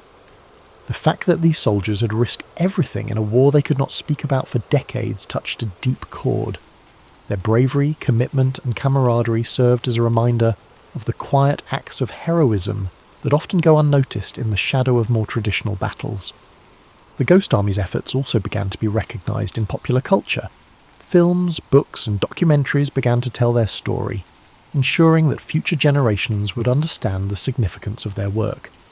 Their role in World War II became more than just a historical footnote. It became a symbol of how innovation and creativity could be wielded in the service of a greater cause. Let this story of unexpected heroism inspire you. The men who served in the Ghost Army did not seek fame or glory. Instead, they focused on a mission that was far greater than themselves. Their quiet dedication to their craft echoes in the background of history, just as the calm sounds of the world around you do now. As you relax deeper, allow this story to calm your mind like a sweet melody, or a peaceful nightfall that quietly surrounds you. The knowledge that these men contributed in ways that were largely unseen allows us to reflect on how every action, no matter how small or seemingly insignificant, can contribute to something much larger. The Ghost Army may have operated in silence, but the echoes of their efforts resonate still, offering a reminder that there is power in subtlety, in quiet strength, and in the peaceful moments when we step back to reflect. As decades passed, the Ghost Army's influence continued to ripple through both military strategy and cultural memory. The quiet genius of their operations, blending deception with cutting-edge technology, was not just a wartime tactic, but a profound lesson in the value of innovation under pressure. While the techniques they pioneered were initially dismissed as a curiosity, they eventually became essential components of modern military operations, especially in the realms of psychological warfare and tactical deception. Following the war, the value of the Ghost Army's contribution was recognised in unexpected ways. The unit had shown that military success didn't always require sheer force. Sometimes it was the ability to create uncertainty in the enemy's mind, to disorient, confuse, and mislead. This shift in understanding emphasised the power of non-violent methods in warfare, laying the groundwork for the evolution of modern intelligence operations. Beyond their impact on military tactics, the Ghost Army became a symbol of strength, something that went beyond traditional acts of greatness. The members of this unique unit, ordinary men who found extraordinary ways to serve their country, reminded us that contributions to a greater cause often come in unconventional forms. Veterans who had served in the unit began to tell their stories, and these accounts related deeply with people across the world. The idea that such a vital part of World War II was unsolved for so long made up for the overlooked contributions of everyday individuals. It helped reshape the way we perceive wartime contributions and made it clear that only large, obvious victories are worth remembering. Over time, museums, documentaries, and even novels began to explore their story, bringing to light the importance of creativity in warfare. It wasn't just about military strategy. It was about the courage to think outside the box and confront the enemy with tactics that weren't rooted in physical might, but in the power of perception.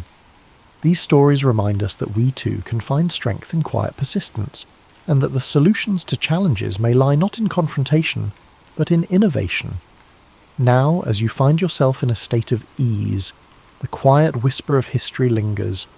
The Ghost Army's legacy teaches us that even in the most uncertain times, there is power in calm and quiet strategy. Feel the weight of your body easing, each muscle unwinding and softening, as you allow yourself to drift deeper into calm rest like a warm blanket. Just like the Ghost Army's methods that brought clarity and purpose amidst chaos, this quiet moment brings peace to your mind and body. This isn't necessarily the ending of our story, but the beginning of a restful journey into the stillness of sleep. Sweet dreams. Napoleon Bonaparte was born on August 15th, 1769, on the island of Corsica, a small but strategically significant island in the Mediterranean. His family was of minor nobility, with his father, Carlo Bonaparte, serving as a lawyer and political representative for Corsica. Despite their noble status, the Bonaparte family was not wealthy, and young Napoleon grew up in a modest household. Napoleon's childhood was shaped by the unique blend of Corsican pride and French influence that surrounded him. Corsica had been acquired by France shortly before his birth, and the island's culture reflected a mix of independence and French authority. From an early age, Napoleon displayed a keen intellect and a fiery determination. He excelled in his studies, particularly in mathematics and history, which would later serve him well in his military career. At the age of 9, Napoleon left Corsica to attend school in mainland France. His father had secured a scholarship for him to study at a prestigious military academy, where he trained to become an artillery officer. This period of his life was not without challenges. As a Corsican in a French institution, Napoleon often faced discrimination from his peers, yet he remained focused on his goals, using his intelligence and discipline to rise above the prejudice. Napoleon graduated from the École Militaire in Paris at the age of 16, becoming a second lieutenant in the French army. He began his career at a time of great upheaval. The French Revolution was transforming the nation, dismantling the old monarchy and reshaping France into a republic. For Napoleon, this period of political and social turmoil presented both challenges and opportunities. During the Revolution, Napoleon's strategic brilliance began to emerge. His first major success came during the Siege of Toulon in 1793. As a young officer, He devised a bold plan to capture the city, which was held by royalist forces supported by the British. His strategy was a resounding success, earning him recognition and promotion. Napoleon's star was rising, and his ability to combine tactical innovation with decisive action became his hallmark. In 1796, Napoleon was given command of the French army of Italy. This was his first significant leadership role, and he wasted no time in proving his abilities. Despite being outnumbered and poorly equipped, Napoleon led his troops to a series of stunning victories against Austrian and Piedmontese forces. His Italian campaign not only solidified his reputation as a military genius, but also brought him wealth and fame. Napoleon's rise to power was meteoric, and by 1799 he had become one of the most influential figures in France. That year, he staged a coup d'etat, overthrowing the government and establishing himself as first consul. This marked the beginning of his rule and set the stage for his transformation of France. As ruler, Napoleon implemented sweeping reforms. He reorganized the French government, established the Napoleonic Code, a legal framework that influenced legal systems worldwide, and strengthened the country's finances. He also invested in infrastructure, education and the arts, leaving a lasting legacy on French society. In 1804, Napoleon declared himself Emperor of France. The coronation ceremony was a grand and symbolic event, with Napoleon famously placing the crown on his own head, a gesture that underscored his belief in self-made power. As emperor, Napoleon expanded his ambitions beyond France, embarking on campaigns that would change the map of Europe. The Napoleonic Wars were a series of conflicts that pitted France against a coalition of European powers. These wars showcased Napoleon's strategic brilliance and determination, but they also tested his limits. His victories at battles like Austerlitz and Jena cemented his reputation as one of history's greatest military commanders. However, his campaigns also came at a great cost, both in lives and in resources. One of the most ambitious and ultimately disastrous undertakings of Napoleon's career was the invasion of Russia in 1812.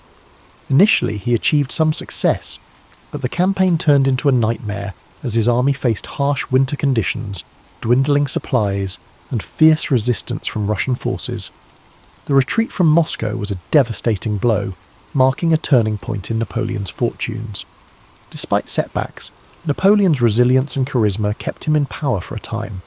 However, by 1814, his enemies had formed a powerful coalition, and Paris was captured. Napoleon was forced to abdicate and was exiled to the island of Elba. Yet, even in defeat, his determination remained unshaken. Less than a year later, he escaped from Elba and returned to France, rallying support and reclaiming his position as emperor during what became known as the 100 Days. Napoleon's final chapter unfolded at the Battle of Waterloo in 1815. Facing a coalition led by the Duke of Wellington and the Prussian army, Napoleon fought valiantly but was ultimately defeated. This marked the end of his reign and his dreams of empire. He was exiled once more, this time to the remote island of St. Helena in the South Atlantic. On St. Helena, Napoleon spent the final years of his life in relative isolation. He reflected on his legacy, dictating memoirs that recounted his achievements and offered insights into his thoughts and motivations. He died on May 5, 1821, at the age of 51. While his life ended in exile, his impact on history was indelible. Napoleon's story is one of contrasts, a man of great ambition and intellect who reshaped Europe, yet whose relentless pursuit of power ultimately led to his downfall. His legacy is a reminder of the complexities of leadership and the enduring influence of vision and determination. As you reflect on Napoleon's journey, let the calm rhythm of his story guide you into a state of relaxation. His life, filled with triumphs and challenges, serves as a reminder that greatness often comes with both light and shadow. Imagine the quiet halls of the École Militaire, where a young Napoleon first honed his skills, or the grand boulevards of Paris during his reign. Picture the serene beaches of Corsica, where his journey began, and the windswept shores of St. Helena, where it ended. These images, filled with history and humanity, bring a sense of peace and connection. As the gentle narrative of Napoleon's life carries you further into relaxation, consider the enduring lessons his story offers. His life was a testament to the power of vision, determination, and adaptability. From the shores of Corsica to the grand battlefields of Europe, Napoleon's journey was one of extraordinary highs and profound lows, each moment shaping his legacy and the world around him. Imagine the streets of Paris during the height of Napoleon's rule, bustling with activity as citizens moved through a city transformed by his reforms. The grand architecture, the sounds of carriages, and the whispers of admiration for the leader who had reshaped France into a powerful empire fill the air. Napoleon's vision for his country was ambitious, rooted in the belief that strong leadership and progressive policies could bring unity and prosperity. Napoleon's Napoleonic Code, one of his most enduring achievements, remains a symbol of his commitment to order and justice. By creating a clear and organised legal framework, he provided a foundation for modern law that still influences societies worldwide. This accomplishment reflects his ability to think beyond the immediate and to consider the lasting impact of his actions, a hallmark of great leadership. Now, as you drift deeper into rest, picture the vast and open battlefields where Napoleon's strategies unfolded. His ability to read a situation, adapt to challenges, and inspire his troops set him apart as a military genius. Yet these victories came with sacrifices, reminding us that even the greatest achievements carry weight and consequence. Let this thought settle into your mind as a reminder of the complexities of life and the balance required in pursuit of success. As the night deepens, imagine the quiet solitude of Napoleon's exile on St. Helena. The crashing waves against the rocky shores and the distant horizon create a peaceful yet contemplative scene. In these final years, Napoleon reflected on his life, his choices, and his impact on the world. His memoirs, filled with introspection and insight, reveal a man who, despite his flaws, remained dedicated to the ideals of progress and legacy. Feel the calm and serenity of this moment as you think about Napoleon's resilience. Even in defeat, he maintained his dignity and continued to shape his story. His ability to adapt, to rise again, and to reflect on his journey offers a powerful lesson about perseverance and the human spirit. Picture Napoleon's childhood in Corsica, the simplicity of life on the island, and the spark of ambition that drove him to dream of a future beyond its shores. His journey reminds us that greatness often begins with humble beginnings, and that with determination we can overcome the obstacles that stand in our way. As you relax further, imagine the quiet moments Napoleon spent in thought, planning his next move or contemplating the lessons of the past. These moments of reflection, like the ones we take before sleep, are a chance to find clarity and purpose in our lives. Let the story of Napoleon inspire you to approach each challenge with courage and each success with humility. The story of Napoleon Bonaparte is not just one of conquest and power. It is a story of vision, resilience, and humanity. His life teaches us that even the most ambitious dreams are within reach if we are willing to work for them, and that true greatness lies in the ability to adapt, learn, and persevere. The soothing rhythm of Napoleon's story continues, so let it guide you deeper into a state of calm and rest. His life, with all its triumphs and trials, serves as a reminder of the complexities of leadership and the enduring power of ambition tempered by reflection. Each chapter of his journey holds lessons about perseverance, the importance of vision, and the balance required in any great endeavour. Picture Napoleon in one of his most iconic moments, standing atop a hill overlooking the battlefield at Austerlitz. The early morning fog begins to lift, revealing the vast armies below. His mind is sharp, calculating and focused as he directs his troops with precision and confidence. This scene encapsulates the essence of Napoleon as a leader, decisive, strategic, and unwavering in his belief in victory. Let this image remind you of the power of clarity and focus, qualities that can guide us even in the most challenging situations. Now shift your thoughts to the quieter moments of Napoleon's life, moments spent in introspection and planning. Perhaps he's seated at a desk, surrounded by maps and letters, the flicker of a candle casting a soft glow on his face. These moments of preparation and thoughtfulness were the foundation of his successes, showing that even the most remarkable achievements begin with careful planning and deliberate action. While you relax further, imagine the streets of Paris once more, this time during Napoleon's grand coronation as emperor. The city buzzes with excitement and anticipation, the sounds of trumpets echoing through the air as crowds gather to witness history being made. Napoleon, ever the symbol of self-determination, places the crown upon his own head, a gesture that speaks to his belief in shaping his own destiny. This powerful act reminds us of the importance of taking charge of our lives and pursuing our goals with determination. From the grandeur of Paris to the stark solitude of St. Helena, Napoleon's life was filled with contrasts. His journey teaches us to embrace both the victories and the setbacks, to find strength in our resilience, and to learn from every experience. The quiet reflection of his later years offers a poignant reminder that even in solitude, there is value in contemplating our legacy and the impact we leave behind. Imagine Napoleon walking along the shores of St. Helena, the waves gently lapping at the rocky coastline. The horizon stretches endlessly before him, a symbol of both the limits of his exile and the boundless scope of his influence. In this serene moment, there is a sense of acceptance and peace, a reminder that even the most ambitious lives eventually find stillness. While you drift further into sleep, let the echoes of Napoleon's life guide your dreams. His journey, marked by extraordinary achievements and profound lessons, is a testament to the power of vision, courage, and reflection. His story reminds us that greatness is not measured solely by success, but by the depth of our character and the impact we have on the world around us. As the narrative of Napoleon's life gently lingers, allow yourself to sink even deeper into relaxation.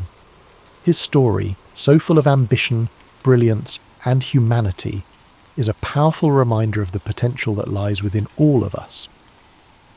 Napoleon's determination to rise above his circumstances and his willingness to face challenges head-on show us the value of perseverance and the strength that comes from unwavering resolve. The simplicity of Napoleon's early life on Corsica, an island of rugged beauty and quiet charm. As a young boy, he roamed the hills, his mind already filled with dreams of greatness. The sound of the sea, the scent of the olive trees, and the warmth of the Corsican sun shaped the foundation of the man he would become. These early days remind us of the power of humble beginnings and how even the most unassuming origins can lead to extraordinary paths. As Napoleon grew into a young man, his move to France marked the beginning of his transformation. At the military academy, he honed his skills, his discipline setting him apart. Despite facing prejudice as a Corsican, he remained focused on his goals, showing a resilience that would define his career. These formative years teach us the importance of persistence and the ability to adapt in the face of adversity. Now let your thoughts drift to the grand halls of the French court during Napoleon's rise to power. Imagine the opulence, the polished marble floors, and the chandeliers casting their light across a room filled with dignitaries and leaders. In this environment, Napoleon's intellect and charisma shone brightly, propelling him to heights few could have imagined. His rise reminds us of the importance of self-belief and the courage to seize opportunities. Even in moments of defeat, Napoleon demonstrated a remarkable ability to reflect and regroup. The exile to Elba could have been the end of his story, but instead he used it as a time to plan his return. His resilience during the 100 Days, when he reclaimed his empire, speaks to his determination to fight for what he believed in, even against overwhelming odds. As you relax further, imagine the quiet dignity of Napoleon's final years on St. Helena. The isolation of the island offered him time to reflect on his life, his choices, and his legacy. The crashing waves and the vast expanse of the ocean became the backdrop to his thoughts. In his solitude, he dictated memoirs that revealed not only his strategic mind, but also his humanity. This chapter of his life reminds us of the value of introspection and the importance of finding peace within ourselves. Feel the calm and stillness of this moment as the story of Napoleon carries you into a deep, peaceful sleep. His life, marked by extraordinary achievements and profound lessons, serves as a reminder that greatness lies not just in what we accomplish, but in how we face the challenges along the way. With the night embracing us, let the echoes of Napoleon's journey fill your dreams.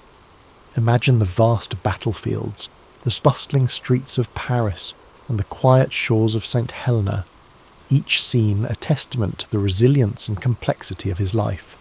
His story reminds us that every step of the journey, whether triumphant or challenging, shapes who we are and leaves a legacy that endures. The early 17th century, a time when Europe was a patchwork of kingdoms, principalities, and religious divides. At the heart of this patchwork lay the Holy Roman Empire, a vast and fragmented realm that stretched across much of Central Europe. For centuries, tensions simmered beneath the surface, as Catholic and Protestant states vied for power, influence, and the right to practice their faith freely. The spark that ignited this long and devastating conflict came in the form of a defiant act in the city of Prague. In 1618, Protestant nobles in Bohemia, angered by perceived restrictions on their religious freedoms under Emperor Ferdinand II, staged a dramatic rebellion. They stormed Prague Castle, seized 2 imperial officials, and hurled them out of a window in an event known as the Defenestration of Prague. Miraculously, the officials survived the fall, but the act was a clear declaration of defiance. This single moment set off a chain reaction, like ripples spreading across a still pond. Ferdinand II, a staunch Catholic, saw the rebellion as a direct challenge to his authority in the Catholic Church. Determined to restore order and Catholic dominance, he mobilized his forces, while Protestant leaders across the empire began rallying their allies in preparation for a larger struggle. What began as a localized conflict in Bohemia quickly escalated into a broader war, drawing in neighboring regions and foreign powers. Protestant princes sought support from allies in Denmark, Sweden, and beyond, while Catholic states turned to Spain and the powerful Habsburg dynasty for aid. The war was no longer just about Bohemia. It had become a contest of religion, politics, and territorial ambition. As the conflict unfolded, it became clear that this was not a war of quick resolutions. The early battles were fierce yet inconclusive, leaving both sides entrenched in their positions and more determined than ever to secure victory. The countryside began to bear the scars of the war. Villages burned, crops were destroyed, and innocent lives were caught in the crossfire.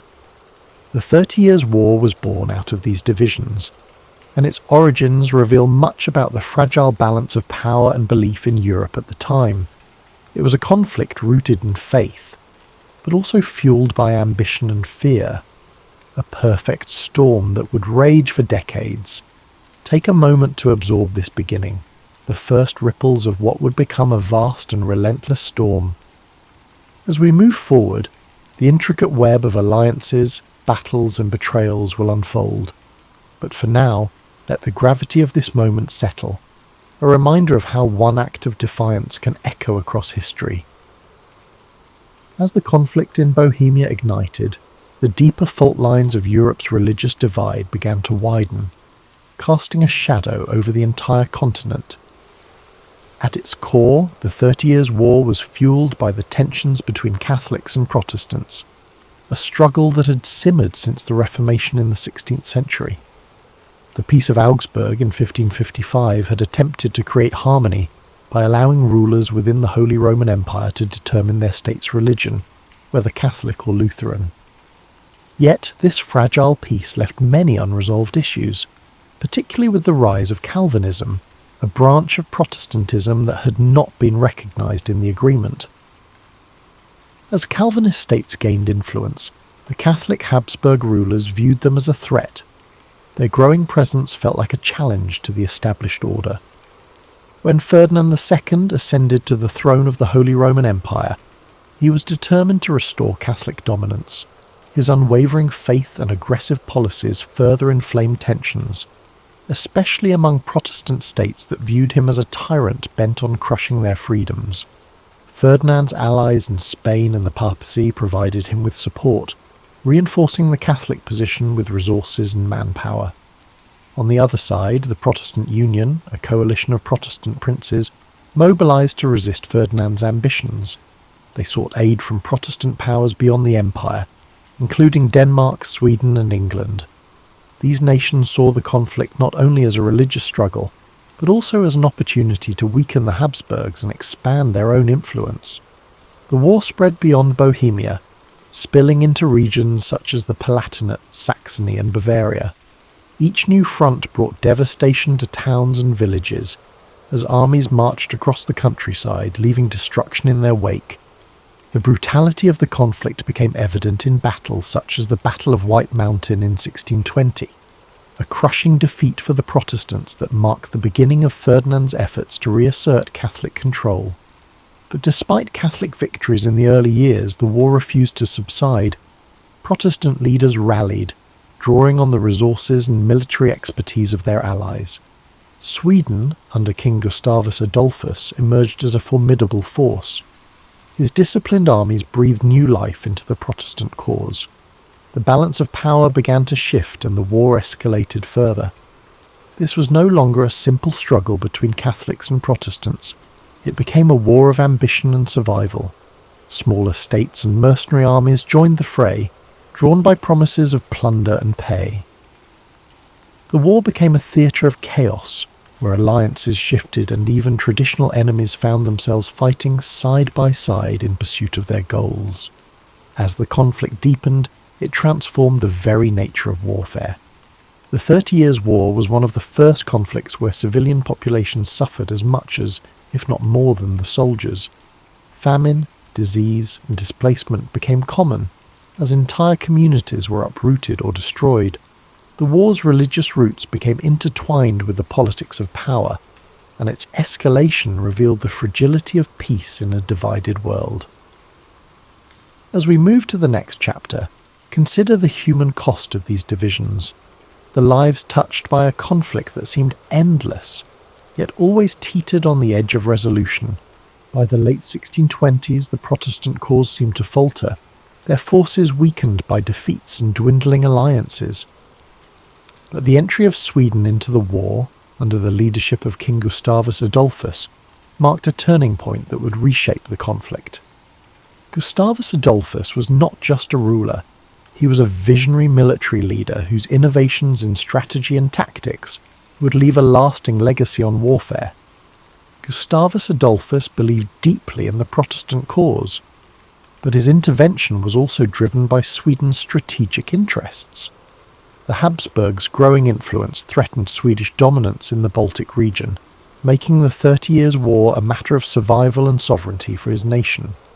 With the backing of France, which sought to undermine Habsburg power despite being Catholic, Sweden entered the fray in 1630, bringing with it a disciplined and modernized army. The Swedish forces brought a new energy to the Protestant struggle. Gustavus Adolphus introduced revolutionary military tactics, emphasizing mobility, coordination, and the use of combined arms, integrating infantry, cavalry, and artillery into a cohesive fighting force. These methods gave his troops a significant edge over the larger but less organized armies of the Catholic League. The Battle of Breitenfeld in 1631 was a defining moment, a stunning victory for the Swedes and their Protestant allies. Gustavus Adolphus's army decimated the Catholic forces, demonstrating the effectiveness of his strategies. This victory not only bolstered Protestant morale, but also drew new allies to their cause, shifting the balance of power in the war. Under Gustavus Adolphus's leadership, the Protestant forces began to reclaim territory lost in earlier phases of the war. They advanced deep into the heart of the Holy Roman Empire, challenging Ferdinand II's dominance and threatening the stability of the Habsburg realms. Gustavus Adolphus's charisma and tactical brilliance earned him the loyalty of his troops and the respect of his enemies. But his triumphs were not without cost. In 1632, at the Battle of Lutzen, Gustavus Adolphus achieved another critical victory, but lost his life in the process. His death was a severe blow to the Protestant cause, yet his legacy endured. The momentum he had generated allowed Sweden to remain a dominant force in the war, and his military innovations continued to influence the strategies of both sides. As Sweden's intervention reshaped the war, the conflict grew even more complex. Religious divides began to blur as political ambitions took centre stage, with Catholic France supporting Protestant Sweden to counterbalance Habsburg power. This shifting landscape of alliances revealed the deeper currents driving the war, a struggle not just of faith, but of power and control over Europe's future. Gustavus Adolphus's role in the 30 Years' War is a testament to the transformative power of leadership and innovation. His contributions brought hope to a fractured alliance and altered the course of a seemingly endless conflict. Yet, his death also reminded the world of the fleeting nature of triumph in the face of war's relentless toll. As we prepare to move to the next chapter, take a moment to reflect on the determination and vision it takes to bring change amid chaos. In the darkest times, even a single leader can leave an indelible mark, and yet the storm of history moves forward, carrying all in its wake. As the 30 Years' War stretched into its second decade, the conflict expanded beyond its original boundaries, engulfing nearly all of Europe in its relentless grasp. Nations that had once remained on the sidelines found themselves drawn into the fray, whether by alliances, ambitions, or the sheer inevitability of the war's momentum. The entry of France in 1635 marked a dramatic shift. Though a Catholic nation, France allied with Protestant powers like Sweden to counterbalance the Habsburgs' influence. This decision underscored how the war had evolved from a religious conflict into a broader struggle for political dominance in Europe. The stage was set for what would become one of the most destructive periods of the war. As alliances grew ever more complex and battles became increasingly brutal. Across the continent, the toll of the war was staggering. Cities were besieged and burned. Fields were left barren and lifeless, and villages were emptied as civilians fled the advancing armies. Mercenary forces, often poorly paid and motivated by survival, resorted to pillaging and looting, leaving devastation in their wake. Famine and disease swept through war-torn regions, taking more lives than the battles themselves. As you listen to this story, let the gravity of these events drift gently through your thoughts, but not linger. Imagine the chaos of the time slowly fading into the background, replaced by a sense of quiet reflection. Feel the weight of the war's hardship giving way to an understanding of resilience, a reminder of humanity's enduring strength even in its darkest hours. The conflict's scope seemed endless, with battles erupting in regions as far-reaching as the Rhineland, the Netherlands, and northern Italy. Yet amid the turmoil, moments of diplomacy and negotiation emerged, offering brief glimpses of hope. Peace talks began to take shape, though they were slow and fraught with challenges, reflecting the deep divisions and mistrust among the warring parties. Let these moments of negotiation remind you that even in the midst of chaos, there are always efforts toward resolution. Allow yourself to relax further, your breath steady and calm, as if tracing the contours of history's slow march toward peace. As we move deeper into the story, the resilience of the people and the shifting tides of war remind us of the impermanence of struggle. Take this moment to let your mind ease. Let the complexity of the 30 Years' War unravel gently, leaving you with a sense of quiet perspective and peace. After nearly 3 decades of relentless conflict, Europe began to seek an end to the devastation. The 30 Years' War had taken a toll unlike any before it. Economies were ruined, lands were ravaged, and millions of lives had been lost. By the early 1640s, the warring nations realized that no decisive victory was in sight. The war had devolved into a stalemate of exhaustion. Thus began the long and complex journey toward peace, through the negotiations that would culminate in the Peace of Westphalia. The Westphalian negotiations were unprecedented in their scope and ambition. For the first time in European history, nearly all major powers gathered to discuss terms of peace. Delegates from Catholic and Protestant states, as well as representatives from France, Sweden, Spain, and the Holy Roman Empire, met in the towns of Münster and Osnabrück. These talks would last for years, reflecting the complexity of the issues at hand and the deep mistrust between the parties. As the negotiations unfolded, the participants wrestled with questions of religion, sovereignty, and the balance of power.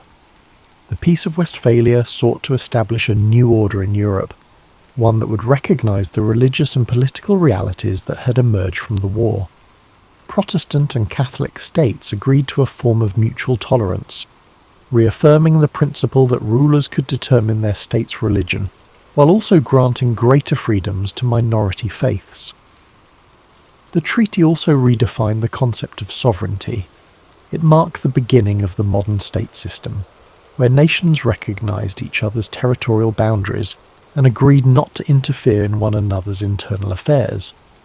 This idea of state sovereignty would become a cornerstone of international relations for centuries to come. While the Peace of Westphalia brought an end to the 30 Years' War, its provisions were not without compromise. No side emerged as a clear victor, and many of the underlying tensions remained unresolved. Yet, the treaty succeeded in ending the immediate bloodshed and creating a framework for coexistence in a fractured Europe. As you listen to the conclusion of this chapter, let the idea of resolution fill your thoughts. Picture the weary negotiators, coming together after years of strife, finding common ground in the hope of a better future.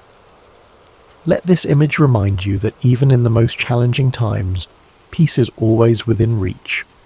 The road to peace was long and arduous, yet it proved that dialogue and compromise can overcome even the deepest divisions. Allow this lesson to settle within you as you relax further, your mind at ease, as the echoes of war fade into the calm promise of resolution. As the Peace of Westphalia brought an end to the 30 Years' War, Europe began to rebuild from the ashes of its most devastating conflict. The war left an indelible mark on the continent, shaping the course of history in profound ways. Nations that had been battered and broken emerged with new identities, while the concept of sovereignty laid the foundation for the modern nation-state system. The war's legacy extended beyond politics and borders. It changed the way conflicts were waged, highlighting the immense cost of prolonged war and the devastating impact on civilian populations. The lessons of the 30 Years' War echoed across generations, reminding humanity of the importance of diplomacy, tolerance, and restraint.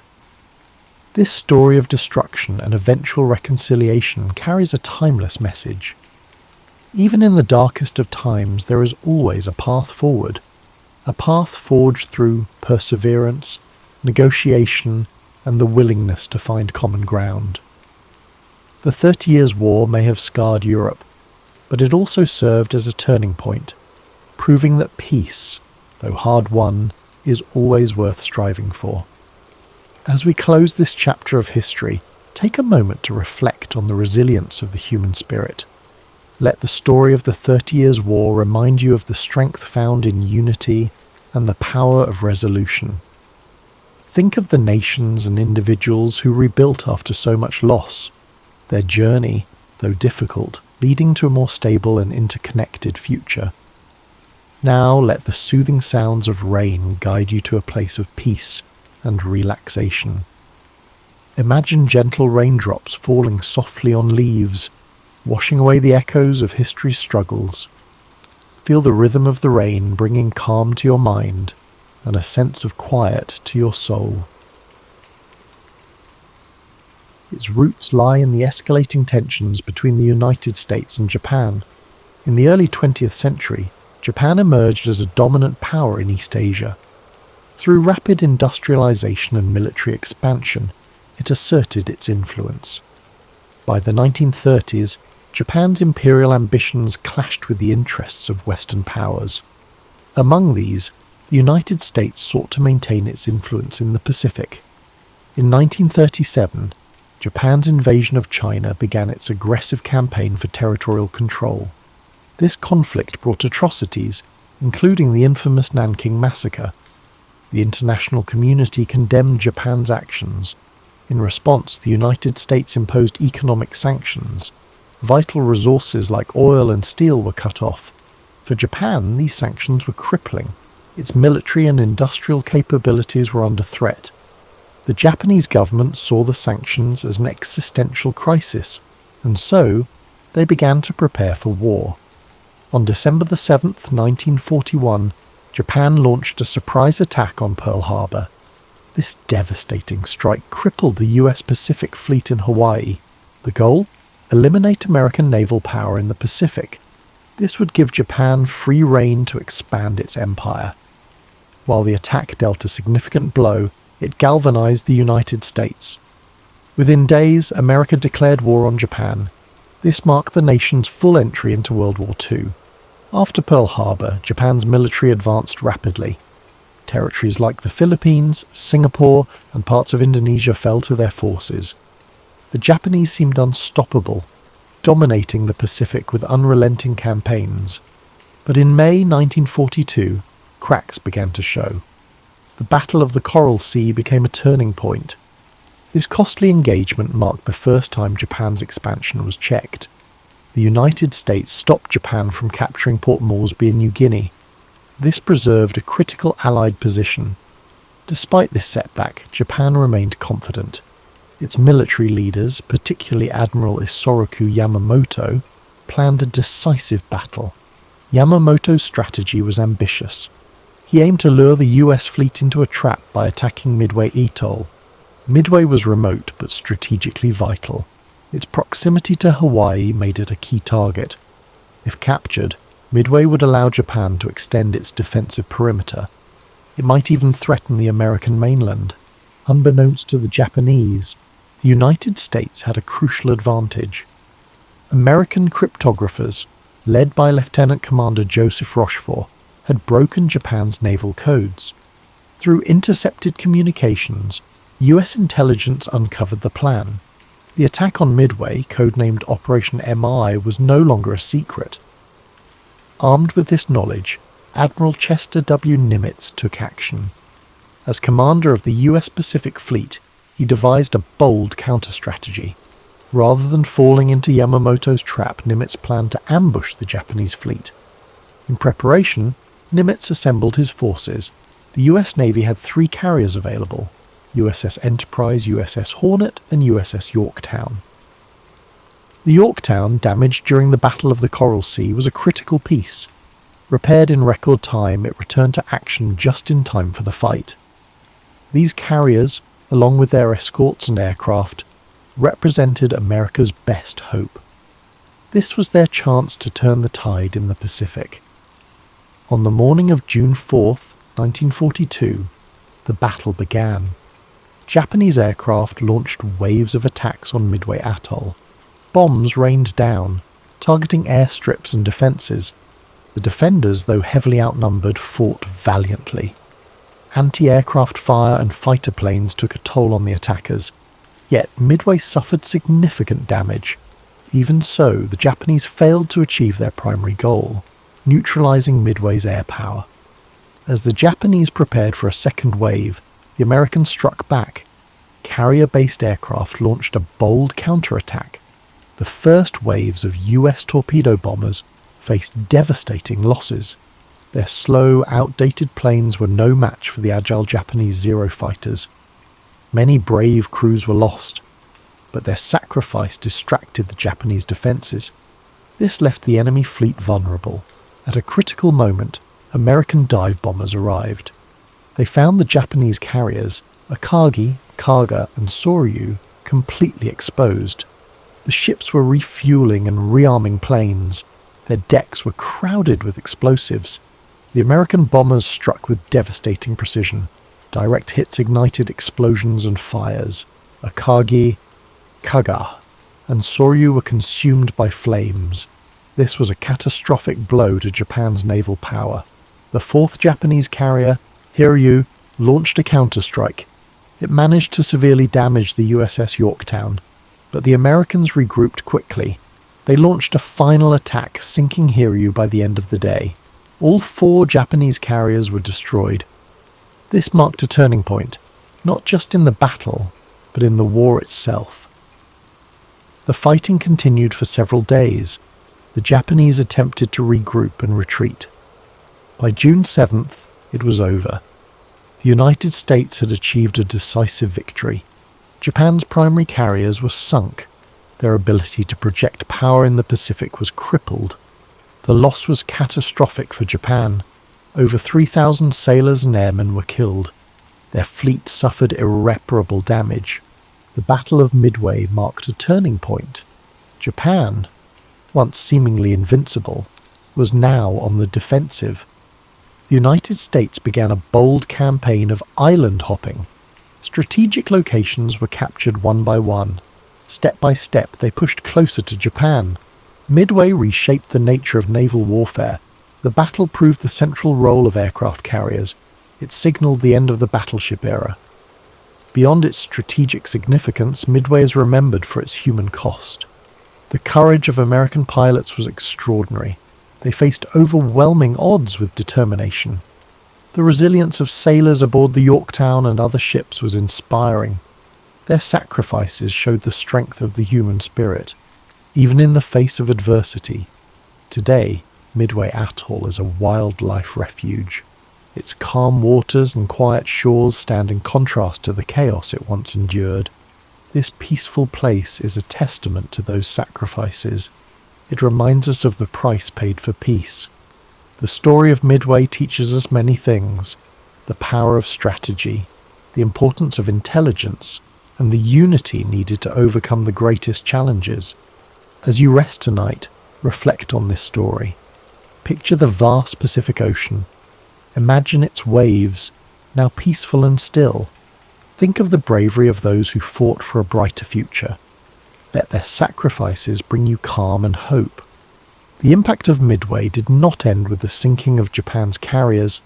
Its effects echoed across the Pacific and beyond. For Japan, the loss was a strategic disaster.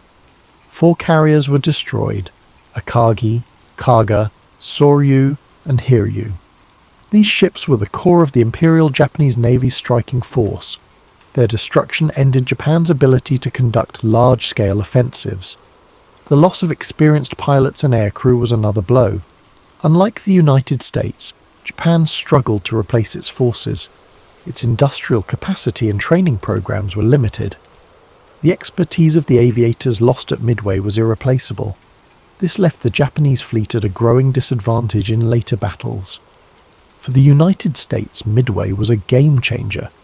Victory allowed the US to shift from defense to offense. The Pacific, once dominated by Japan, began to change. American morale soared.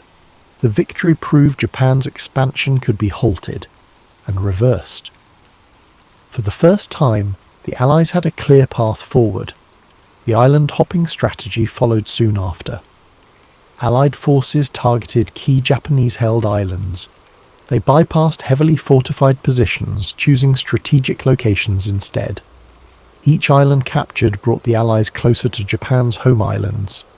Japanese supply lines were cut off, isolating their forces. One of the first campaigns to build on Midway's success was the Battle for Guadalcanal, which began in August 1942. This grueling 6-month campaign saw the United States gain its first major foothold in the Pacific. It marked the beginning of Japan's long retreat. The lessons learned at Midway, particularly the importance of air superiority in carrier-based operations, were applied repeatedly in the battles that followed. The psychological impact of Midway was equally profound. For Japan, the defeat shattered the aura of invincibility that had surrounded its navy. The loss of the carriers that had spearheaded the attack on Pearl Harbor was a blow. It was a blow not only to Japan's military capabilities, but also to its national pride. The morale of Japanese troops and citizens began to waver. The realization set in: victory might not be achievable. For the United States and its allies, Midway was a source of inspiration and determination. The victory demonstrated that careful planning, intelligence, and courage could overcome even the most formidable adversaries.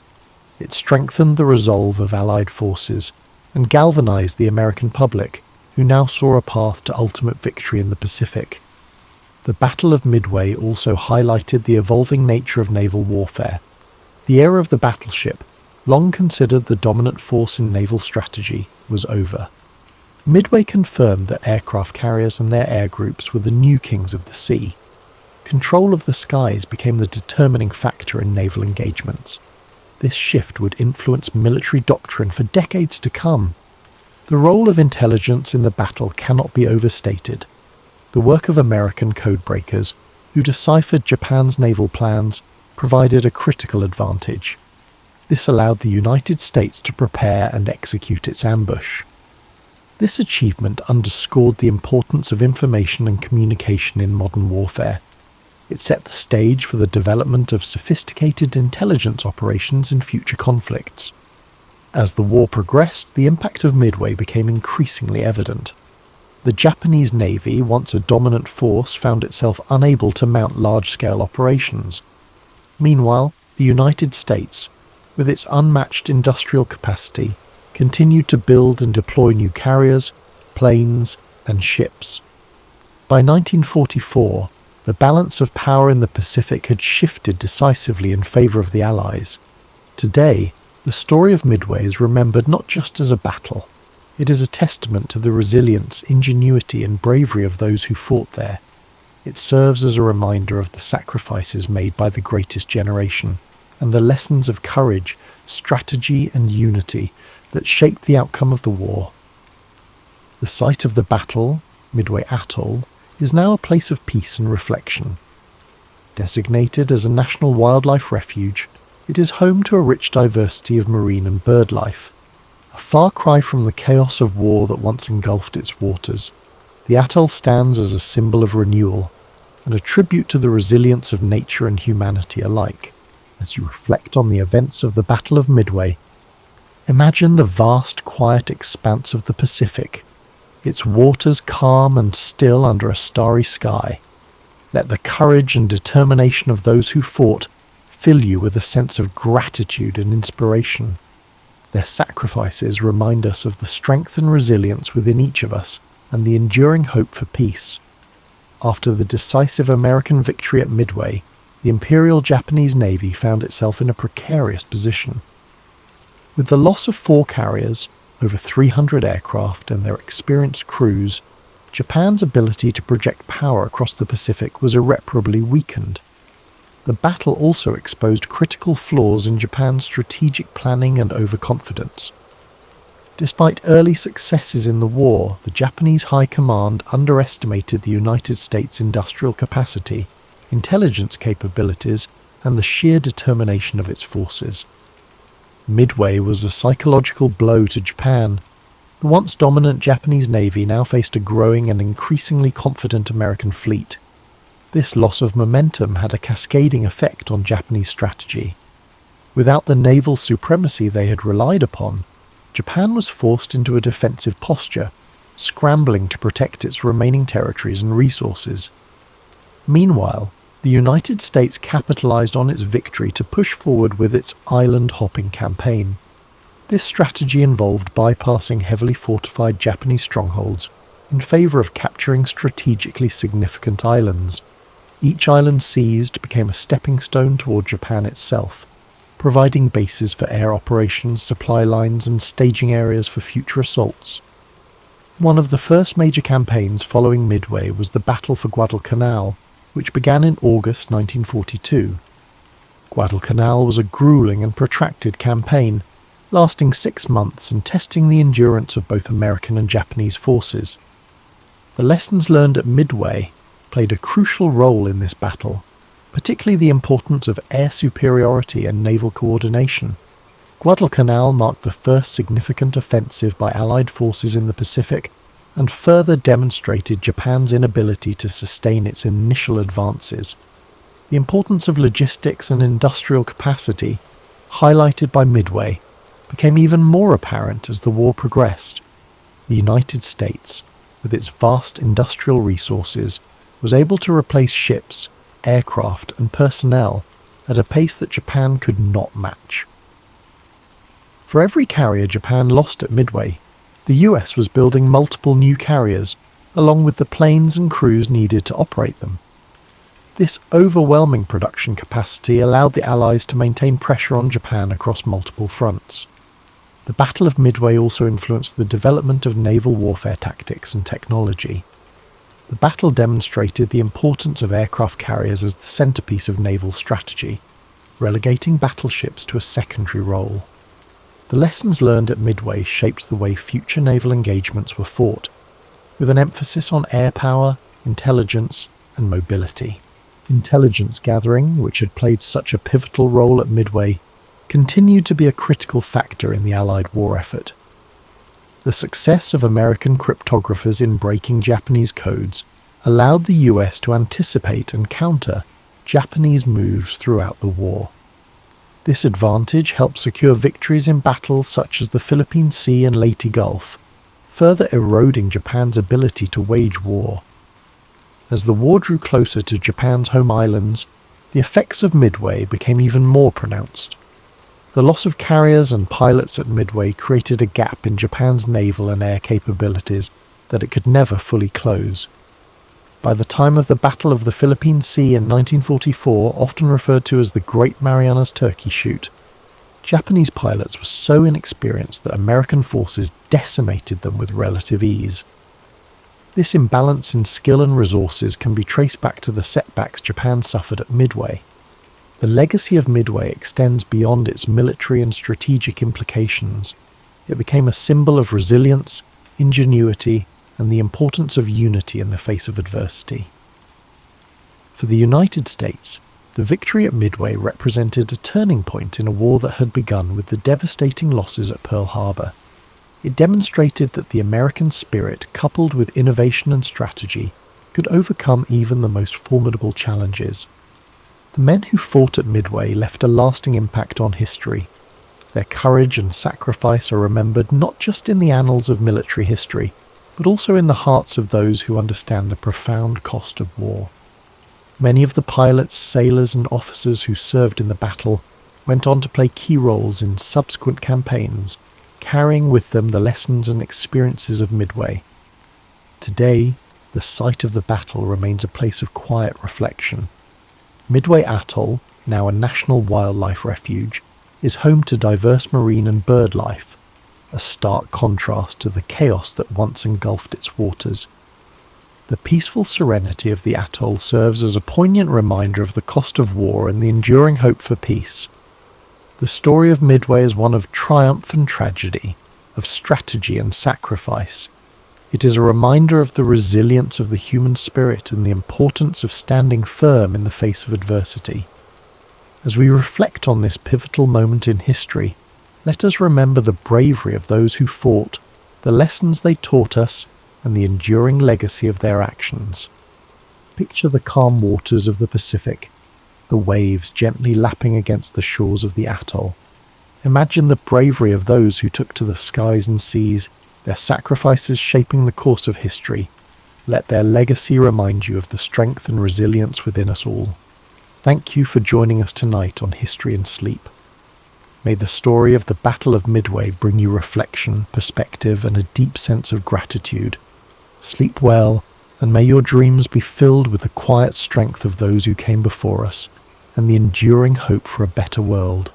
Sweet dreams, and drift off to sleep with rain. Born on January 4th, 1643, in Woolsthorpe, Lincolnshire, England, Isaac Newton arrived into the world during a time of great upheaval. The English Civil War was in full swing, and the country was caught between monarchies, republics, and revolution. But Newton's arrival wasn't anything extraordinary. He was born prematurely and was so small and fragile that his mother reportedly said he could have fit inside a small mug. In fact, it's said that Newton was not expected to survive his early days, yet he defied those odds, growing up to become one of the most influential figures in science and mathematics.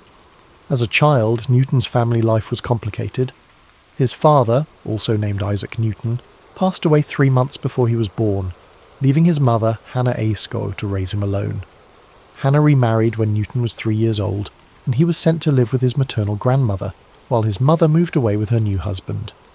This early separation from his mother would have a lasting impact on Newton's emotional development, leading to periods of intense loneliness throughout his life. Despite his emotional struggles, Newton's intellectual gifts began to shine early on.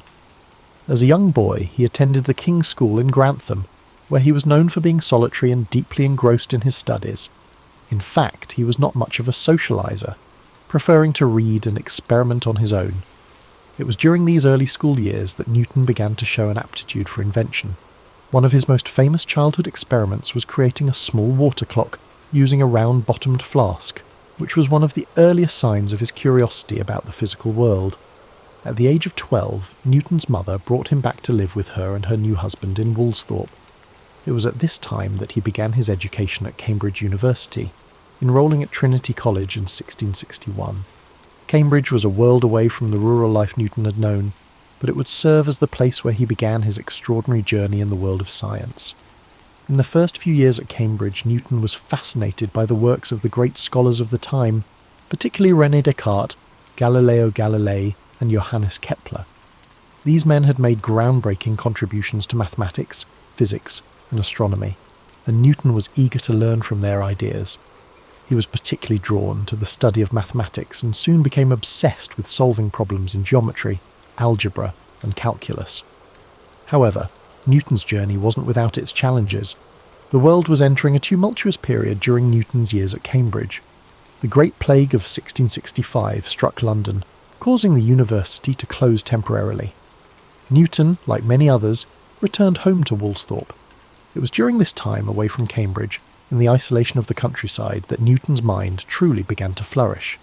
This period, known as his Annus Mirabilis, or Year of Wonders, was when Newton made some of his most groundbreaking discoveries. He began to develop his theories on calculus, an entirely new field of mathematics that would allow him to understand the behaviour of motion and change. The concepts that would later shape his laws of motion and universal gravitation were born during these isolated months. He also worked on optics, conducting experiments with light and prisms, leading to his discovery that white light could be split into the colours of the rainbow. But perhaps the most famous story from this period is the one about the falling apple. According to legend, Newton was sitting in his garden in Woolsthorpe when he saw an apple fall from a tree. This simple observation sparked a profound question in his mind. Why did the apple fall straight down, rather than sideways or in some other direction?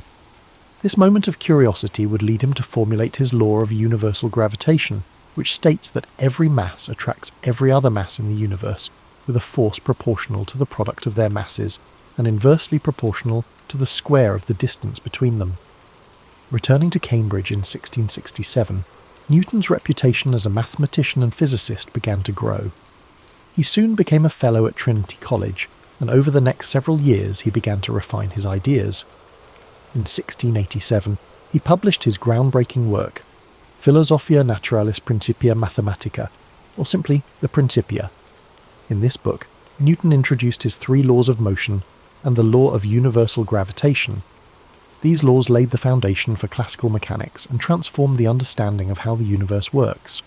Newton's first law, often referred to as the law of inertia, states that an object at rest will stay at rest, and an object in motion will stay in motion unless acted upon by an external force. His second law relates the force applied to an object to its mass and acceleration, essentially stating that force equals mass times acceleration, F equals ma. Finally, his third law states that for every action there is an equal and opposite reaction, a principle that underpins everything from rocket launches to the way we walk. But Newton's work wasn't limited to physics. He was also a brilliant astronomer, and his discoveries in this field changed the way humanity understood the cosmos. Newton's work on gravity not only explained why apples fall, but also explained the motions of celestial bodies. He demonstrated that the same force of gravity that caused an apple to fall to the ground also governed the movements of the planets, moons, and even comets in the sky. This insight would influence the work of astronomers for centuries, most notably Albert Einstein, who built upon Newton's theories with his own theory of relativity. Despite his successes, Newton's personality and life were marked by intense rivalry, particularly with fellow scientist Robert Hooke. The two men clashed over several issues, including the nature of light and the development of calculus.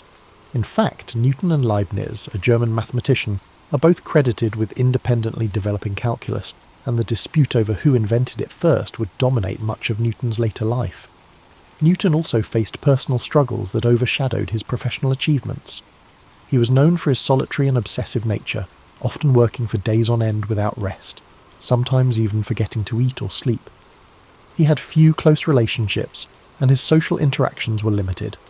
He also struggled with periods of paranoia, especially concerning his rivals. Despite all his success, it's said that Newton didn't feel truly content in his later years. As he aged, Newton also grew increasingly involved in the administrative aspects of science.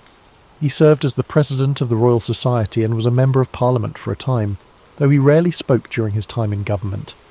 In his final years, Newton turned his attention to alchemy and religious studies, subjects that are less well known but were still important to him. He wrote extensively on biblical chronology and alchemical theories, though these writings were largely unpublished during his lifetime. Isaac Newton died on March 31st, 1727, at the age of 84. He was buried in Westminster Abbey, a fitting tribute to a man whose work had fundamentally shaped the world. His tomb, inscribed with a Latin epitaph, honours the incredible mind that unlocked the secrets of the universe.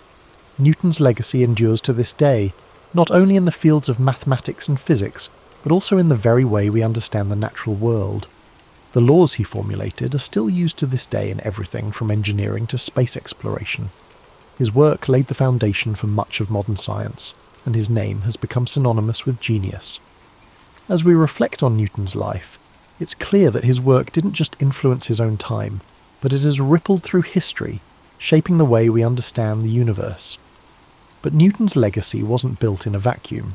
His ideas were, in part, shaped by the scientific revolution that was unfolding during his lifetime. His works on calculus, light, and gravity weren't just products of his brilliance, but also of a changing world eager for new ways of thinking. In fact, Newton's time at Cambridge was also a time of profound intellectual transformation. The scientific revolution, which had been set in motion by figures like Copernicus, Galileo, and Kepler, was gathering speed. These thinkers had dared to challenge long-held beliefs about the universe, shifting the focus from a geocentric model, where the Earth was the centre of everything, to a heliocentric one, where the Sun was at the centre of the universe. It was within this context that Newton's work on gravity and the laws of motion became revolutionary. He unified the heavens and the Earth under one set of physical laws. Newton's ability to integrate ideas from multiple disciplines, mathematics, physics, and astronomy, was a key element of his genius. But beyond his academic work, Newton's intense focus on his studies meant that he led a life of relative isolation. He never married and had very few close personal relationships. Some say he was a man of great emotional depth, but that his intellectual pursuits often overshadowed his ability to connect with others on a more personal level. It's also worth noting that Newton's work wasn't always received with open arms. His ideas, especially his theories about light and colour, were met with scepticism by some of his contemporaries. Notably, Robert Hooke, an English scientist, became one of Newton's fiercest critics. Hooke's contributions to the understanding of light and elasticity were significant, but Newton's more developed ideas on optics put him in direct conflict with Hooke, creating a rivalry that would last for many years.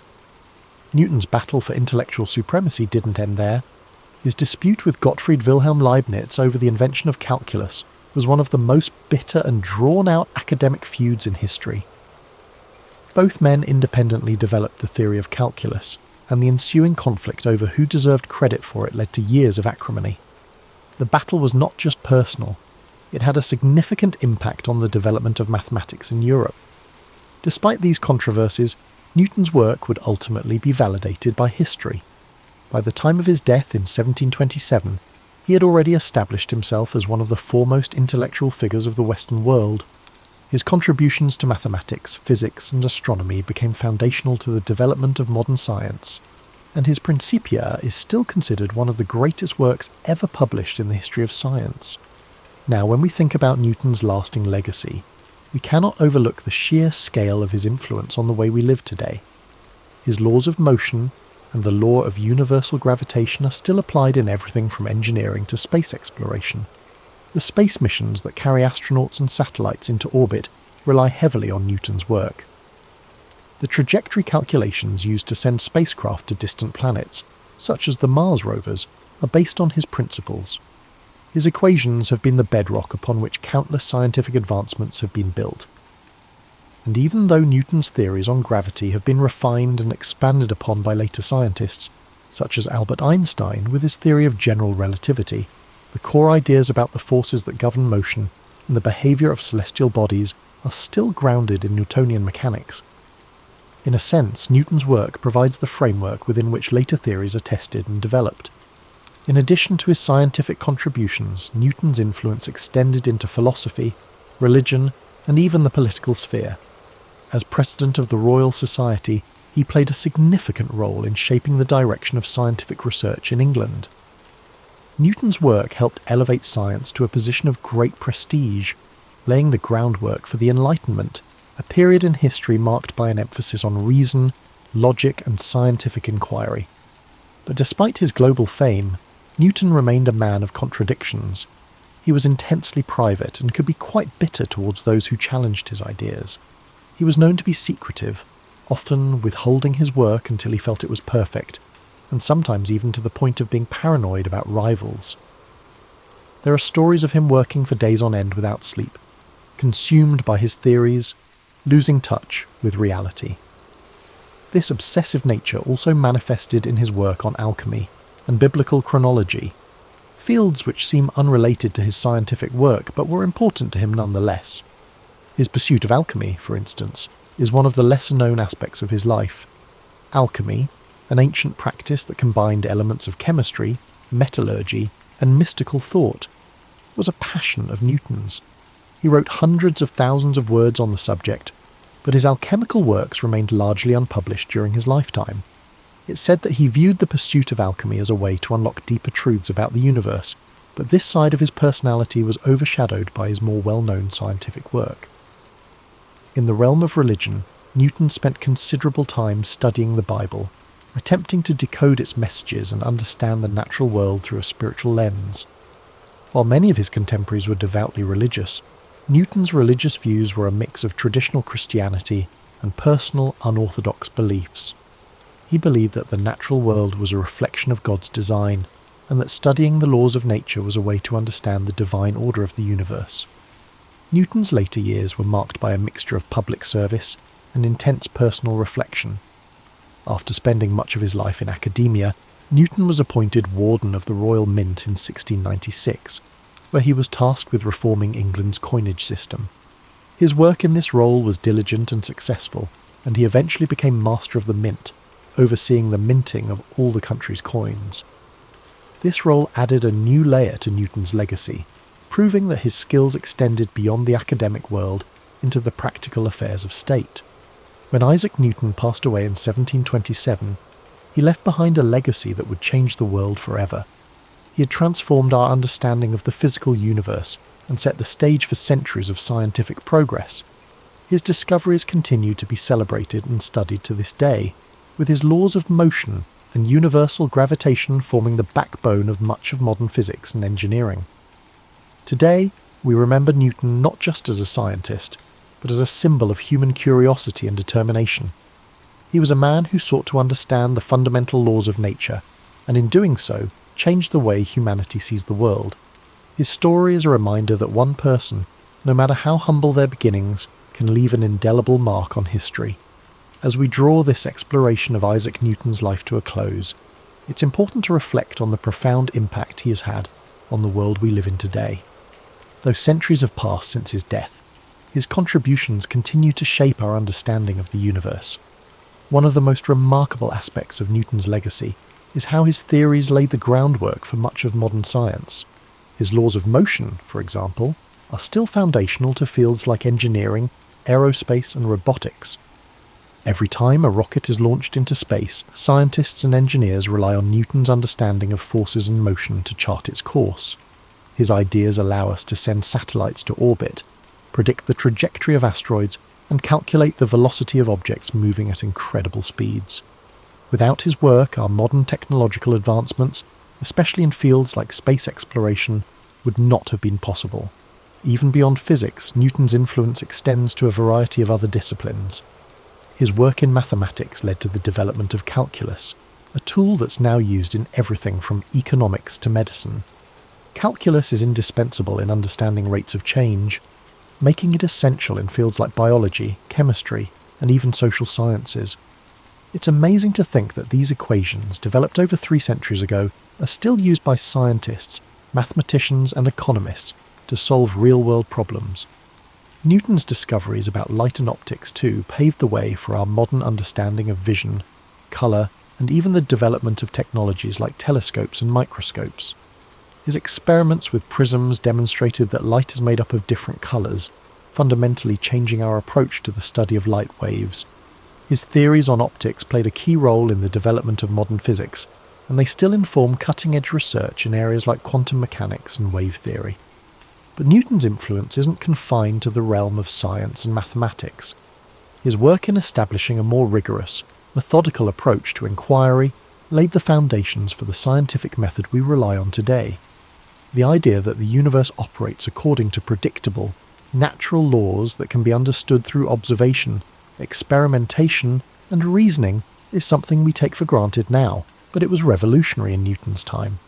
We can also see Newton's impact in the way we approach intellectual problems. His relentless drive to solve complex questions, his commitment to challenging the status quo, and his deep curiosity about the world around him have inspired countless individuals throughout history.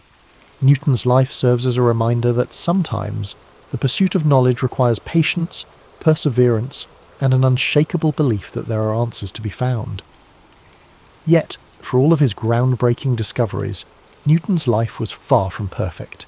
He lived in an era that was often hostile to new ideas, and his own struggles with isolation and personal conflict are a testament to the challenges that even the greatest minds face.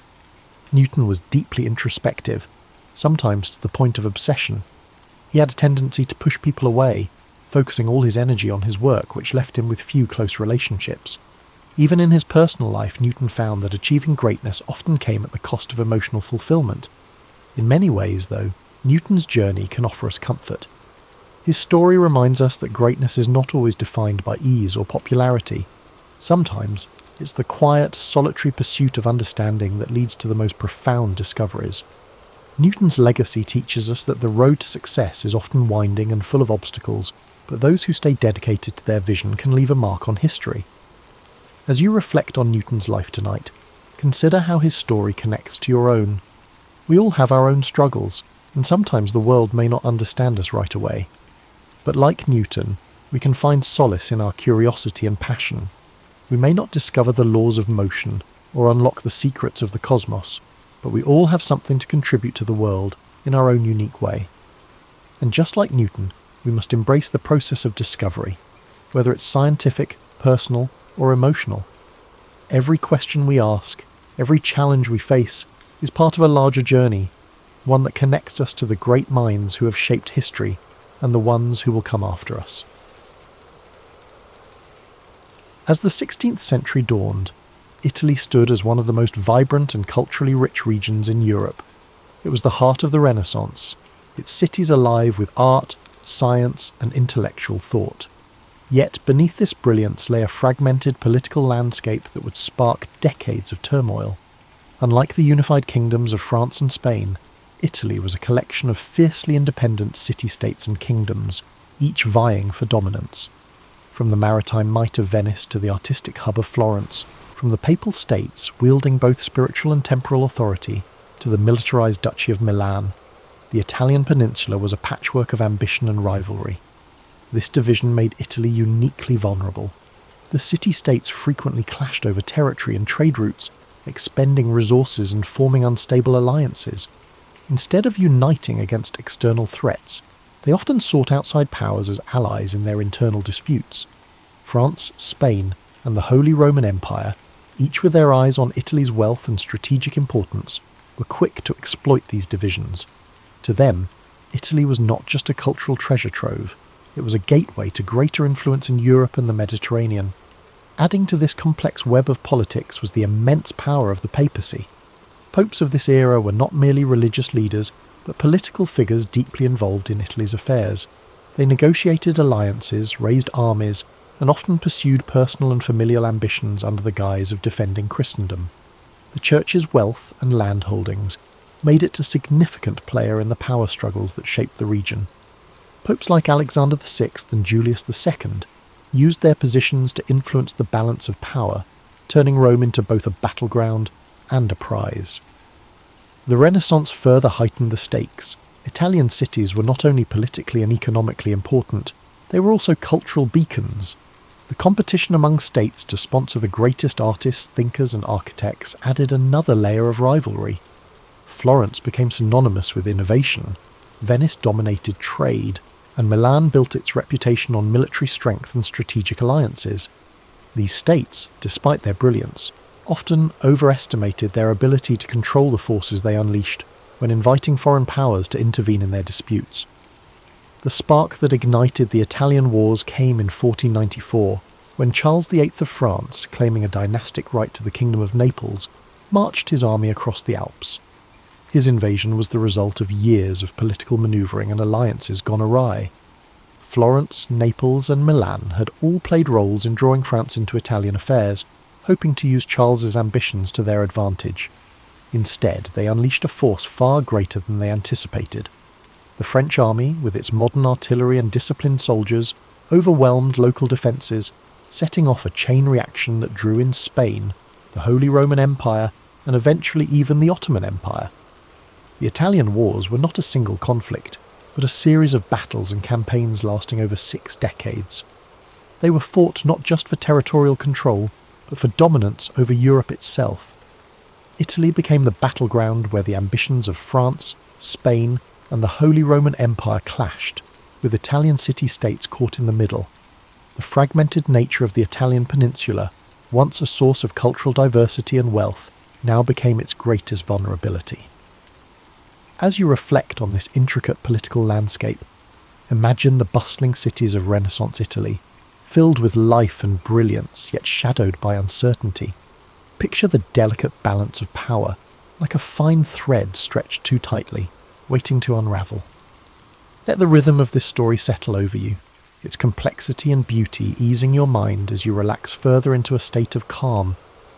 The first act of the Italian Wars began in 1494 when Charles VIII of France launched his invasion of Italy, claiming his dynastic right to the Kingdom of Naples.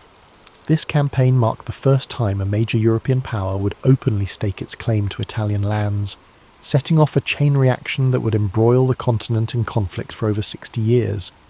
The decision to invade was driven by a combination of ambition, opportunity, and the fractured political state of Italy itself.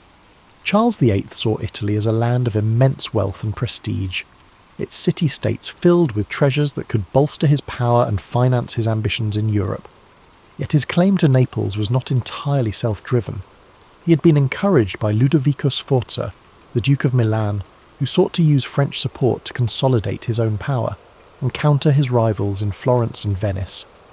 This invitation would prove a double-edged sword, for while Charles's army marched with incredible strength, it also disrupted the delicate balance of power that had kept Italy relatively stable. The French army was unlike anything Italy had faced before. Equipped with advanced artillery and professional soldiers, it swept through northern Italy with alarming speed. The city-states, unprepared for such a modern force, quickly capitulated or offered little resistance. Florence, long a hub of Renaissance brilliance, was forced to submit to Charles's demands, its leader Piero de' Medici attempting to placate the French with territorial concessions.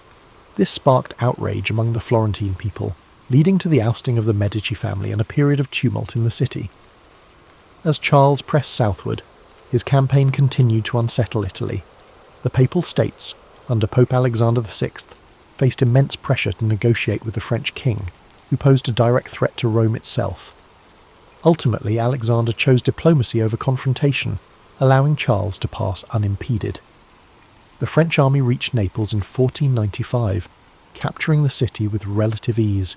Yet the ease of their victories belied the challenges that lay ahead. The rapid success of the French invasion alarmed the rest of Europe. Ferdinand II of Aragon, whose Spanish crown had claims to Naples, saw the French presence as a direct threat to his interests. He joined forces with the Holy Roman Empire, Venice and Milan in the formation of the League of Venice, a coalition designed to expel the French and restore balance to Italy. This alliance marked the beginning of a prolonged and complex series of conflicts that would characterize the Italian Wars. Charles VIII's return journey to France was fraught with difficulty. At the Battle of Fornovo in 1495, the League of Venice confronted the French forces in a fierce engagement. Though Charles managed to escape with most of his army intact, his dream of holding Naples dissolved as Spanish forces moved to reclaim the city. This marked a turning point.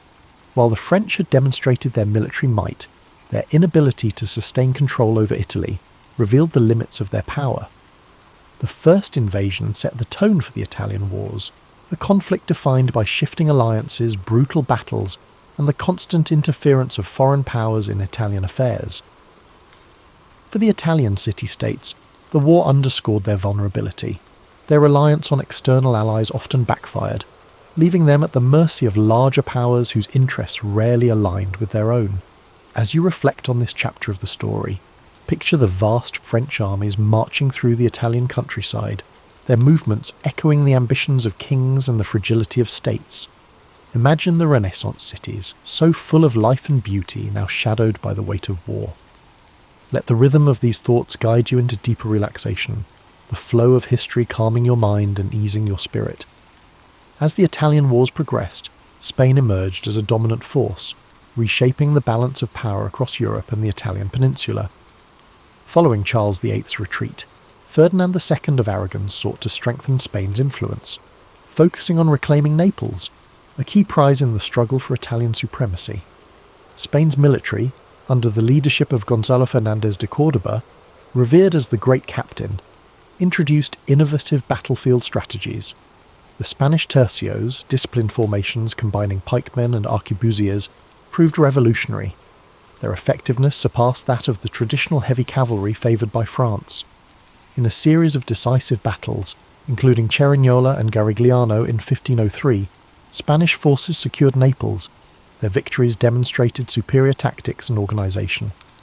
With Naples under Spanish control, Ferdinand established Spain as a key power in southern Italy, solidifying its influence and preparing for further engagements with France.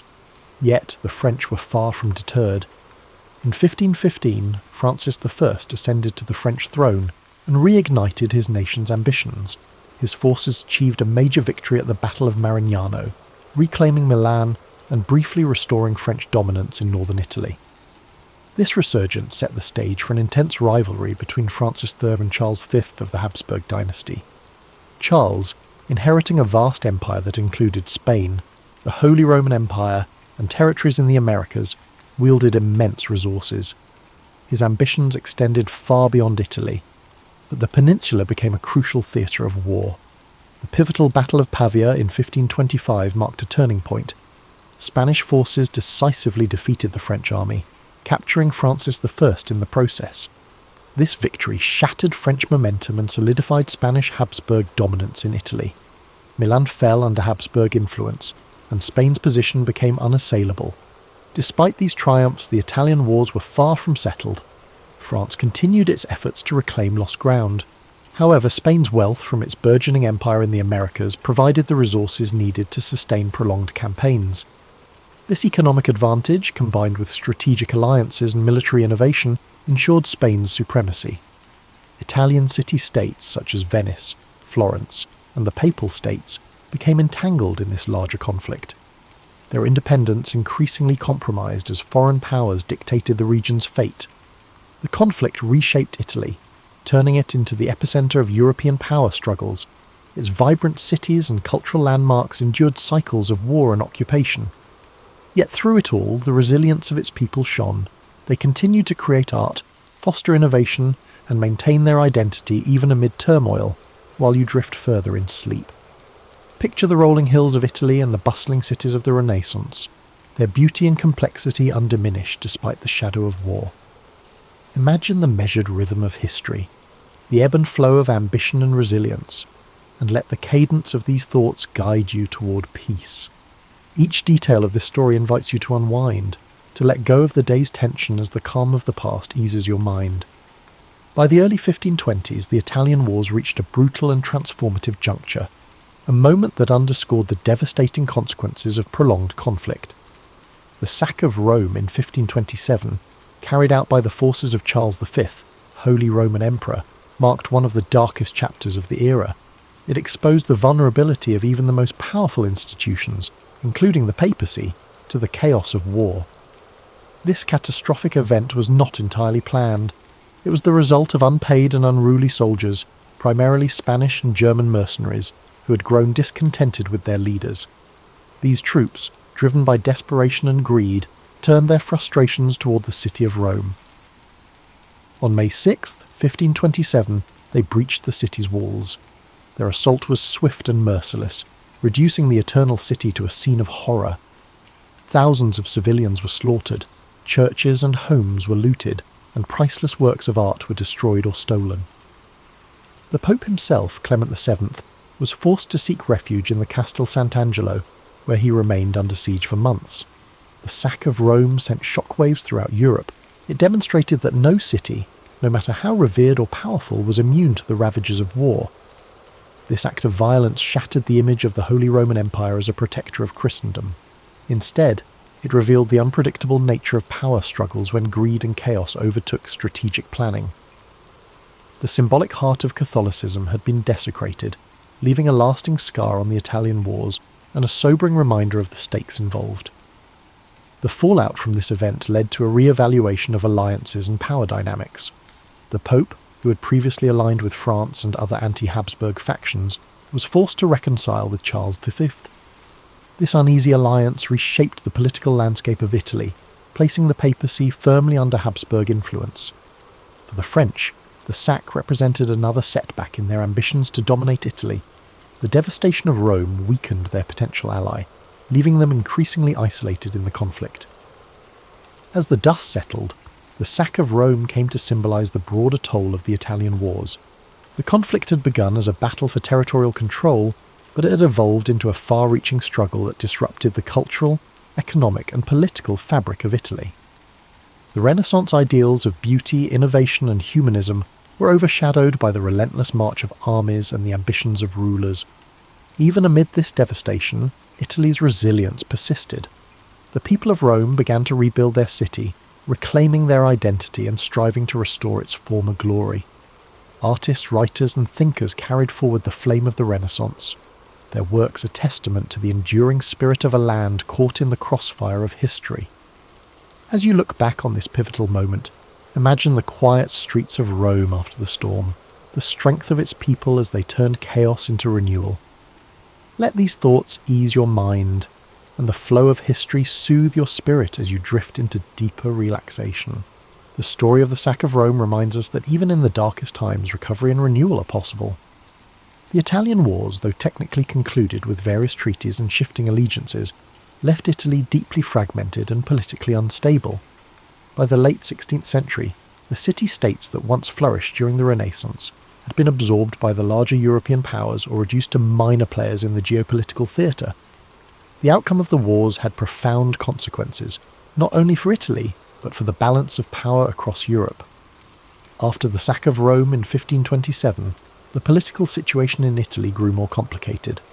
The papacy, weakened and diminished in prestige, was now firmly under Habsburg influence. Pope Clement VII, despite his earlier resistance, was forced to sign a peace treaty with Emperor Charles V, marking the start of a period of Habsburg dominance in Italy. The French, now dealing with internal turmoil and an empire stretched thin, were no longer able to exert as much influence over Italian affairs. Milan, once a powerful independent duchy, had fallen under Habsburg control following the French defeat at Pavia and the subsequent Treaty of Madrid.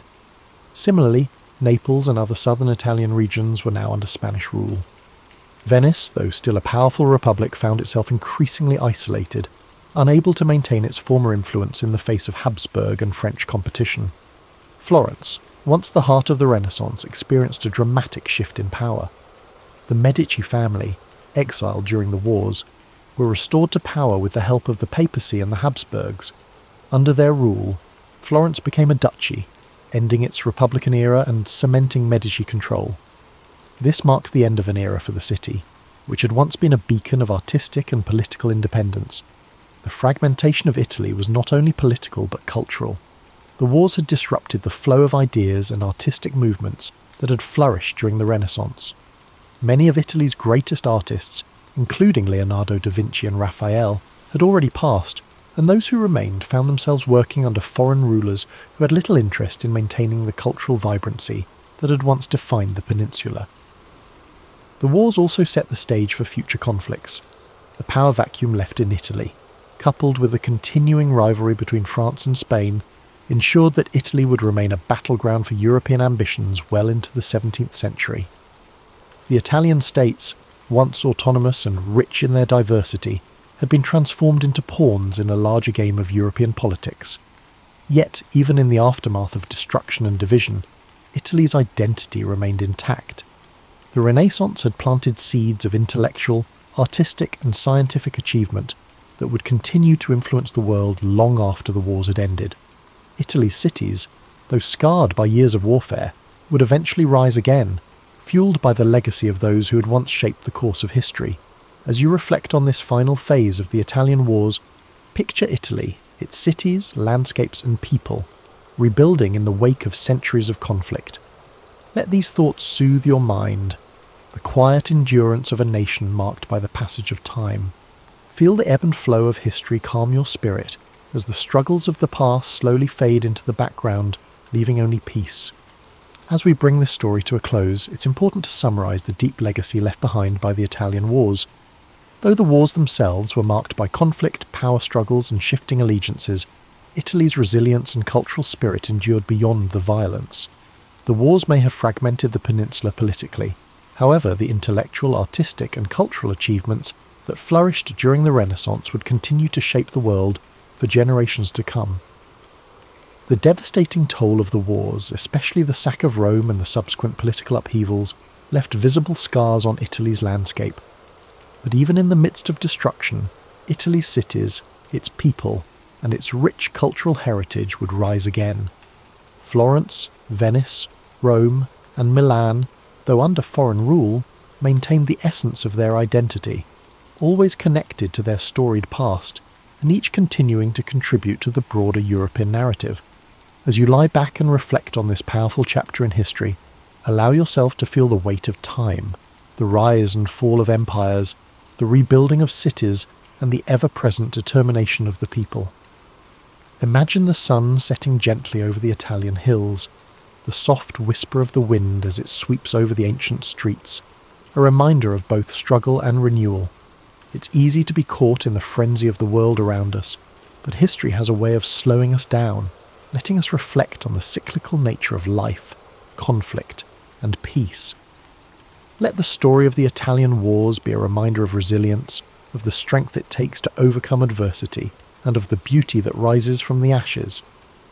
Now, as we transition to the peaceful sounds of rain and soft melodies, let your mind settle into the rhythm of nature, allowing the soothing sounds to wash over you, easing you into a deep and restful sleep. From his earliest days, young Marcus sensed expectations clinging to him like a heavy mantle. He was not yet the philosophical emperor history would revere, merely a curious boy from a prominent Roman family. Marble halls and hushed political debates formed the backdrop of his childhood, each conversation reinforcing the idea that he was fated for a grand role. Even while tinkering with wax tablets and toying with styluses, the weight of the future loomed in every corner of his home. Despite his tender years, Marcus felt drawn to the Roman Forum's colossal columns and venerable statues. Each marble figure whispered tales of victory and downfall, reminding him how power shimmered, then vanished. He marvelled at the thought that these silent sentinels once watched over leaders who, like him, had walked these streets, shoulder to shoulder with fate. More than politics or pageantry, Marcus discovered his keen interest in philosophy. His mother, gentle but incisive, recited lines from Stoic texts on rainy afternoons. Speaking of moral fortitude as the shield against life's unpredictable storm, in these verses, Marcus found a reassuring promise that wisdom could transcend the clamour of ambition. This fascination grew when he met Junius Rusticus, a revered tutor on compromising in truth. Instead of coddling Marcus, Rusticus challenged him, igniting the fire of a questioning mind. Their lessons were forging an inner sanctuary, one guided by reason rather than impulse. While many children dreamed of feasts and fleeting distractions, Marcus quietly gravitated toward calmer pursuits. Evening hours found him practicing letters by lamplight, his stylus carving words about duty and virtue into smooth wax. Even at a young age, he sensed that an empire was not just a playground of wealth and power, but an arena where moral strength was tested at every turn. Politics, however, remained an unrelenting reality. allies and adversaries shifted like desert sands. Whispered rumours ignited disputes in the Senate before the boy even finished his morning meal. The sheer chaos unsettled Marcus, reinforcing his belief that the world desperately needed unwavering ethical principles. In the orchard behind his family's estate, where lemon trees cast comforting shadows, the boy pondered the gap between noble intentions and the labyrinthine struggles for control. Could a leader maintain honour in a realm that seemed to thrive on cunning? One evening, he overheard a conversation between two young senators, speculating on the emperor's successor. They spoke of cunning, lineage, and ties that could tip the scales of power. The gravity of those words thrilled and sobered him. Soon, the emperor's choice would reshape the lives of thousands. Perhaps they would someday look to Marcus for leadership. The thought both exhilarated and weighed him down. He was fully aware that the opulent facade of Rome concealed genuine struggles for numerous individuals. However, a glimmer of determination glowed within him. If he could combine his moral convictions with practical governance, perhaps he could leave a lasting legacy for Rome, surpassing the monuments adorning its skyline. Within the hush of the orchard, lulled by the scent of citrus, Marcus would close his eyes and imagine a city where leaders governed with compassion and clarity, where a child's lessons in virtue could shine light into the darkest corners of public life. This was more than daydreaming. It was the formation of an inner compass. Over time, that compass would guide him through personal trials and political storms alike. The seeds of the greatness, once planted, sprout in quiet moments of introspection. Marcus Aurelius was still a boy, but those daily lessons, stoic texts, moral debates, afternoons spent in wide-eyed awe at the forum's relics, were shaping him into something unexpected. He wanted to be more than a figurehead who wore the purple cloak of Rome. He aspired to be a leader who, through reason and resolve, could honour the empire's legacy while also moulding it into a place where virtue had not yet gone to die. Only time would reveal the magnitude of that promise. But in those early days, he nurtured it beneath the lemon trees, letting the steady Roman sun coax it into full bloom. Occasionally, he noticed the quiet fear in the eyes of servants, wondering if the next political shift would upend their lives.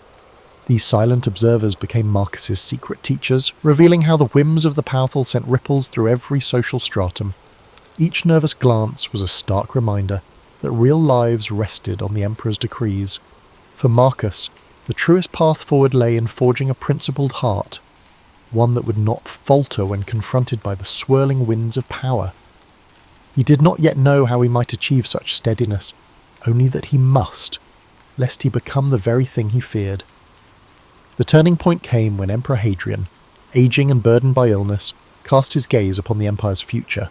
In doing so, he settled upon Antoninus Pius as his immediate successor, but insisted that Antoninus adopt young Marcus alongside Lucius Verus. For Marcus, this was no mere ceremonial shift. Suddenly, every gesture was scrutinized, every uttered word weighed for hints of potential. However, while he felt destiny's grip tighten around him, he also discovered unexpected warmth in Antoninus, the man he would learn to call father. Antoninus Pius was neither a flamboyant conqueror nor a voracious politician. His nature leaned toward the steady and the dutiful. He managed affairs of state with consistent practicality, doing so in a manner that contrasted sharply with the tempestuous reigns Rome had witnessed before. Gradually, Marcus realized that the empire did not always hunger for breathtaking exploits. It sometimes needed the comforting hand of stability, and from Antoninus, he absorbed a set of quiet lessons, among them the value of patience, the virtue of measured decision-making, and the simple power of reliability. But not everyone supported this new arrangement. Some in the Senate murmured that Marcus was too young, too reflective, too predisposed toward philosophy to handle imperial responsibilities.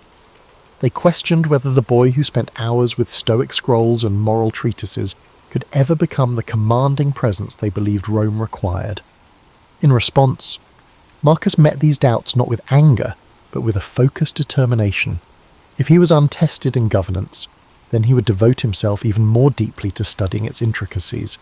He devoured treatises on law, pored over military histories, and conversed late into the night with advisors who had navigated the labyrinth of Roman politics.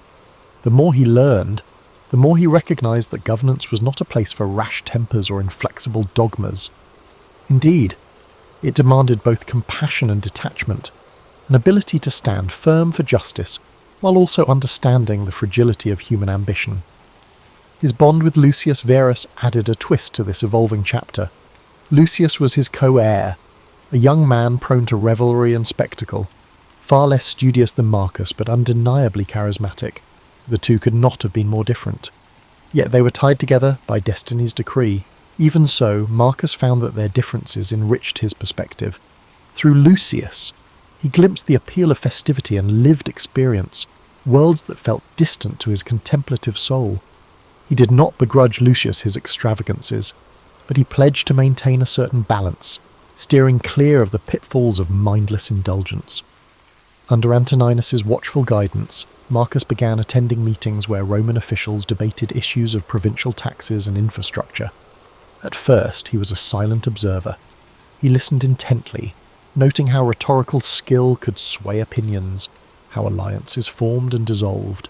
Gradually, Antoninus entrusted him with minor tasks, drafting letters to distant governors, reviewing small legal disputes, or overseeing the maintenance of an aqueduct. Despite the seemingly mundane details, each assignment revealed the hidden threads that held Rome together. An enlightening moment arrived when an official from a far-flung province complained about an unpaid legion. Though it seemed a trivial matter, an administrative oversight, it threatened the morale of hundreds of soldiers, men tasked with safeguarding Roman borders. Marcus tackled the crisis with empathy, ensuring funds were dispatched promptly and carefully, offering a few thoughtful words of gratitude for the troops' service. The gesture, though modest, resonated widely. Rumours spread of the young heir who was genuinely concerned for the well-being of people he had never met. For the first time, Marcus sensed that his inclination toward moral philosophy might, in fact, hold a practical value in the arena of power. Life under Antoninus's roof was both nurturing and demanding.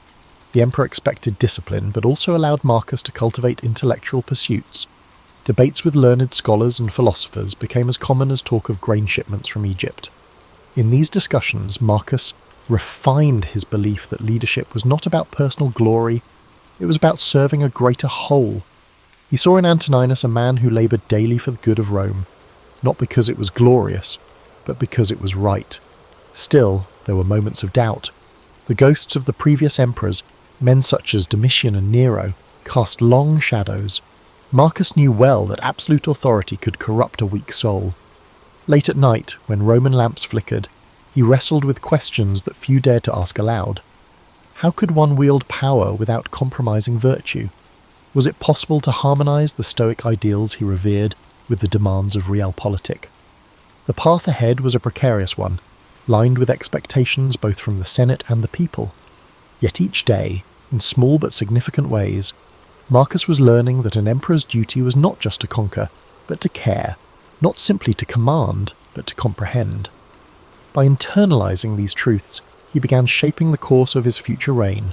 More importantly, he was becoming the steward of an empire that, under his guiding hand, might just find the soul it had long been missing. Years passed quietly, each sunrise an opportunity for Marcus to refine his understanding of both philosophy and government.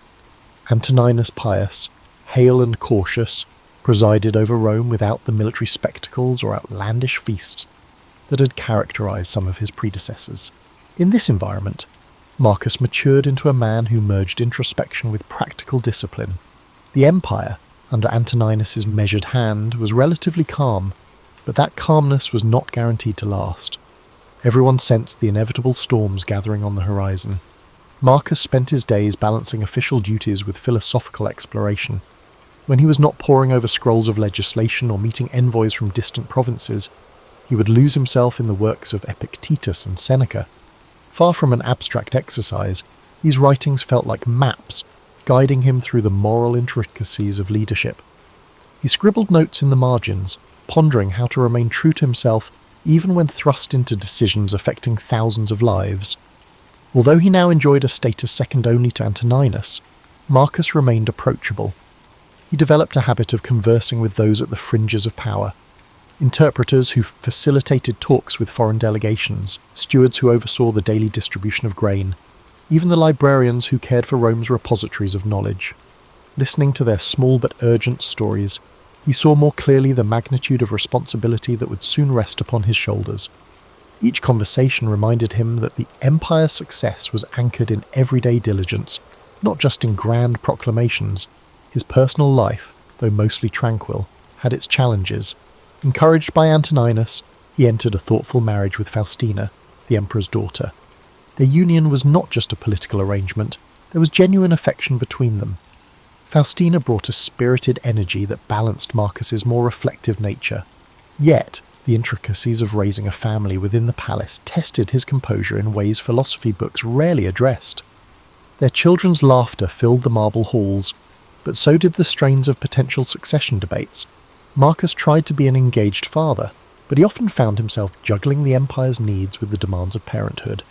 Meanwhile, Lucius Verus, his adoptive brother, grew increasingly restless. The lull under Antoninus's rule left Lucius craving excitement. He frequented gatherings that were rumoured to be lavishly hedonistic, drawing the curiosity of Rome's elite and the concern of its moralists. Despite their occasional friction, Marcus still cared for Lucius, who was, after all, part of the family. To reconcile their worlds, Marcus invited Lucius to more official functions, hoping to blend Lucius's charm with the seriousness of leadership. Sometimes it worked, other times it sparked tension. It was around this period that disturbing news began to trickle in from the northern frontiers. Germanic tribes tested the boundaries of the empire, small incursions hinting at bigger clashes to come. Rome had grown accustomed to relative peace, and these events rattled the comfortable illusions of eternal stability. Marcus became acutely aware that Stoic ideals would soon be tested on the battlefield as much as in the Senate. Responding to these threats required not just philosophical calm but strategic understanding, a skill he was only beginning to hone. In the midst of these concerns, Antoninus's health began its slow decline. The once vigorous emperor found it harder to manage day-to-day affairs. His breath grew laboured, and he often complained of fatigue. Though he did his best to hide this weakness from the public, it was clear that the reins of power would soon pass to Marcus. The Senate, aware of Antoninus's frailty, started looking to Marcus for guidance. The time of apprenticeship was ending. A new chapter beckoned. As the final months of Antoninus's life slipped away, Rome braced for another transition. Advisors, supplicants, and petitioners flocked to Marcus, seeking to gauge how he would wield authority. Their probing questions highlighted the complexity of the imperial mantle.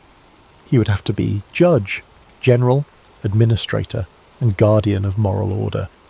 While Marcus's Stoic studies had long taught him to just detach from anxiety, he found it increasingly hard to remain unaffected by these growing burdens. In private moments, he confided in Faustina, admitting fears about war, about the intrigues lurking beneath Rome's placid surface, and about the simple possibility of failing those who depended on him. She, in turn, reminded him of his capacity for empathy and reason. Though the role of emperor seemed impossibly grand, Marcus had spent his entire life preparing, in subtle ways, for the very challenges that now loomed ahead. Finally, Antoninus Pius passed, gently and without drama, surrounded by those he loved. The city let out a measured sigh of sorrow, acknowledging the passing of an era defined by stability. However, beneath that grief lay a cautious optimism that Marcus Aurelius, thoughtful, unassuming, and thoroughly steeped in the empire's workings, might guide Rome with both virtue and pragmatism. Many whispered that a new golden age could be on the horizon. Others, recalling the cycles of history, reserved judgment until events proved the substance of Marcus's character. With the emperor's seat now vacant, all eyes turned to Marcus. The hush that settled over the city was brief but profound.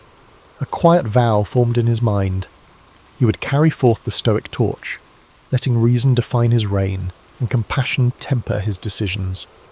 Unknown trials awaited him, from barbarian incursions to political betrayals, but he would meet them as a man dedicated to something greater than personal gain. Rome was poised to discover if a philosopher king could truly exist, a leader who could blend moral wisdom with the realities of ruling an empire that, though splendid, was also vulnerable and flawed. In the wake of Antoninus's passing, Marcus Aurelius ascended to the throne with a mixture of solemnity and resolve. By tradition, he shared authority with Lucius Verus, fulfilling the adoption arrangements that Hadrian had set in motion years before. It was a decision that simultaneously solidified Rome's governance and tested Marcus's patience. Despite their differing temperaments, one philosophical and measured, the other spirited and convivial, they now united in leadership. Their first challenge appeared swiftly. The Parthian Empire seized upon the perceived vulnerability of a transitioning Rome, threatening key eastern provinces. Roman legions prepared for battle, and Lucius Verus rushed to oversee military operations.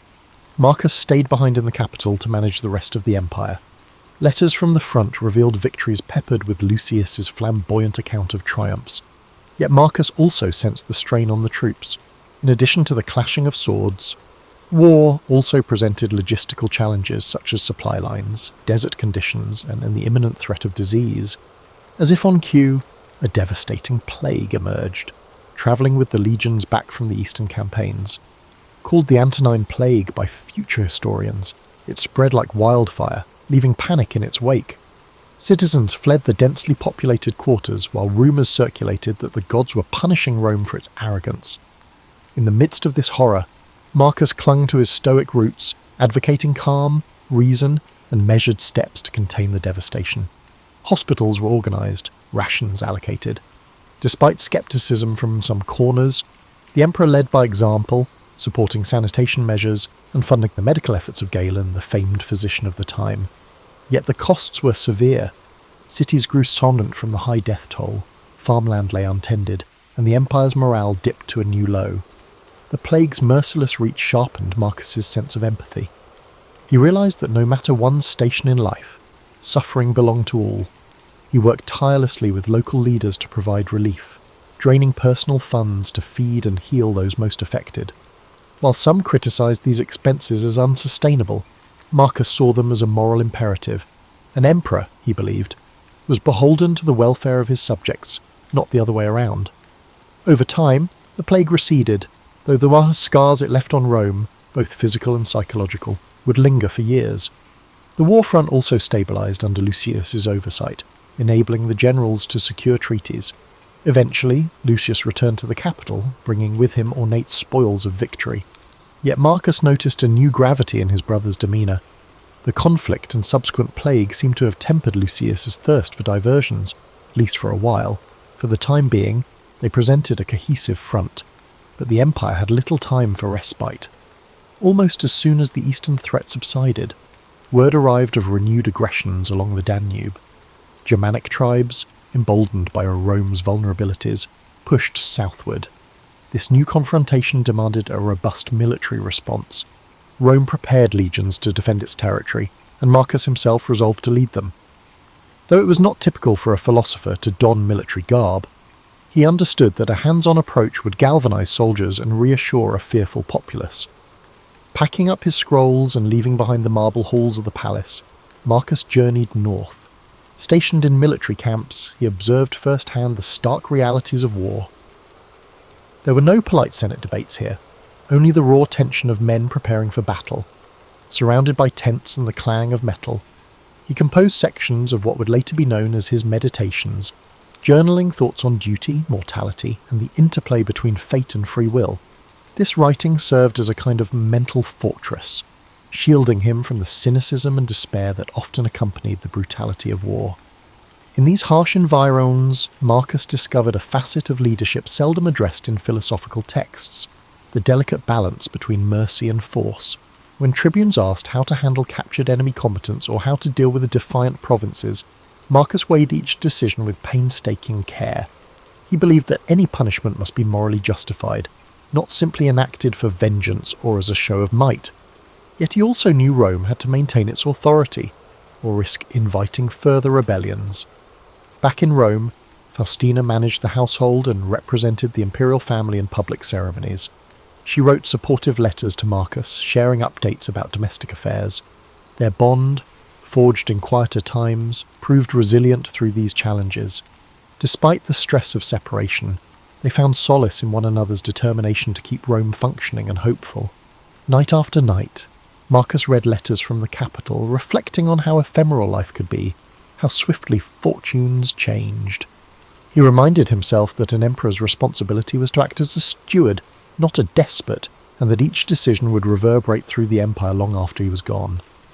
And so he pressed on, consulting with generals, negotiating with tribal leaders, and continuing to record his private reflections about human nature. As war raged, the empire watched with a mixture of dread and admiration. Here was a ruler who seemed less concerned with personal glory and more intent on preserving Rome's values and stability. Veteran soldiers, once sceptical of a philosopher-emperor, fought with a renewed fervour, encouraged by his willingness to share their burdens. In those windswept camps along the Danube, Marcus Aurelius began shaping a legacy unlike any other, one rooted in the conviction that wisdom and compassion, far from being weaknesses, were the empire's strongest defence. The savage winters on the Danubian frontier tested Rome's legions in ways few had anticipated. Snow whipped through the encampments, layering tents in white drifts. Horses whinnied at the bitter chill, and the men huddled around makeshift fires. Marcus Aurelius, never one to shield himself from hardship, felt the sting of frozen air each morning. For all the stoic counsel he'd absorbed, he still found it an unrelenting challenge to rise at dawn and address the concerns of his commanders. Yet the deeper the cold bit into his bones, the more he recognised that resolve was forged through shared trials. Messages arrived from Rome, some filled with trivialities of court life, others warning that the imperial treasury was dwindling under the twin demands of plague recovery and war expenses. Food prices rose, merchants hoarded grain, and unrest simmered in urban districts. In response, Marcus intensified efforts to maintain supply lines, ensuring that shipments of grain and other essentials could reach both the front line and the capital. It was a delicate balance, requiring deals with regional governors and the occasional stern reminder of imperial authority. Amid the logistics and strategizing, he found an unlikely companion in Claudius Pompeianus, a seasoned general known for his sharp wit. While Pompeianus thrived on military prowess, he was also open to philosophical musings. Many evenings the two men would talk over steaming bowls of spelt porridge about the nature of fate and whether a just war could exist. These conversations, though brief, allowed Marcus moments of intellectual clarity. He saw in Pompeianus a fellow seeker, albeit one who channeled his convictions into martial discipline rather than written reflection. Though the war's burden weighed heavily, Marcus's popularity among the soldiers soared. In him, they saw not an aloof imperial figure but a leader who endured the same bitter chill, the same muddy camps, the same threat of sudden attack. During battle preparations, Marcus took care to visit injured soldiers, offering words of encouragement. His presence among them became a reassuring symbol that Rome's emperor understood sacrifice not from a gilded distance, but through personal experience. Yet the frontier's dangers were manifold. Rumours circulated of potential betrayal among allied tribes, an infiltration by spies working for the Germanic chieftains. Skirmishes erupted unexpectedly. Sometimes a wave of arrows would descend at night, leaving the camp reeling. Through it all, Marcus refused to let paranoia corrode his judgment. He tightened security, yes, but also dispatched diplomats to negotiate terms. If a measure of peace could be attained through reason rather than bloodshed, he was determined to find it. Back in Rome, Faustina managed the empire's public face as best she could. She visited temples, performed ritual offerings, and listened to the appeals of citizens who sought the emperor's ear. Though many admired her resilience, whispers of court intrigue continued to swirl. Some criticized Faustina for her independent demeanor, while others, eager for influence, tried to align themselves with her. She navigated these politics deftly, sending regular dispatches to Marcus so he was never uninformed. Letters also arrived from Lucius Verus, who split his time between the capital and lesser conflicts simmering in other territories. His initial flamboyance had softened, replaced by a pragmatic acceptance of imperial duty. Together, albeit from a distance, Marcus and Lucius worked to present a united front. They knew Rome's foes would seize upon any sign of discord. As the war stretched on, Marcus felt the strain in every facet of his life. He was the philosopher emperor, yet he frequently ordered troop movements that ended in bloodshed. At night, when the cold wind rattled the tent flaps, he wrestled with guilt. He reminded himself that stoicism was not about denying emotion, but understanding it. Power, he realized, did not give him the luxury of clean hands. Leaders often had to act in ways that chafed against their deeper ideals. Still, there were small mercies, brief truces brokered, A day of sunshine to melt the ice, a messenger bringing news that a troubled province had stabilized. In these fleeting moments, Marcus remembered why he had taken up this struggle in the first place, to safeguard a realm that, for all its imperfections, still held the potential for virtue. If Rome could remain strong yet morally grounded, the seeds of a more enlightened society might one day take root. Victory was not guaranteed, nor was an end to the constant trials. The barbarian tribes fought with desperation, determined to carve out territories in the empire's weakening landscape.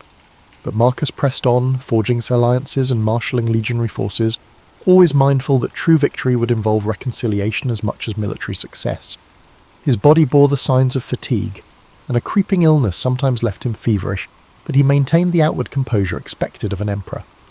As the harshest winter months receded, there glimmered the faint promise of progress.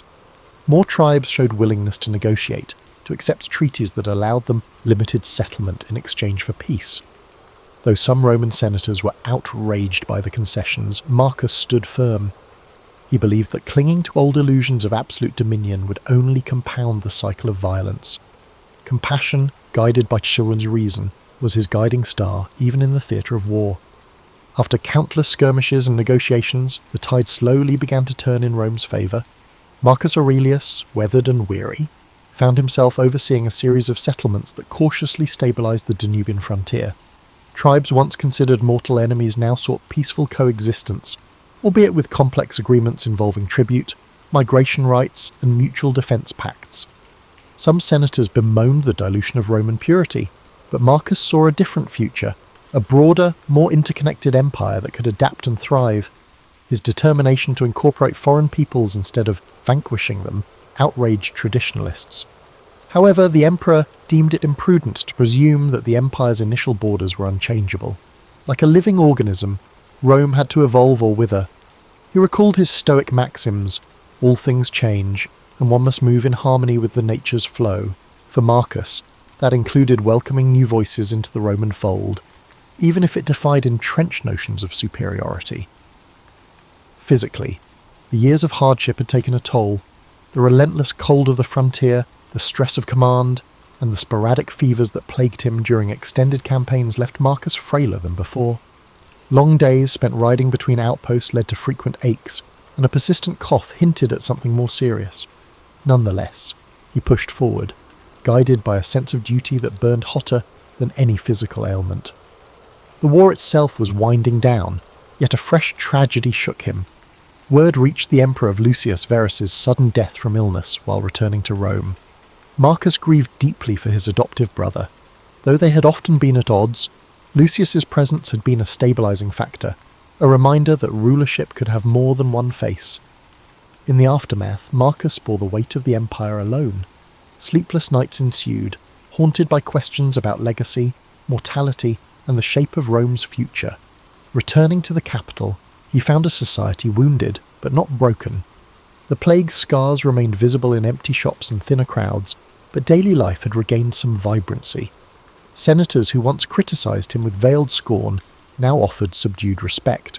Many recognised that he had led Rome through one of its darkest chapters, whether or not they agreed with every decision. Outside the Senate, artisans and farmers alike spoke of the emperor's empathy, a trait seldom celebrated in men of power.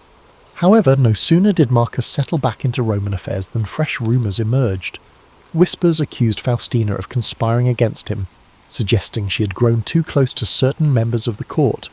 Marcus, pained by this gossip, tried to separate baseless slander from legitimate concern. He had learned from his years of governance that rumours often sprang from envy or manipulation. Still, the seeds of doubt were difficult to eradicate entirely. Faustina dismissed the accusations, and Marcus, trusting her loyalty, did not pursue them further. In these uneasy times, he also grappled with fatherly worries. His son, Commodus, was approaching manhood, eager to mould him into a successor who could uphold Rome's evolving ideals. Marcus introduced him to generals, legal experts, and philosophers. Yet Commodus seemed indifferent to the stoic virtues that had guided his father. He exhibited flashes of arrogance, a taste for spectacle, and a hunger for the luxuries of court life. Marcus prayed that exposure to genuine responsibility would temper those impulses, but he could not silence the disquiet that churned within him. Amid political intrigues and paternal anxieties, Marcus returned to his writings, adding new pages to the philosophical journal he kept close at hand. These reflections, composed in the hush of dawn or by lamplight late at night, served as a compass when external chaos threatened to overwhelm him. Quietly, he reaffirmed that temperance, justice, courage, and wisdom remained the pillars upon which a life of purpose was built. If he could not enforce these virtues on an empire, let alone on his child, he could at least embody them. Determined to leave Rome stronger than he found it, Marcus embarked on a series of legal and social reforms. He wanted to streamline bureaucratic processes, ensure that provincial governors were held accountable, and provide stable infrastructure for a population still reeling from war and disease. Funding was scarce, but he allocated what resources he could to the projects he deemed essential. Aqueducts were repaired, roads improved, and schools granted modest stipends to educate the next generation. Critics warned that such benevolence bordered on naivete, yet Marcus viewed these steps as vital investments in a more resilient Rome. Even in the hush of progress, he was not blind to the undercurrent of discontent. Powerful families plotted behind closed doors, believing that an emperor preoccupied with moral philosophy could be outmaneuvered. Soldiers, once loyal, grew restless in peacetime. The empire's old ghosts never fully vanished. Marcus braced himself for the next upheaval, aware that stability was always an interlude, never a permanent state, and so he carried on, leaning on the very principles he had studied as a child, navigating betrayal and forging alliances, contending with the willful nature of his offspring. He tried to remain steadfast. Each day brought a new puzzle, a shortage of funds, a border skirmish, a senator's duplicity. Yet through it all, Marcus Aurelius refused to relinquish his core belief that reason and compassion might still illuminate the darkest corridors of power. Time was a patient sculptor, etching its lines deeper into Marcus's features. Though he still attended to official duties with unwavering diligence, his health faltered. That persistent cough worsened, and his nights grew more restless. The physicians advised rest, but an emperor's life rarely granted such luxuries. Fears lingered too, the sense that the empire was but one rumour, one betrayal, or one uprising away from fragmentation. Marcus stood at the centre, exerting every effort to maintain unity through the combined power of rational governance and moral conviction. In the final campaigns against resurgent Germanic tribes, Marcus once again took to the field. Age had not diminished his resolve. From camp to camp, he travelled with a small retinue, offering encouragement to battle-weary troops. Yet this time the war-worn emperor appeared more ghostly than regal. The men spoke of his stoic endurance, how his eyes shimmered with fever even as he spoke of duty and fortitude. For all he had done to keep Rome intact, the ravages of illness would not yield to rhetorical skill. Commodus, summoned to his father's side, witnessed firsthand the empire's fringes, a harsh land shaped by conflict. Marcus hoped the sight would steel his son's character, prompting a sense of responsibility. But Commodus wore impatience like a second toga. He complained about the cold, about the humble rations, about the lack of pomp he believed befitted an imperial heir. Marcus inwardly grieved, knowing the path ahead might splinter beneath Commodus's restless feet.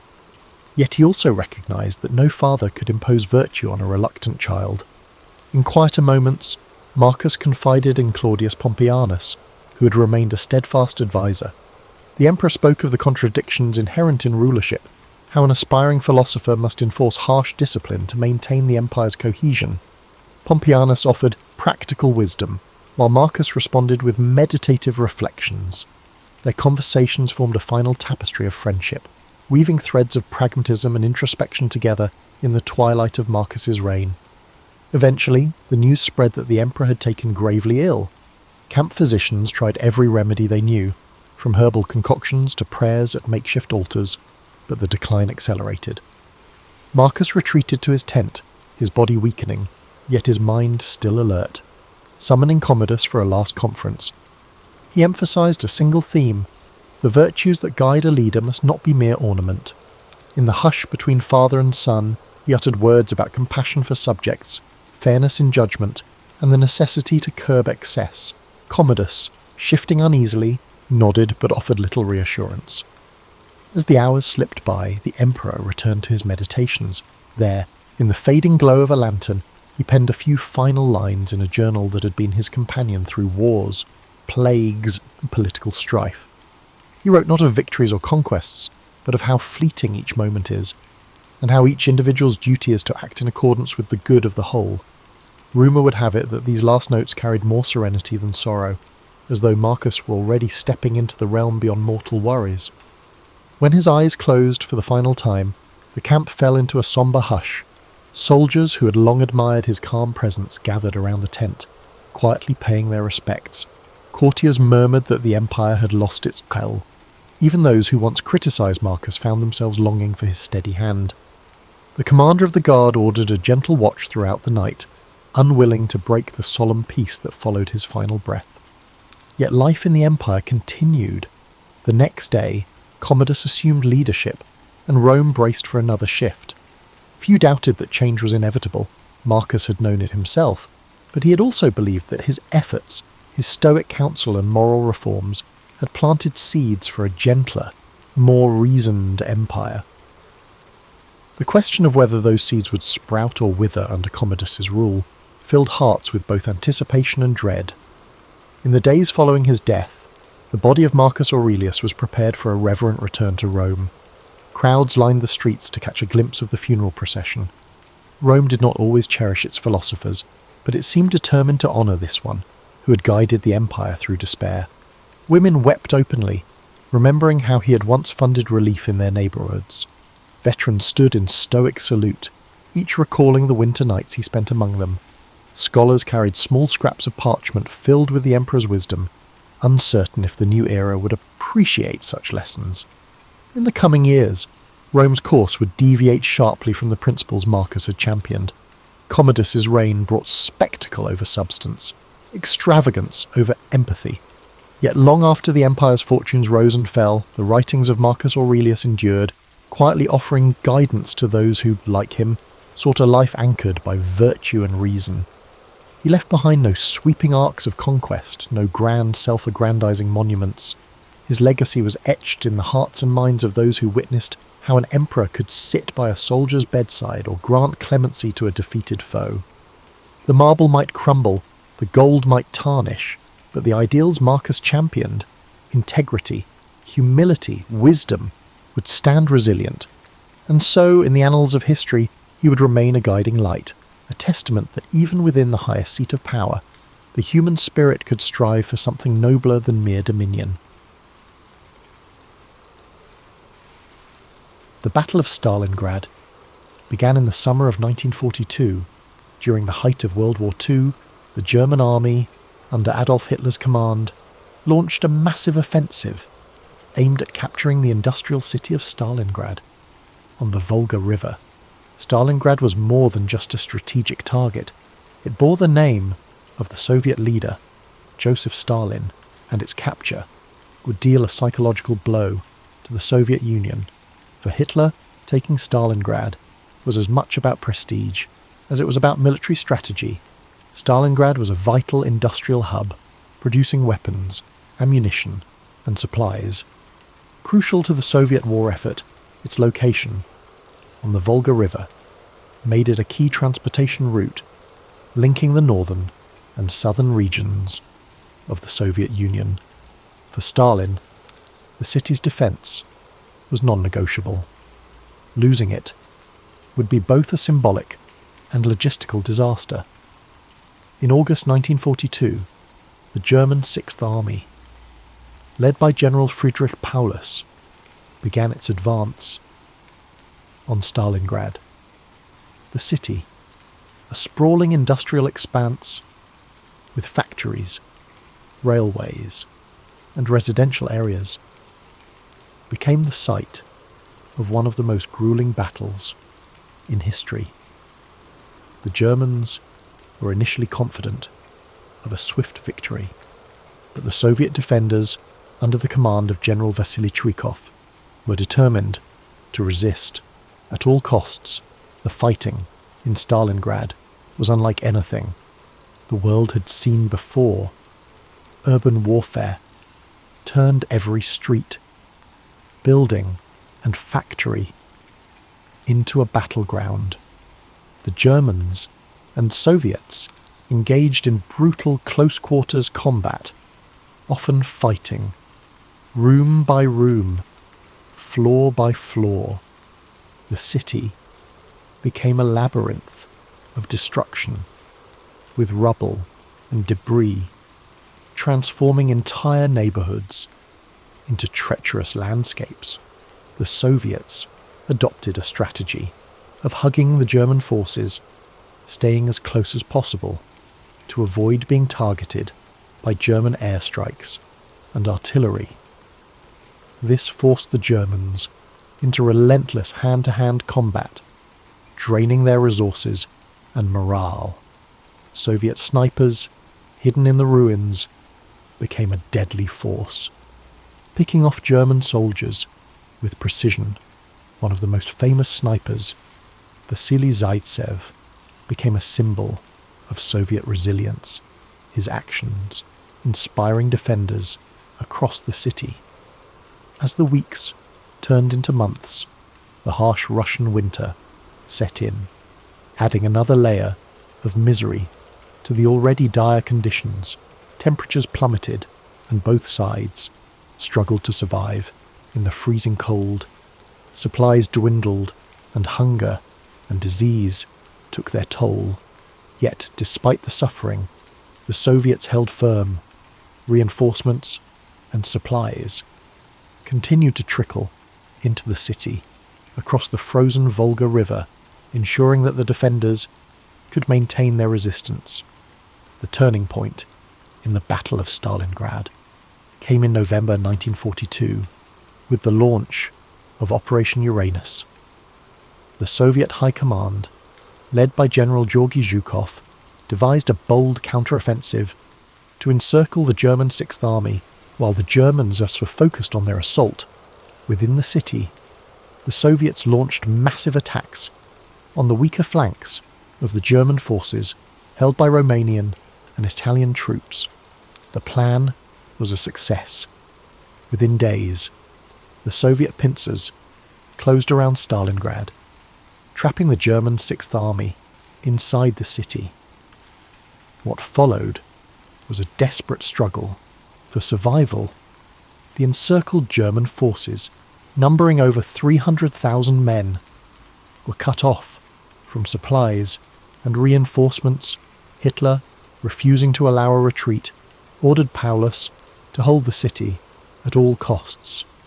The Luftwaffe attempted to airlift supplies to the encircled troops, but the efforts were insufficient. The soldiers inside the pocket faced starvation, freezing temperatures, and relentless Soviet attacks. The Soviets tightened their grip on the city, systematically destroying the remaining German positions. The defenders' situation became increasingly hopeless, and morale plummeted.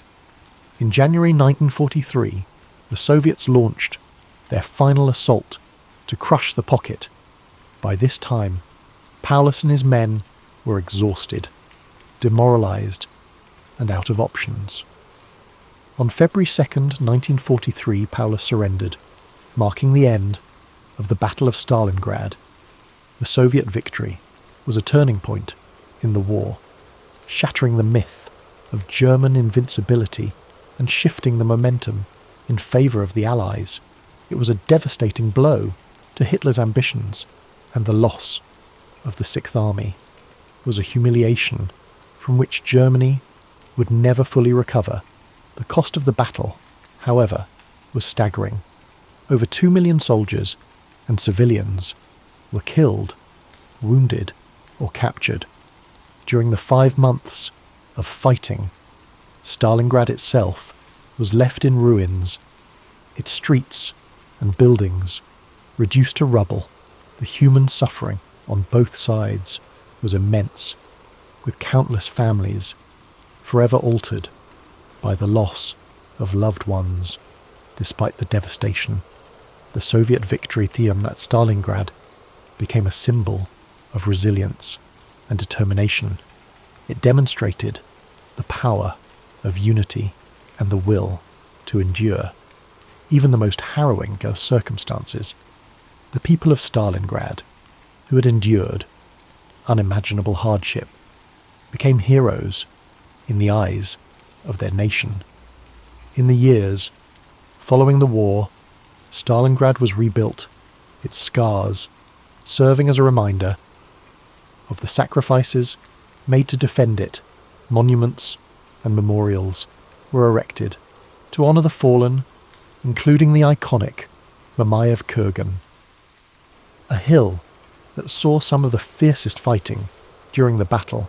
At its summit stands the towering statue of "The Motherland Calls," a symbol of the Soviet Union's strength and resilience. The Battle of Stalingrad remains one of the most studied and remembered events of World War II. It serves as a testament to the courage and determination of those who fought, and as a reminder of the horrors of war. The sacrifices made at Stalingrad helped shape the course of history, paving the way for the eventual Allied victory.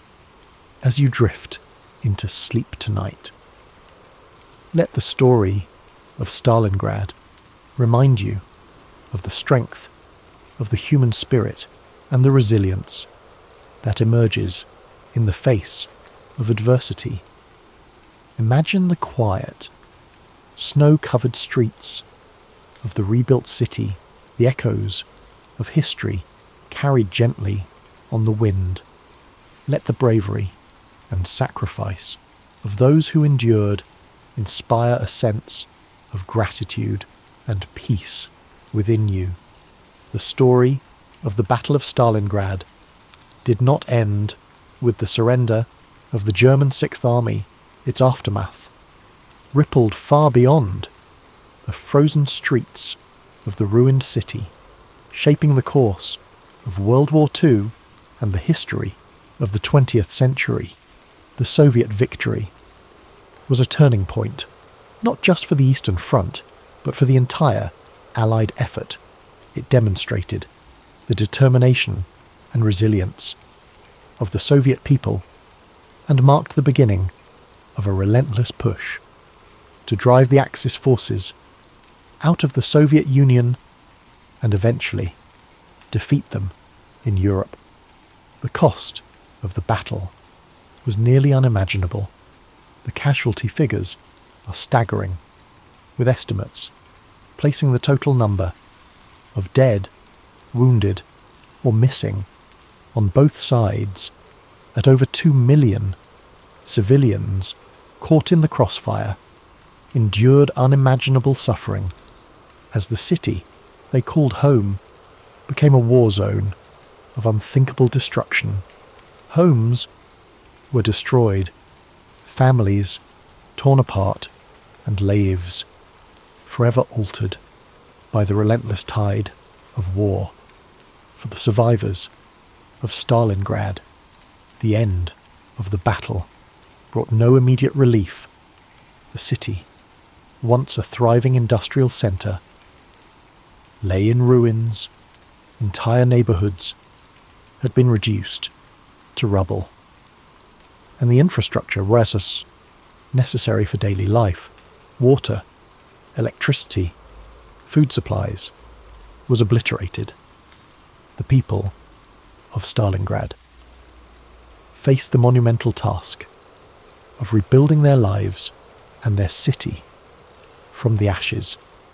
Yet, even in the face of such devastation, there was a sense of pride and determination among the survivors. They had endured the unendurable and emerged victorious. The Soviet government worked swiftly to rebuild Stalingrad. The city became a symbol of resilience and sacrifice, a beacon of Soviet strength and determination. Propaganda celebrated the victory as a triumph of socialism and the indomitable spirit of the Soviet people. The rebuilding effort was immense, and though the scars of war were not easily erased, the city slowly rose from its ashes. For the German army, the defeat at Stalingrad was a catastrophe from which it would never fully recover, the loss of the Sixth Army, one of Germany's most experienced and well-equipped fighting forces, was a devastating blow. Morale among German troops on the Eastern Front plummeted, and the aura of invincibility that had surrounded the Wehrmacht since the beginning of the war was shattered. Hitler's refusal to allow a retreat, his insistence on holding Stalingrad at all costs, and the ultimate surrender of Paulus and his forces exposed the flaws in Germany's military strategy and leadership. The Soviets capitalized on their victory at Stalingrad, launching a series of offensives that pushed the Germans further and further west. The Red Army's momentum, gained at such great cost in Stalingrad, carried them all the way to Berlin by the spring of 1945. The victory at Stalingrad was the foundation upon which the eventual Soviet triumph in World War II was built. Beyond its military significance, the Battle of Stalingrad left a profound legacy in the collective memory of the world. It became a symbol of resilience, sacrifice, and the unyielding human spirit. The stories of the soldiers and civilians who endured the battle, stories of heroism, endurance, and survival, continue to resonate. Their experiences remind us of the horrors of war, the cost of conflict, and the strength of the human will to persevere. For the people of Stalingrad, their city's name became synonymous with courage and defiance. In 1961, during a wave of de-Stalinization in the Soviet Union, the city was renamed Volgograd, yet the memory of the Battle of Stalingrad remained deeply embedded in the hearts of those who lived through it and those who came after. The name Stalingrad continues to evoke the profound sacrifices made during those grueling months of battle. The battlefields of Stalingrad have since been preserved as places of remembrance and reflection.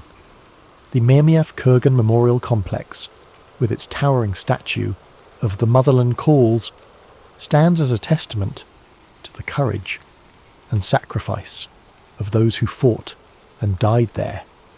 Visitors from around the world come to walk the hallowed ground, to honour the memory of the fallen, and to reflect on the lessons of history.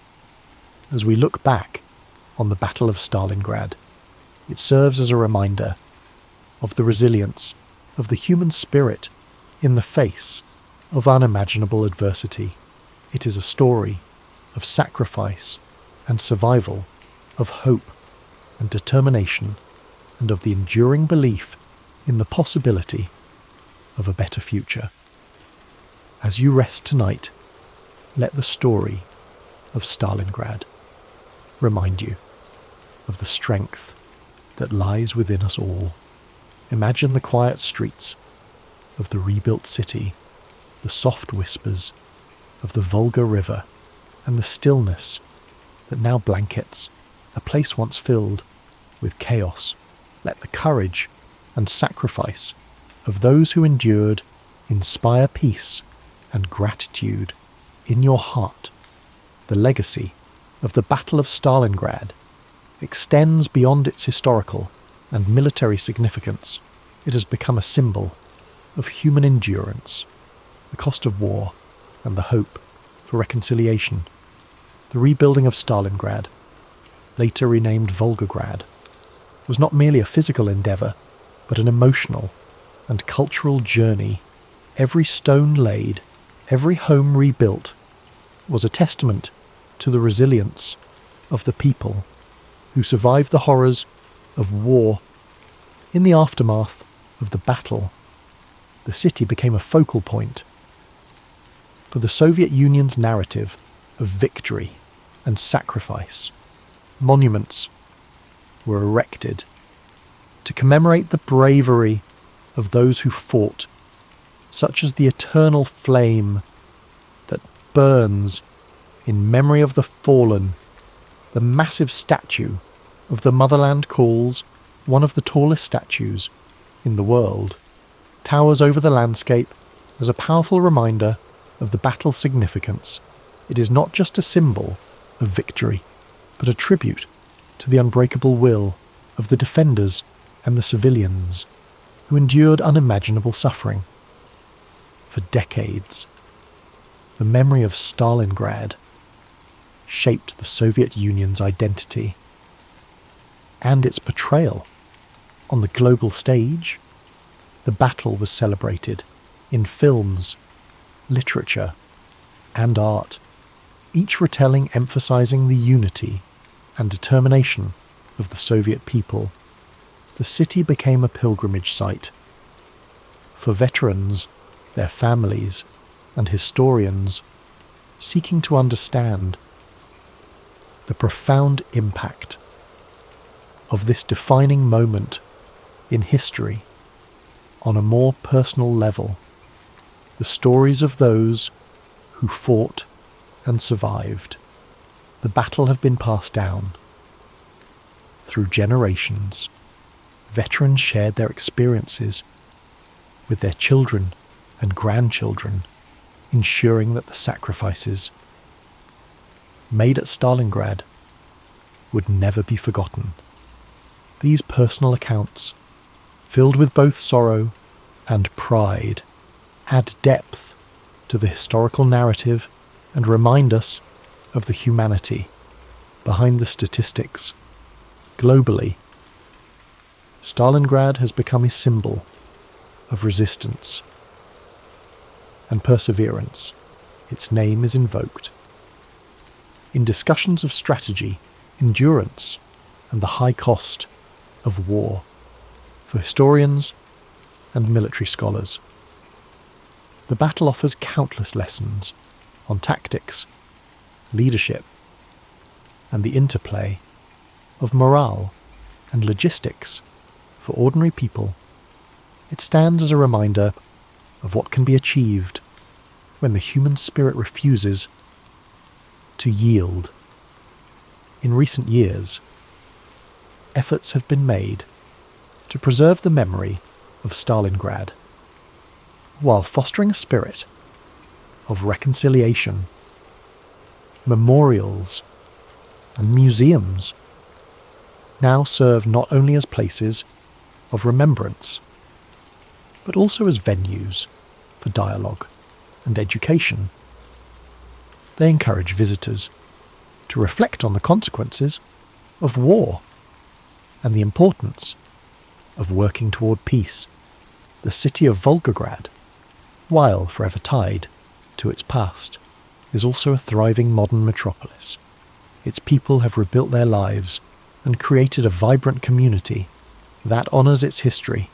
While looking to the future, the scars of the battle remain in some places, but they serve as reminders of resilience rather than destruction. The lessons of Stalingrad resonate today, reminding us of the importance of unity in the face of adversity, the necessity of standing firm for what is right, and the value of seeking peace, even in the darkest times. It teaches us that the human spirit, when fueled by determination and hope, can endure even the greatest challenges. As you settle into rest, let the story of Stalingrad fill you with a sense of reflection and gratitude Picture the calm, serene city of Volgograd today, its streets filled with life, its people moving forward while carrying the memory of their past. Imagine the stillness of the fields and the gentle flow of the Volga River, now a place of peace and renewal. The story of the Battle of Stalingrad is rich with details and facts that help us understand the scale of the conflict and the impact it had on the course of World War II. As we reflect further on this pivotal event, let's explore some key facts that bring its history into sharper focus. The Battle of Stalingrad lasted for 200 days, from August 23rd, 1942 to February 2nd, 1943. It is considered one of the longest and bloodiest battles in the history of warfare. The total number of casualties is estimated at over 2 million, making it one of the deadliest battles in human history. These figures include soldiers from both sides, as well as countless civilians caught in the crossfire. The German Sixth Army, led by General Friedrich Paulus, was one of the most formidable forces in Hitler's military. At its peak, the Sixth Army was comprised of over 300,000 soldiers. By the end of the battle, nearly 91,000 German soldiers were taken prisoner, including General Paulus himself. The Soviet strategy of hugging the enemy, staying in close combat to neutralize the Germans' artillery and air superiority, played a critical role in the city's defense. This tactic turned the urban ruins of Stalingrad into a deadly maze for the German forces. Vasily Zaitsev, a Soviet sniper, became a symbol of the defenders' resilience. During the battle, he is credited with killing over 225 German soldiers, including enemy snipers, which boosted the morale of his comrades. Operation Uranus, the Soviet counteroffensive launched in November 1942, was a brilliantly executed maneuver. By attacking the weaker flanks of the German forces held by Romanian and Italian troops, the Soviets were able to encircle and trap the German Sixth Army within the city. The German soldiers trapped in the encirclement known as the Kessel, or cauldron, endured horrific conditions. They faced starvation, freezing temperatures, and relentless Soviet assaults. Supplies delivered by air were woefully inadequate, leading to widespread suffering and death. One of the defining moments of the battle was Hitler's refusal to allow Paulus to retreat or break out of the encirclement. This decision sealed the fate of the Sixth Army and marked a significant turning point within the war. When General Paulus surrendered on February 2nd, 1943, it was the first time in history that a German field marshal had been captured alive. This was a major humiliation for Hitler and a symbolic victory for the Allies. The Soviet victory at Stalingrad marked the beginning of a series of offensives that pushed the German forces back across Eastern Europe. It was a critical turning point that shifted the momentum of the war in favour of the Allies. The city of Stalingrad, renamed Volgograd in 1961, has become a place of remembrance. Monuments like the Mamayev Kurgan and the Motherland Calls serve as powerful tributes to those who fought and died during the battle. Despite its association with destruction and suffering, Stalingrad is also a symbol of resilience, unity, and the indomitable human spirit. Its story continues to inspire people around the world, reminding us of the importance of courage and perseverance. As you reflect on these facts, let the weights of history settle gently. In your mind, each detail, each moment of bravery, and sacrifice adds to the tapestry of this remarkable story. Imagine the quiet streets of Volgograd today, a city that has risen from the ashes of war, standing as a testament to the enduring strength of the human spirit. story of Omaha Beach begins with the broader context of World War II, a conflict that had engulfed the globe by the early 1940s. After the fall of France to Nazi Germany in 1940, much of Western Europe lay under German occupation. Britain stood alone as the last bastion of resistance in Western Europe, facing the might of the German Luftwaffe in the Battle of Britain and enduring relentless bombing during the Blitz. Despite these challenges, Britain, under the leadership of Winston Churchill, refused to capitulate. Across the Atlantic, the United States had initially maintained a policy of neutrality, focusing on domestic recovery from the Great Depression. However, the attack on Pearl Harbor in December 1941 brought the United States into the war, joining the Allies in their struggle against the Axis powers. The United States, with its vast industrial capacity and manpower, became a crucial partner in the fight to liberate Europe. By 1942, the Allies faced the daunting task of planning a full-scale invasion of Nazi-occupied Europe. This effort, known as Operation Overlord, aimed to establish a foothold in France, opening a Western front to relieve pressure on the Soviet Union, which was bearing the brunt of the fighting on the Eastern Front.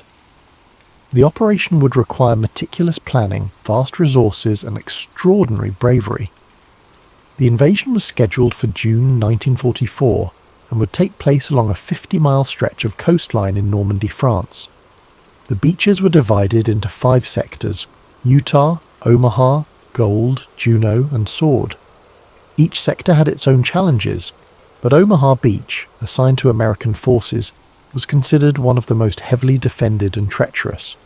The Germans, anticipating an Allied invasion, had fortified the French coastline with a series of defensive structures known as the Atlantic Wall. This formidable barrier included concrete bunkers, artillery emplacements, barbed wire, minefields, and anti-tank obstacles.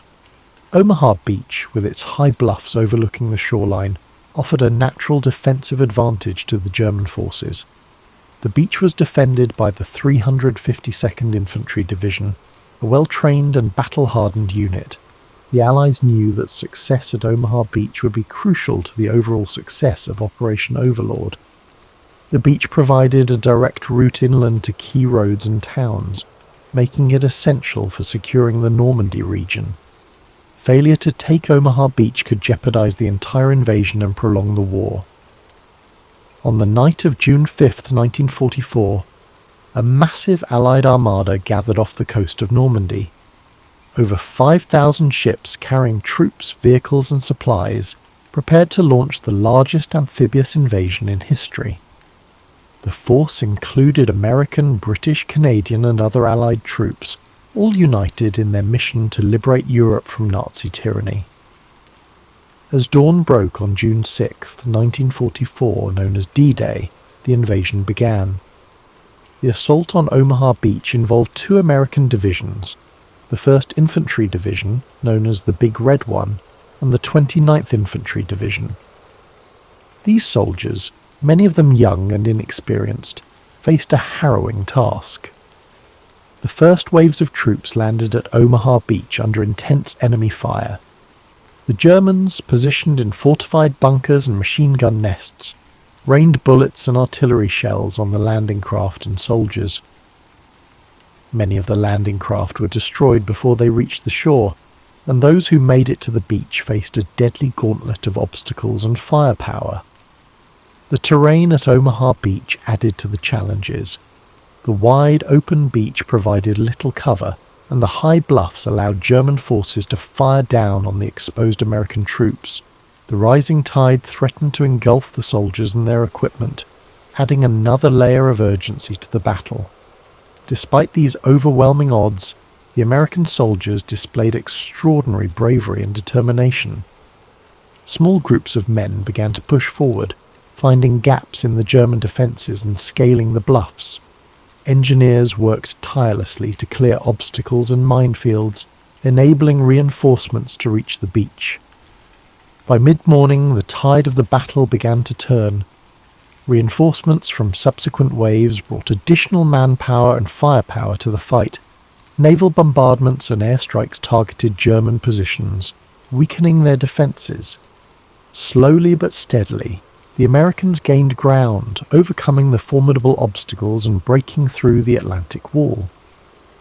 By the end of the day, the American forces had secured a foothold at Omaha Beach, but the cost was staggering. Over 2,000 American soldiers were killed, wounded, or missing, making Omaha Beach the bloodiest of the 5 D-Day beaches.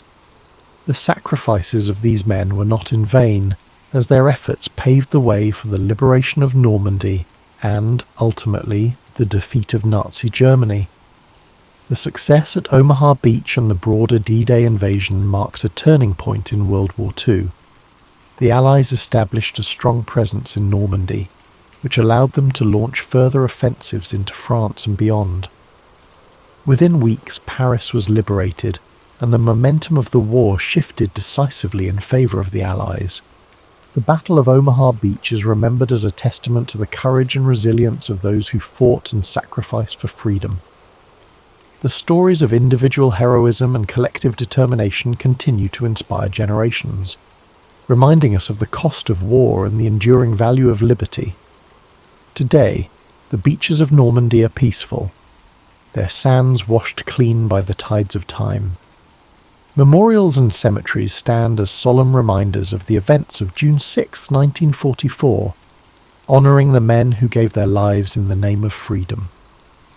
The legacy of Omaha Beach lives on, a symbol of unity, sacrifice, and the indomitable human spirit. As you reflect on this story, imagine the quiet shores of Normandy under a starlit sky, the waves gently lapping at the sands that once bore witness to such bravery. Let the memory of those who fought and fell remind you of the strength and resilience within us all. As the day of June 6, 1944, unfolded at Omaha Beach, the battle continued with relentless intensity. The early waves of American troops had endured devastating losses. Many soldiers never even made it off their landing craft, while others were cut down as they stepped onto the beach. The chaos and carnage of those first hours were overwhelming, with confusion reigning among the survivors as they sought to find cover and organize. The German defenders, positioned in fortified bunkers and pillboxes, maintained a near-constant stream of fire. Machine guns swept the open sands, mortars exploded among the soldiers, and artillery from the high bluffs pounded the beachhead. These fortifications had been meticulously planned, with interlocking fields of fire and overlapping lines of defence, making it nearly impossible for large groups of soldiers to advance without suffering heavy casualties. The Americans faced logistical challenges as well. Many of the tanks and heavy equipment intended to support the landing were lost at sea due to rough waters and enemy fire. The soldiers were left with little more than their rifles, grenades, and sheer determination to overcome the formidable obstacles ahead. The landing beach itself was littered with debris, destroyed landing craft, abandoned equipment, and the bodies of fallen comrades, creating a scene of utter devastation. Yet, amidst this chaos, small pockets of resistance began to form. Groups of soldiers, often led by junior officers or non-commissioned officers, rallied together and started pushing forward. These men displayed extraordinary courage, braving machine gun fire and mortar shells to advance toward the German positions. Engineers worked tirelessly to clear paths through the beach obstacles, blowing gaps in the barbed wire and clearing mines under heavy fire. One of the pivotal moments of the battle came when soldiers began scaling the bluffs that loomed over the beach. Using ropes, ladders, and sheer grit, they climbed the steep slopes to reach the German positions at the top. The fighting here was brutal and close quarters, with soldiers engaging the enemy in hand-to-hand combat. Slowly but surely, the Americans began to neutralize the German bunkers and gun emplacements, thus weakening the enemy's defensive hold on the beach. The turning point at Omaha Beach was also aided by naval support. Realizing the dire situation on the beach, American naval commanders ordered their ships to move closer to shore, despite the risk of running aground. From these positions, the ships unleashed a barrage of firepower, targeting the German fortifications with their heavy guns. These naval bombardments played a crucial role in suppressing the enemy defences, allowing the soldiers on the ground to advance. By the afternoon, the tide of the battle had shifted. Reinforcements from later waves brought fresh troops and supplies to the beach, bolstering the American effort. The German defenders, though still fighting fiercely, began to falter under the relentless pressure. The combination of infantry assaults, naval bombardments, and air support gradually broke the German lines. By nightfall, the Americans had established a tenuous foothold at Omaha Beach. The high bluffs, once a symbol of the German dominance, were now under American control. From this vantage point, the troops could push inland, linking up with forces from the other landing beaches and beginning the liberation of Normandy. The cost of victory at Omaha Beach was staggering. Over 2,000 American soldiers were killed, wounded, or missing, making it one of the bloodiest battles of D-Day. The courage and sacrifice of these men, however, paved the way for the success of the entire invasion. Their actions ensured that the Allies could establish a strong presence in Normandy, a crucial step toward defeating Nazi Germany. In the days that followed, the Americans worked to consolidate their position at Omaha Beach. Supply lines were established, reinforcements poured in, and the beachhead became a staging ground for further operations. The success of D-Day marked the beginning of the end for Nazi Germany, as Allied forces pushed inland and liberated towns and cities across France. The Battle of Omaha Beach remains one of the most iconic and studied engagements of World War II. It exemplifies the extraordinary bravery, determination, and resilience of the soldiers who fought there. Their sacrifices remind us of the cost of freedom and the enduring power of unity in the face of adversity. Today, Omaha Beach is a place of reflection and remembrance. The sands that once bore witness to such intense combat are now quiet, visited by people from around the world who come to pay their respects. The Normandy American Cemetery, overlooking the beach, stands as a solemn tribute to the thousands of soldiers who gave their lives on D-Day. As you think about the events of Omaha Beach, imagine the courage it took for those soldiers to face such overwhelming odds. Picture the determination of the men scaling the bluffs, the resolve of the engineers clearing obstacles, and the bravery of the naval crews providing support. Let their sacrifices fill you with a sense of gratitude and inspiration. The story of Omaha Beach is not just one of extraordinary bravery and resilience. It is also a tale of lessons learned and strategies developed that would influence the remainder of World War II.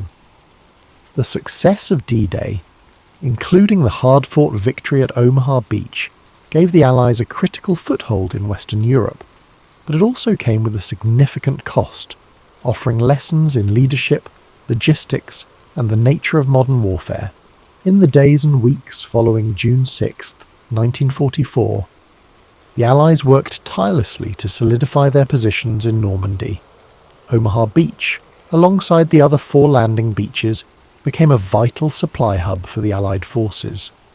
Engineers constructed artificial harbours, known as mulberry harbours, to facilitate the unloading of troops, vehicles and supplies. These floating piers were a marvel of engineering and a testament to the ingenuity and determination of the Allied effort. With the beachhead secured, the Allies pushed inland, encountering fierce resistance from German forces. The bocage, the dense hedgerows that characterised the Normandy countryside, proved to be a significant obstacle, offering German defenders natural cover and making it difficult for Allied tanks and infantry to advance. Despite these challenges, the Allies pressed forward, liberating towns and villages one by one. Omaha Beach's role in the larger Normandy campaign cannot be overstated. It served as a crucial link between the various sectors of the invasion, allowing the Allies to coordinate their movements and reinforce their lines. The capture of Omaha Beach also enabled the Allies to connect with the airborne divisions that had landed further inland, creating a unified front that could push the Germans back.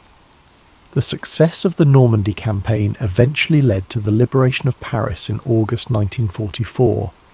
The victory at Omaha Beach and the other landing sites had set the stage for this momentous achievement, giving the Allies the momentum they needed to continue their advance across France and into Germany.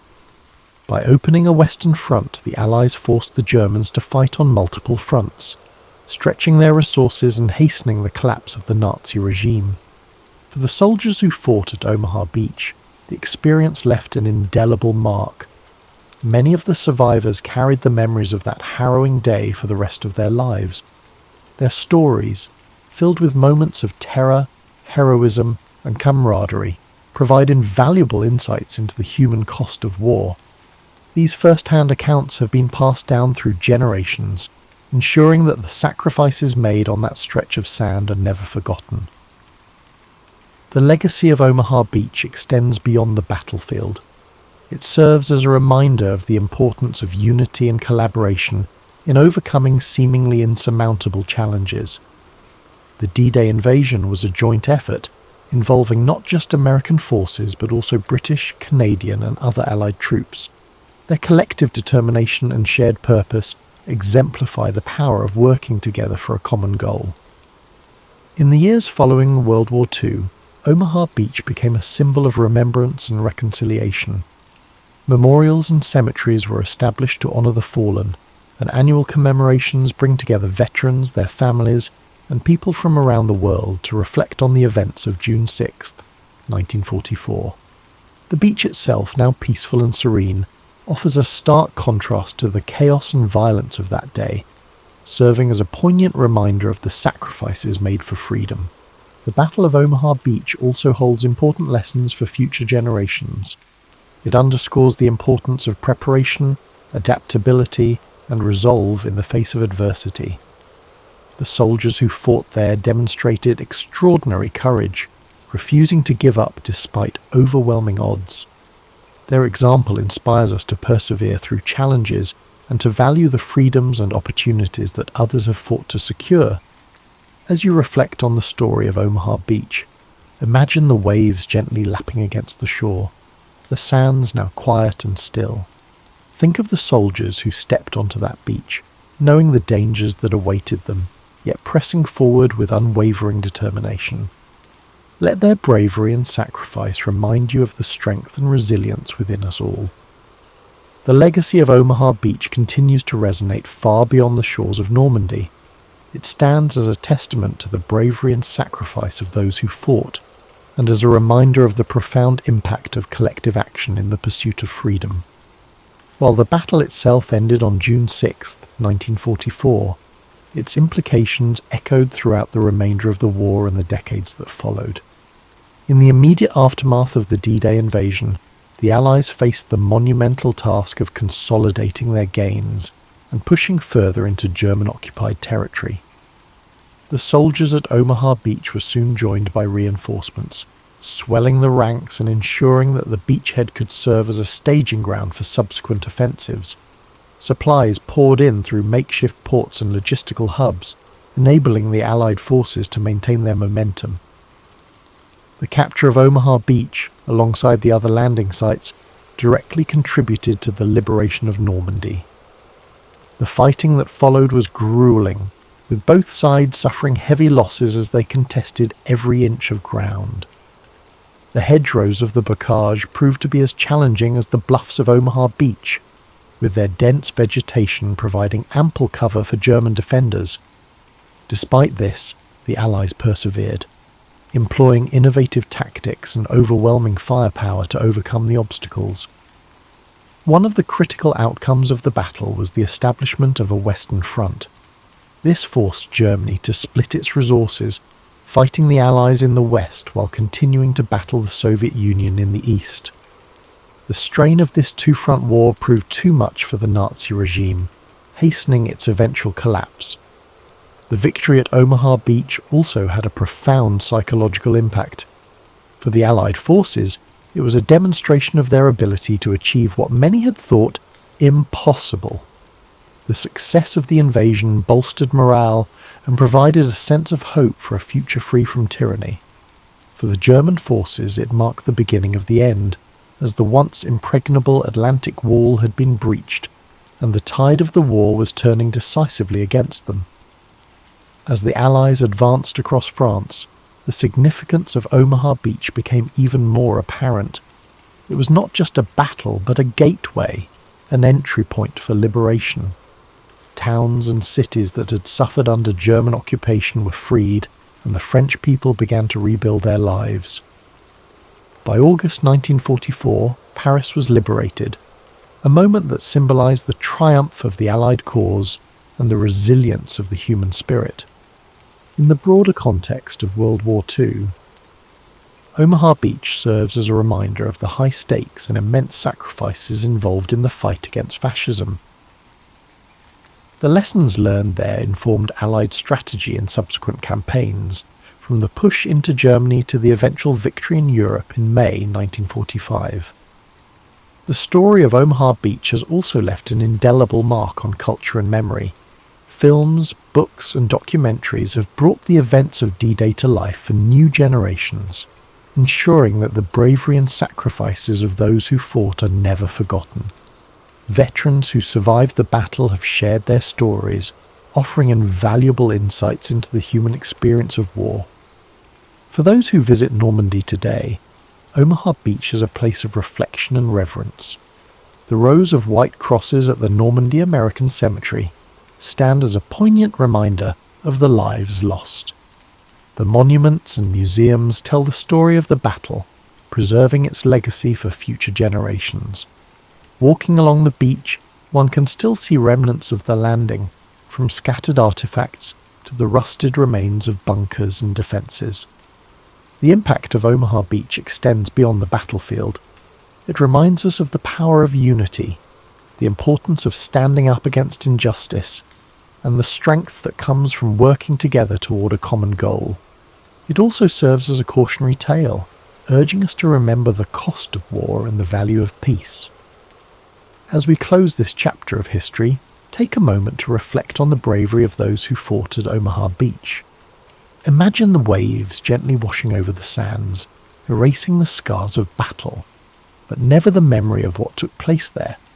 Let their sacrifices inspire you to cherish the freedoms we enjoy today, and to strive for a future where such sacrifices are no longer necessary. The Battle of Gettysburg began on the morning of July 1st, 1863. It was a warm summer day, the kind where the golden light of dawn touched the fields and forests with a serene glow. But the tranquility of the Pennsylvania countryside would soon be shattered by the thunder of battle. This clash was not merely another skirmish in the long and bloody conflict of the Civil War. It was a turning point, a moment where the fate of the Union and the Confederacy hung precariously in the balance. General Robert E. Lee, commanding the Confederate Army of Northern Virginia, had set his sights on a bold invasion of the North. His army, emboldened by a string of victories, marched into Pennsylvania with the hope of striking a decisive blow that would force the Union to sue for peace. Lee's strategy was not just about military conquest. It was about shaking the Northern resolve, bringing the war to Union soil, and perhaps swaying foreign powers to recognize the Confederacy. On the Union side, General George G. Meade had recently taken command of the Army of the Potomac. His task was daunting: to stop Lee's advance and protect the Union's heartland. The soldiers under his command were weary from years of conflict, but their resolve to defend their homeland and preserve the Union burned brightly. The two armies converged near the small town of Gettysburg, a place of rolling hills, fertile farmland, and winding roads. It was an unlikely setting for one of the most significant battles in American history. On the first day, the fighting began west of the town, as Confederate forces encountered Union cavalry.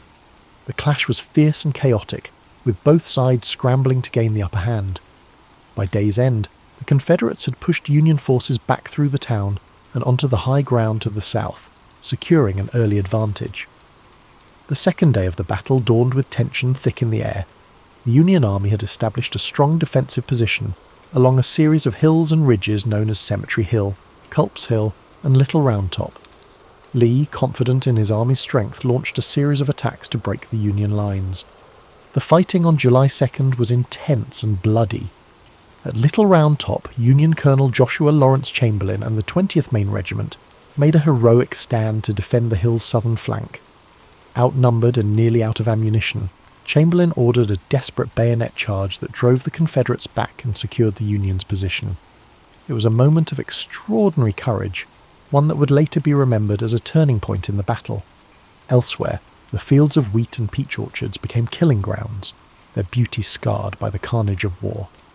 The air was thick with smoke and the cries of the wounded. Soldiers on both sides fought with ferocious determination, knowing that the stakes were higher than ever. By the end of the day, the Union lines had held, but at a terrible cost.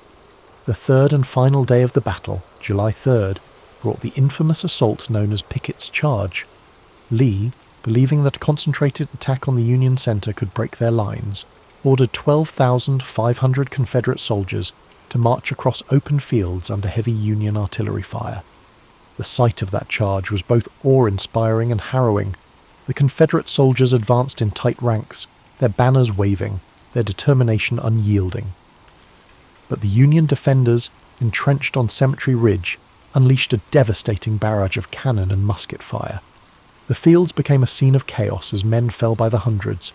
Despite their bravery, the Confederate soldiers could not overcome the Union's defences. The charge was repelled, and the fields were littered with the fallen.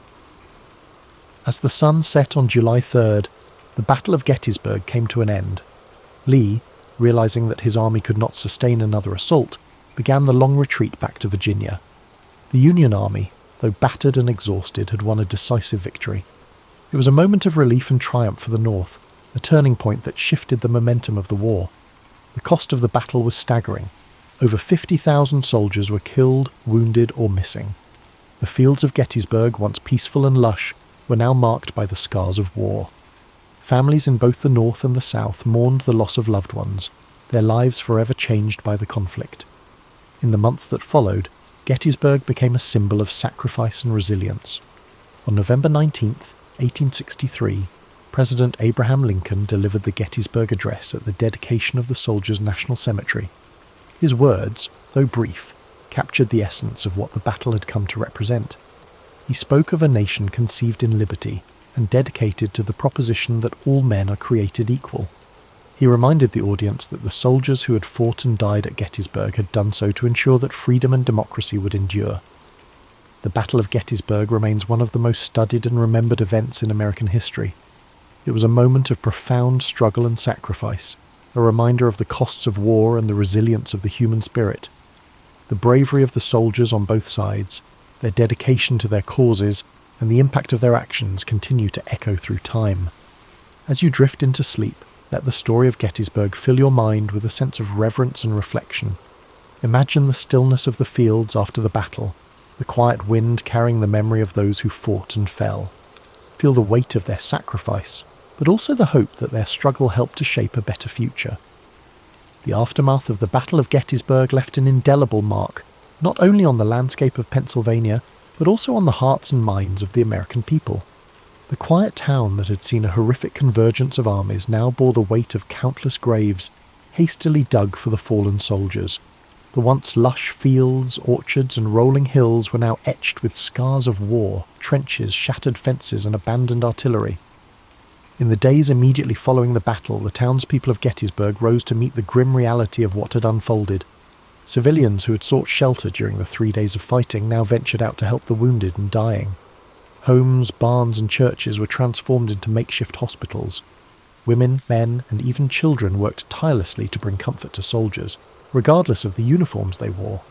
The lines of battle blurred in the face of shared humanity. Doctors and nurses were overwhelmed by the sheer number of wounded. Medical supplies were scarce, and the knowledge of sanitation was rudimentary at best.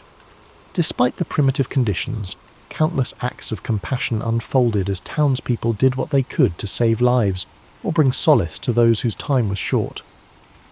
As the Confederate army retreated southward, General Lee bore the burden of his army's defeat. The invasion of the North had failed, and the high hopes of a quick victory and a potential peace agreement were dashed. For Lee, Gettysburg marked a turning point, a moment when the tide of the war began to turn decisively against the Confederacy. The loss of so many men and the inability to break Union resolve were blows from which his forces would never fully recover. For the Union, the victory at Gettysburg was a critical morale boost. General Meade, despite some criticism for not pursuing Lee's retreating army more aggressively, had achieved what many thought impossible. The Army of the Potomac had stood firm against Lee's forces, proving that the Union could hold its ground and turn the tide of the war. The significance of Gettysburg reached far beyond the battlefield. It became a symbol of the broader struggle, the fight to preserve the Union and the principles upon which it was founded. In the months following the battle, efforts began to ensure that the sacrifices made there would not be forgotten. One of the most poignant moments came on November 19, 1863, with the dedication of the Soldiers' National Cemetery at Gettysburg. President Abraham Lincoln was invited to deliver a few remarks, following a lengthy oration by Edward Everett, a renowned speaker of the time. Lincoln's address, though brief, would become one of the most enduring speeches in American history. Standing on the blood-soaked fields of Gettysburg, Lincoln spoke not only to honour the dead, but to remind the living of the greater cause for which they had fought. His words, beginning with the now iconic phrase, 7 years ago, framed the battle within the context of the nation's founding ideals. He reminded the audience that the soldiers had given their lives so that government of the people, by the people, for the people, shall not perish from the earth. Lincoln's Gettysburg address was met with a mixed reception at the time, with some viewing it as too brief and simplistic. However, history would elevate his words to the status of a national treasure. The address encapsulated the purpose of the war and the vision of a nation united not by force, but by shared values and ideals. The legacy of the Battle of Gettysburg continued to shape the course of the Civil War. While the conflict raged on for nearly 2 more years, Gettysburg marked a critical turning point. It showed that the Union could resist the might of the Confederacy, and that the resolve of its people would not be broken. The war's conclusion in 1865 brought an end to the fighting, but left the nation grappling with the wounds it had inflicted upon itself. The fields of Gettysburg became a place of reflection and remembrance, a site where the cost of division was laid bare. Over the years, Gettysburg transformed from a battlefield to a place of education and pilgrimage. Monuments and markers were erected to honour the soldiers who had fought and died there, preserving their memory for future generations. Visitors from across the country and around the world came to walk the hallowed ground, to reflect on the sacrifices made, and to ponder the lessons of history. Today, Gettysburg stands as a testament to the resilience of the human spirit and the enduring struggle for freedom and equality. It reminds us of the fragility of unity and the strength required to preserve it. The lessons of Gettysburg echo through time, challenging us to remember that the cost of division is far greater than the effort required to come together. As you rest tonight, let the story of Gettysburg remind you of the courage and sacrifice of those who came before us. Imagine the quiet fields at dawn, the soft rustle of the wind, and the stillness that now blankets a place once filled with chaos. Let the strength of their resolve bring you a sense of peace, and may their legacy inspire hope and understanding in your heart. The legacy of Gettysburg extends far beyond the battlefield itself.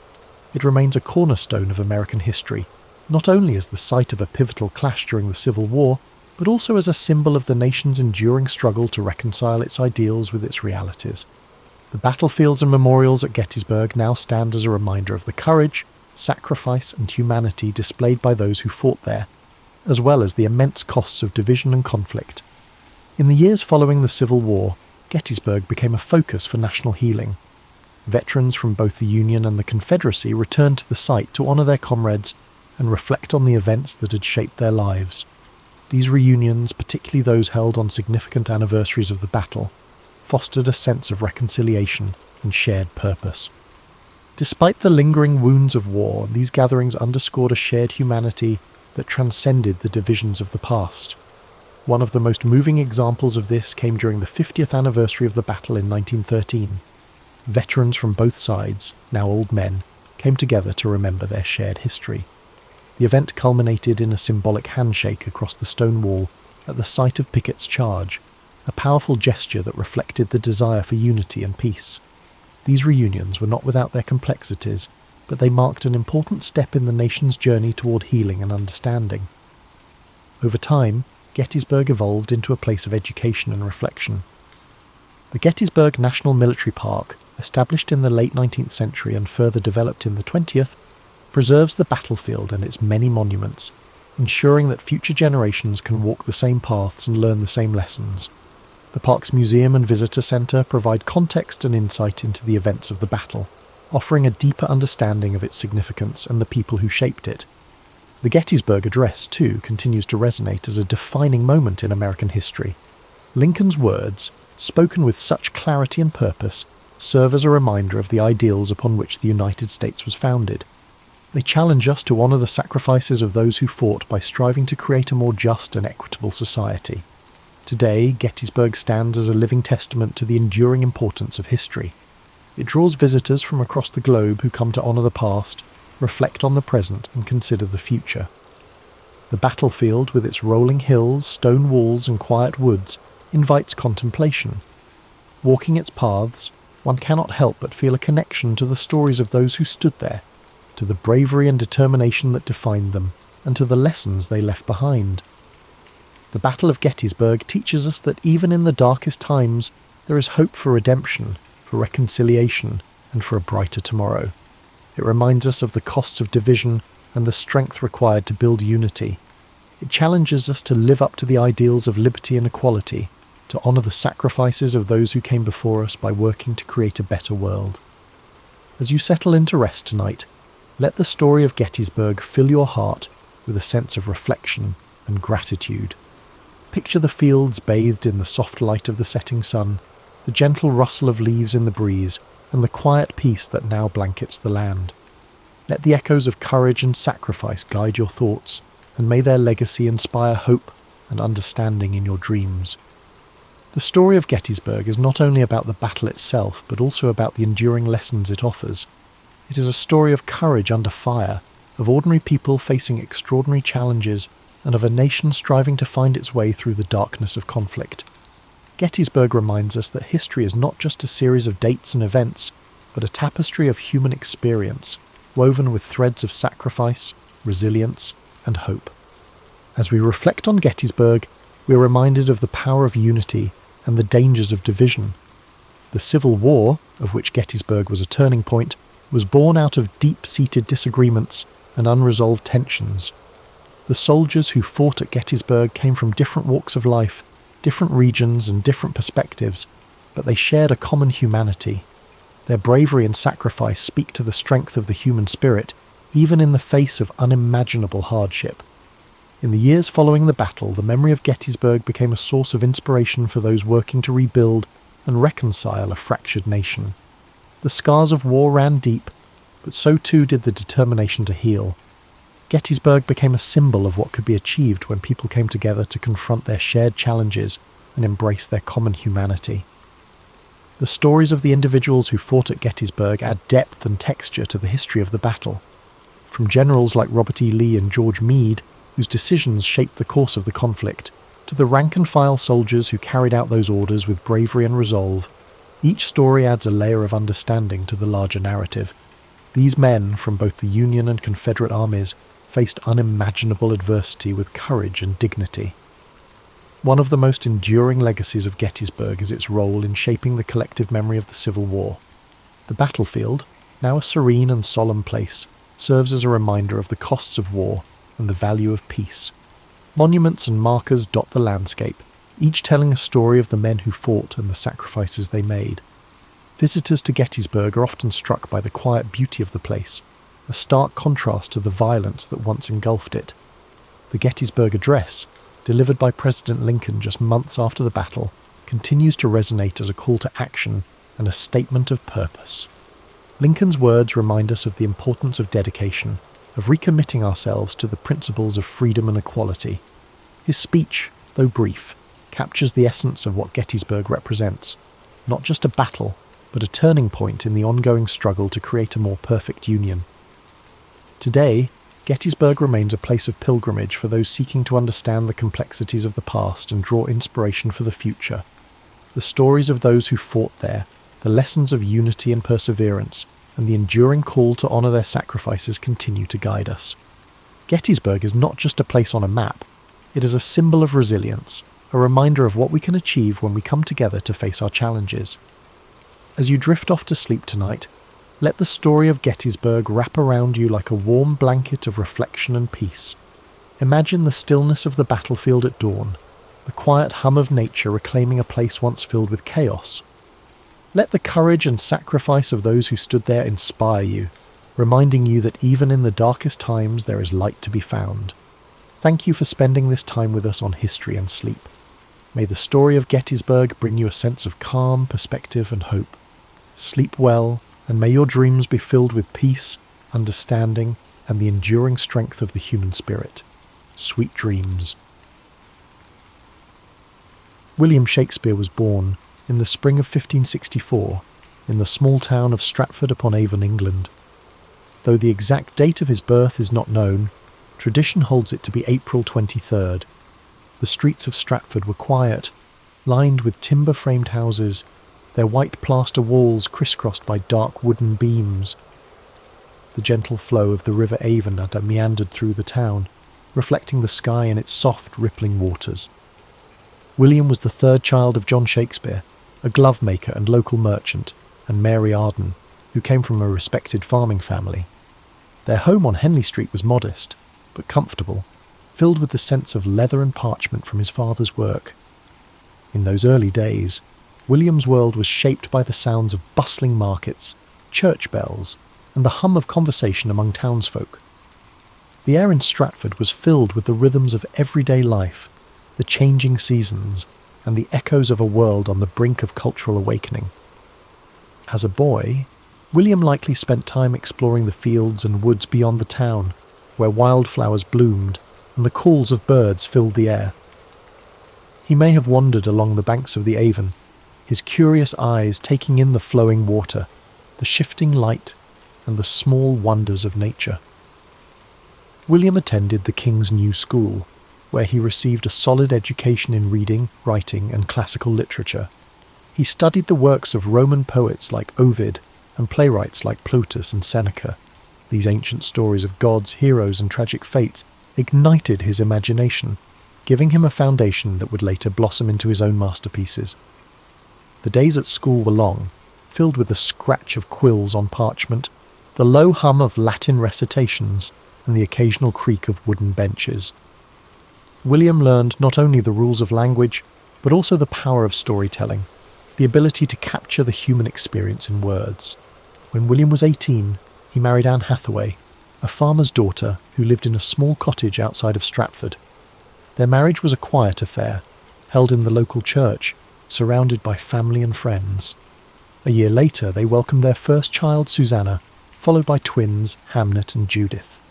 The small house they shared was filled with the sounds of children's laughter and the simple comforts of family life. Yet, even as a young man with a family, William's mind seemed to yearn for something more. Somewhere within him, the seeds of creativity were beginning to sprout. By the late 1580s or early 1590s, Shakespeare left Stratford and made his way to London, a city alive with energy, opportunity, and artistic expression.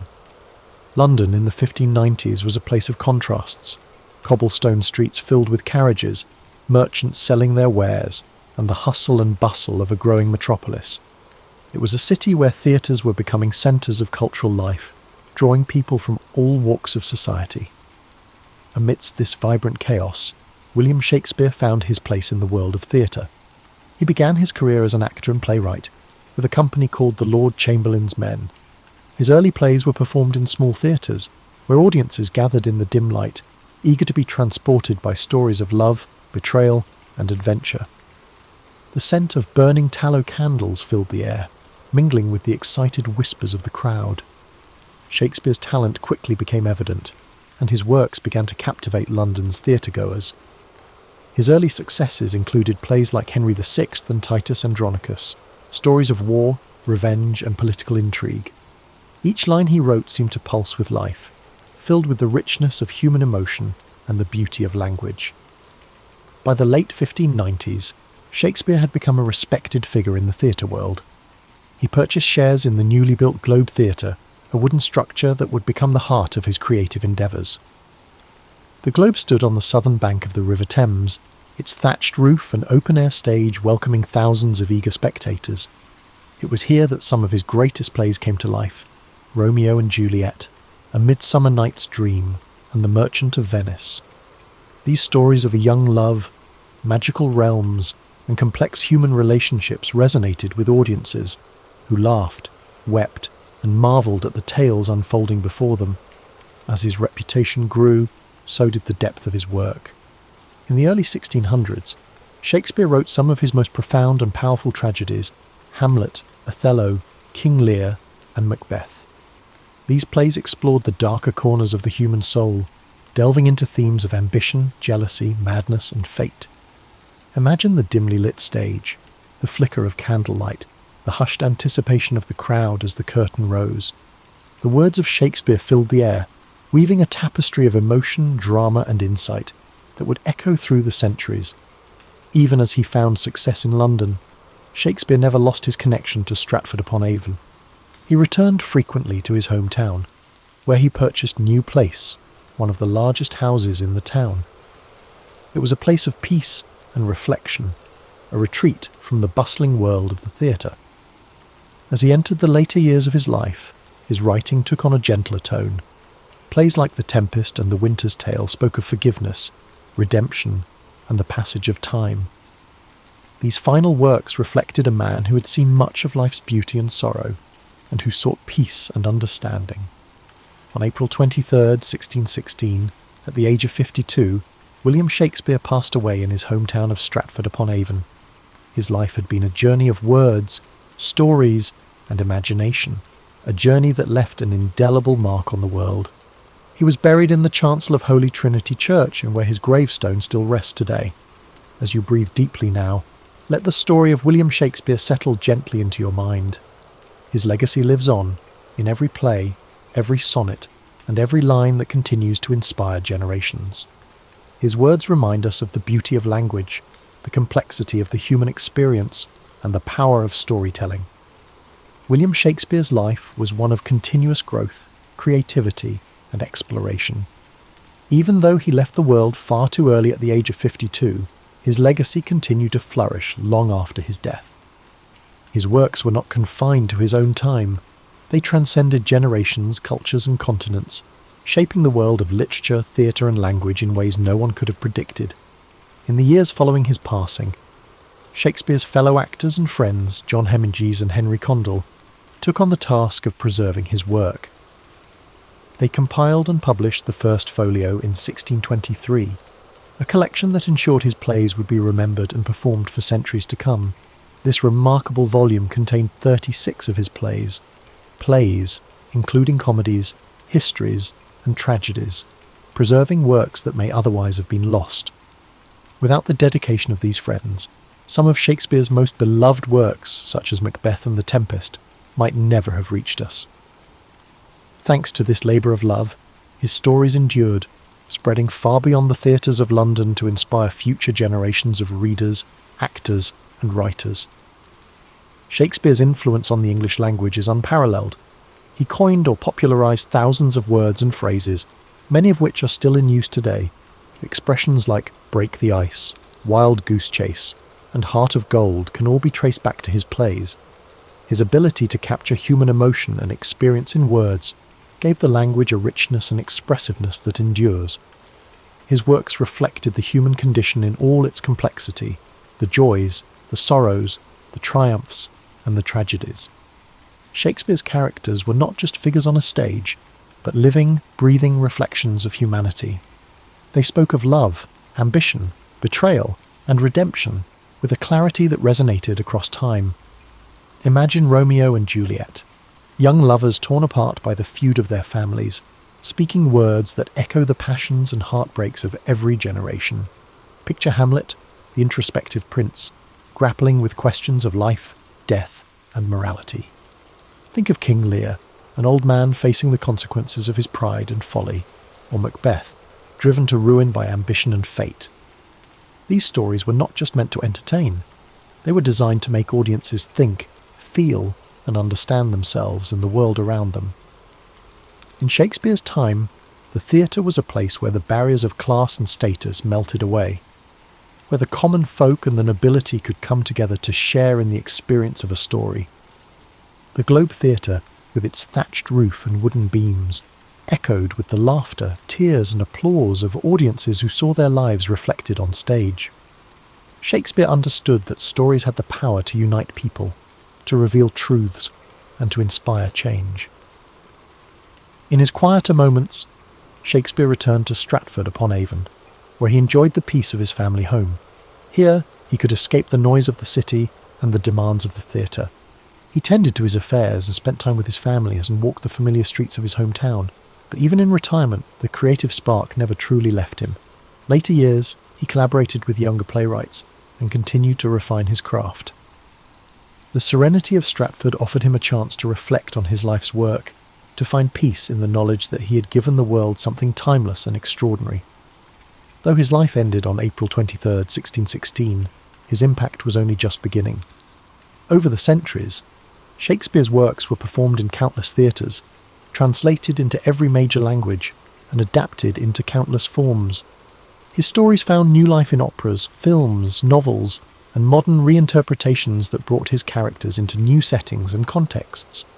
Generations of actors, from humble players to celebrated stars, found their voices through Shakespeare's words. Directors reimagined his plays in endless ways, setting them in modern cities, distant futures, and war-torn landscapes. Each interpretation shed new light on his timeless themes.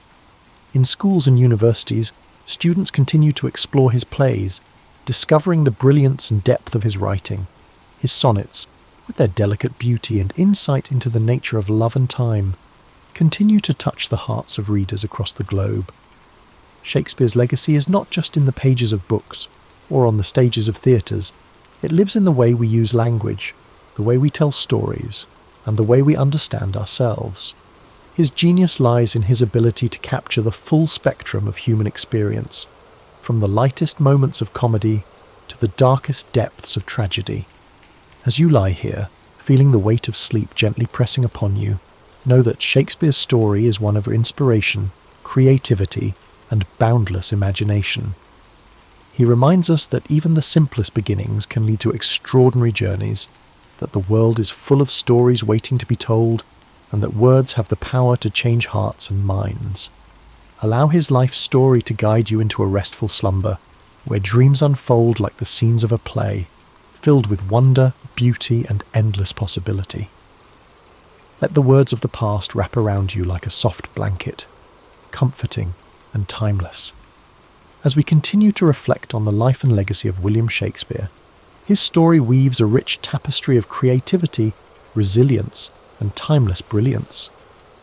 Though the world around him changed, his works remained steadfast, a beacon of human expression that endured across centuries.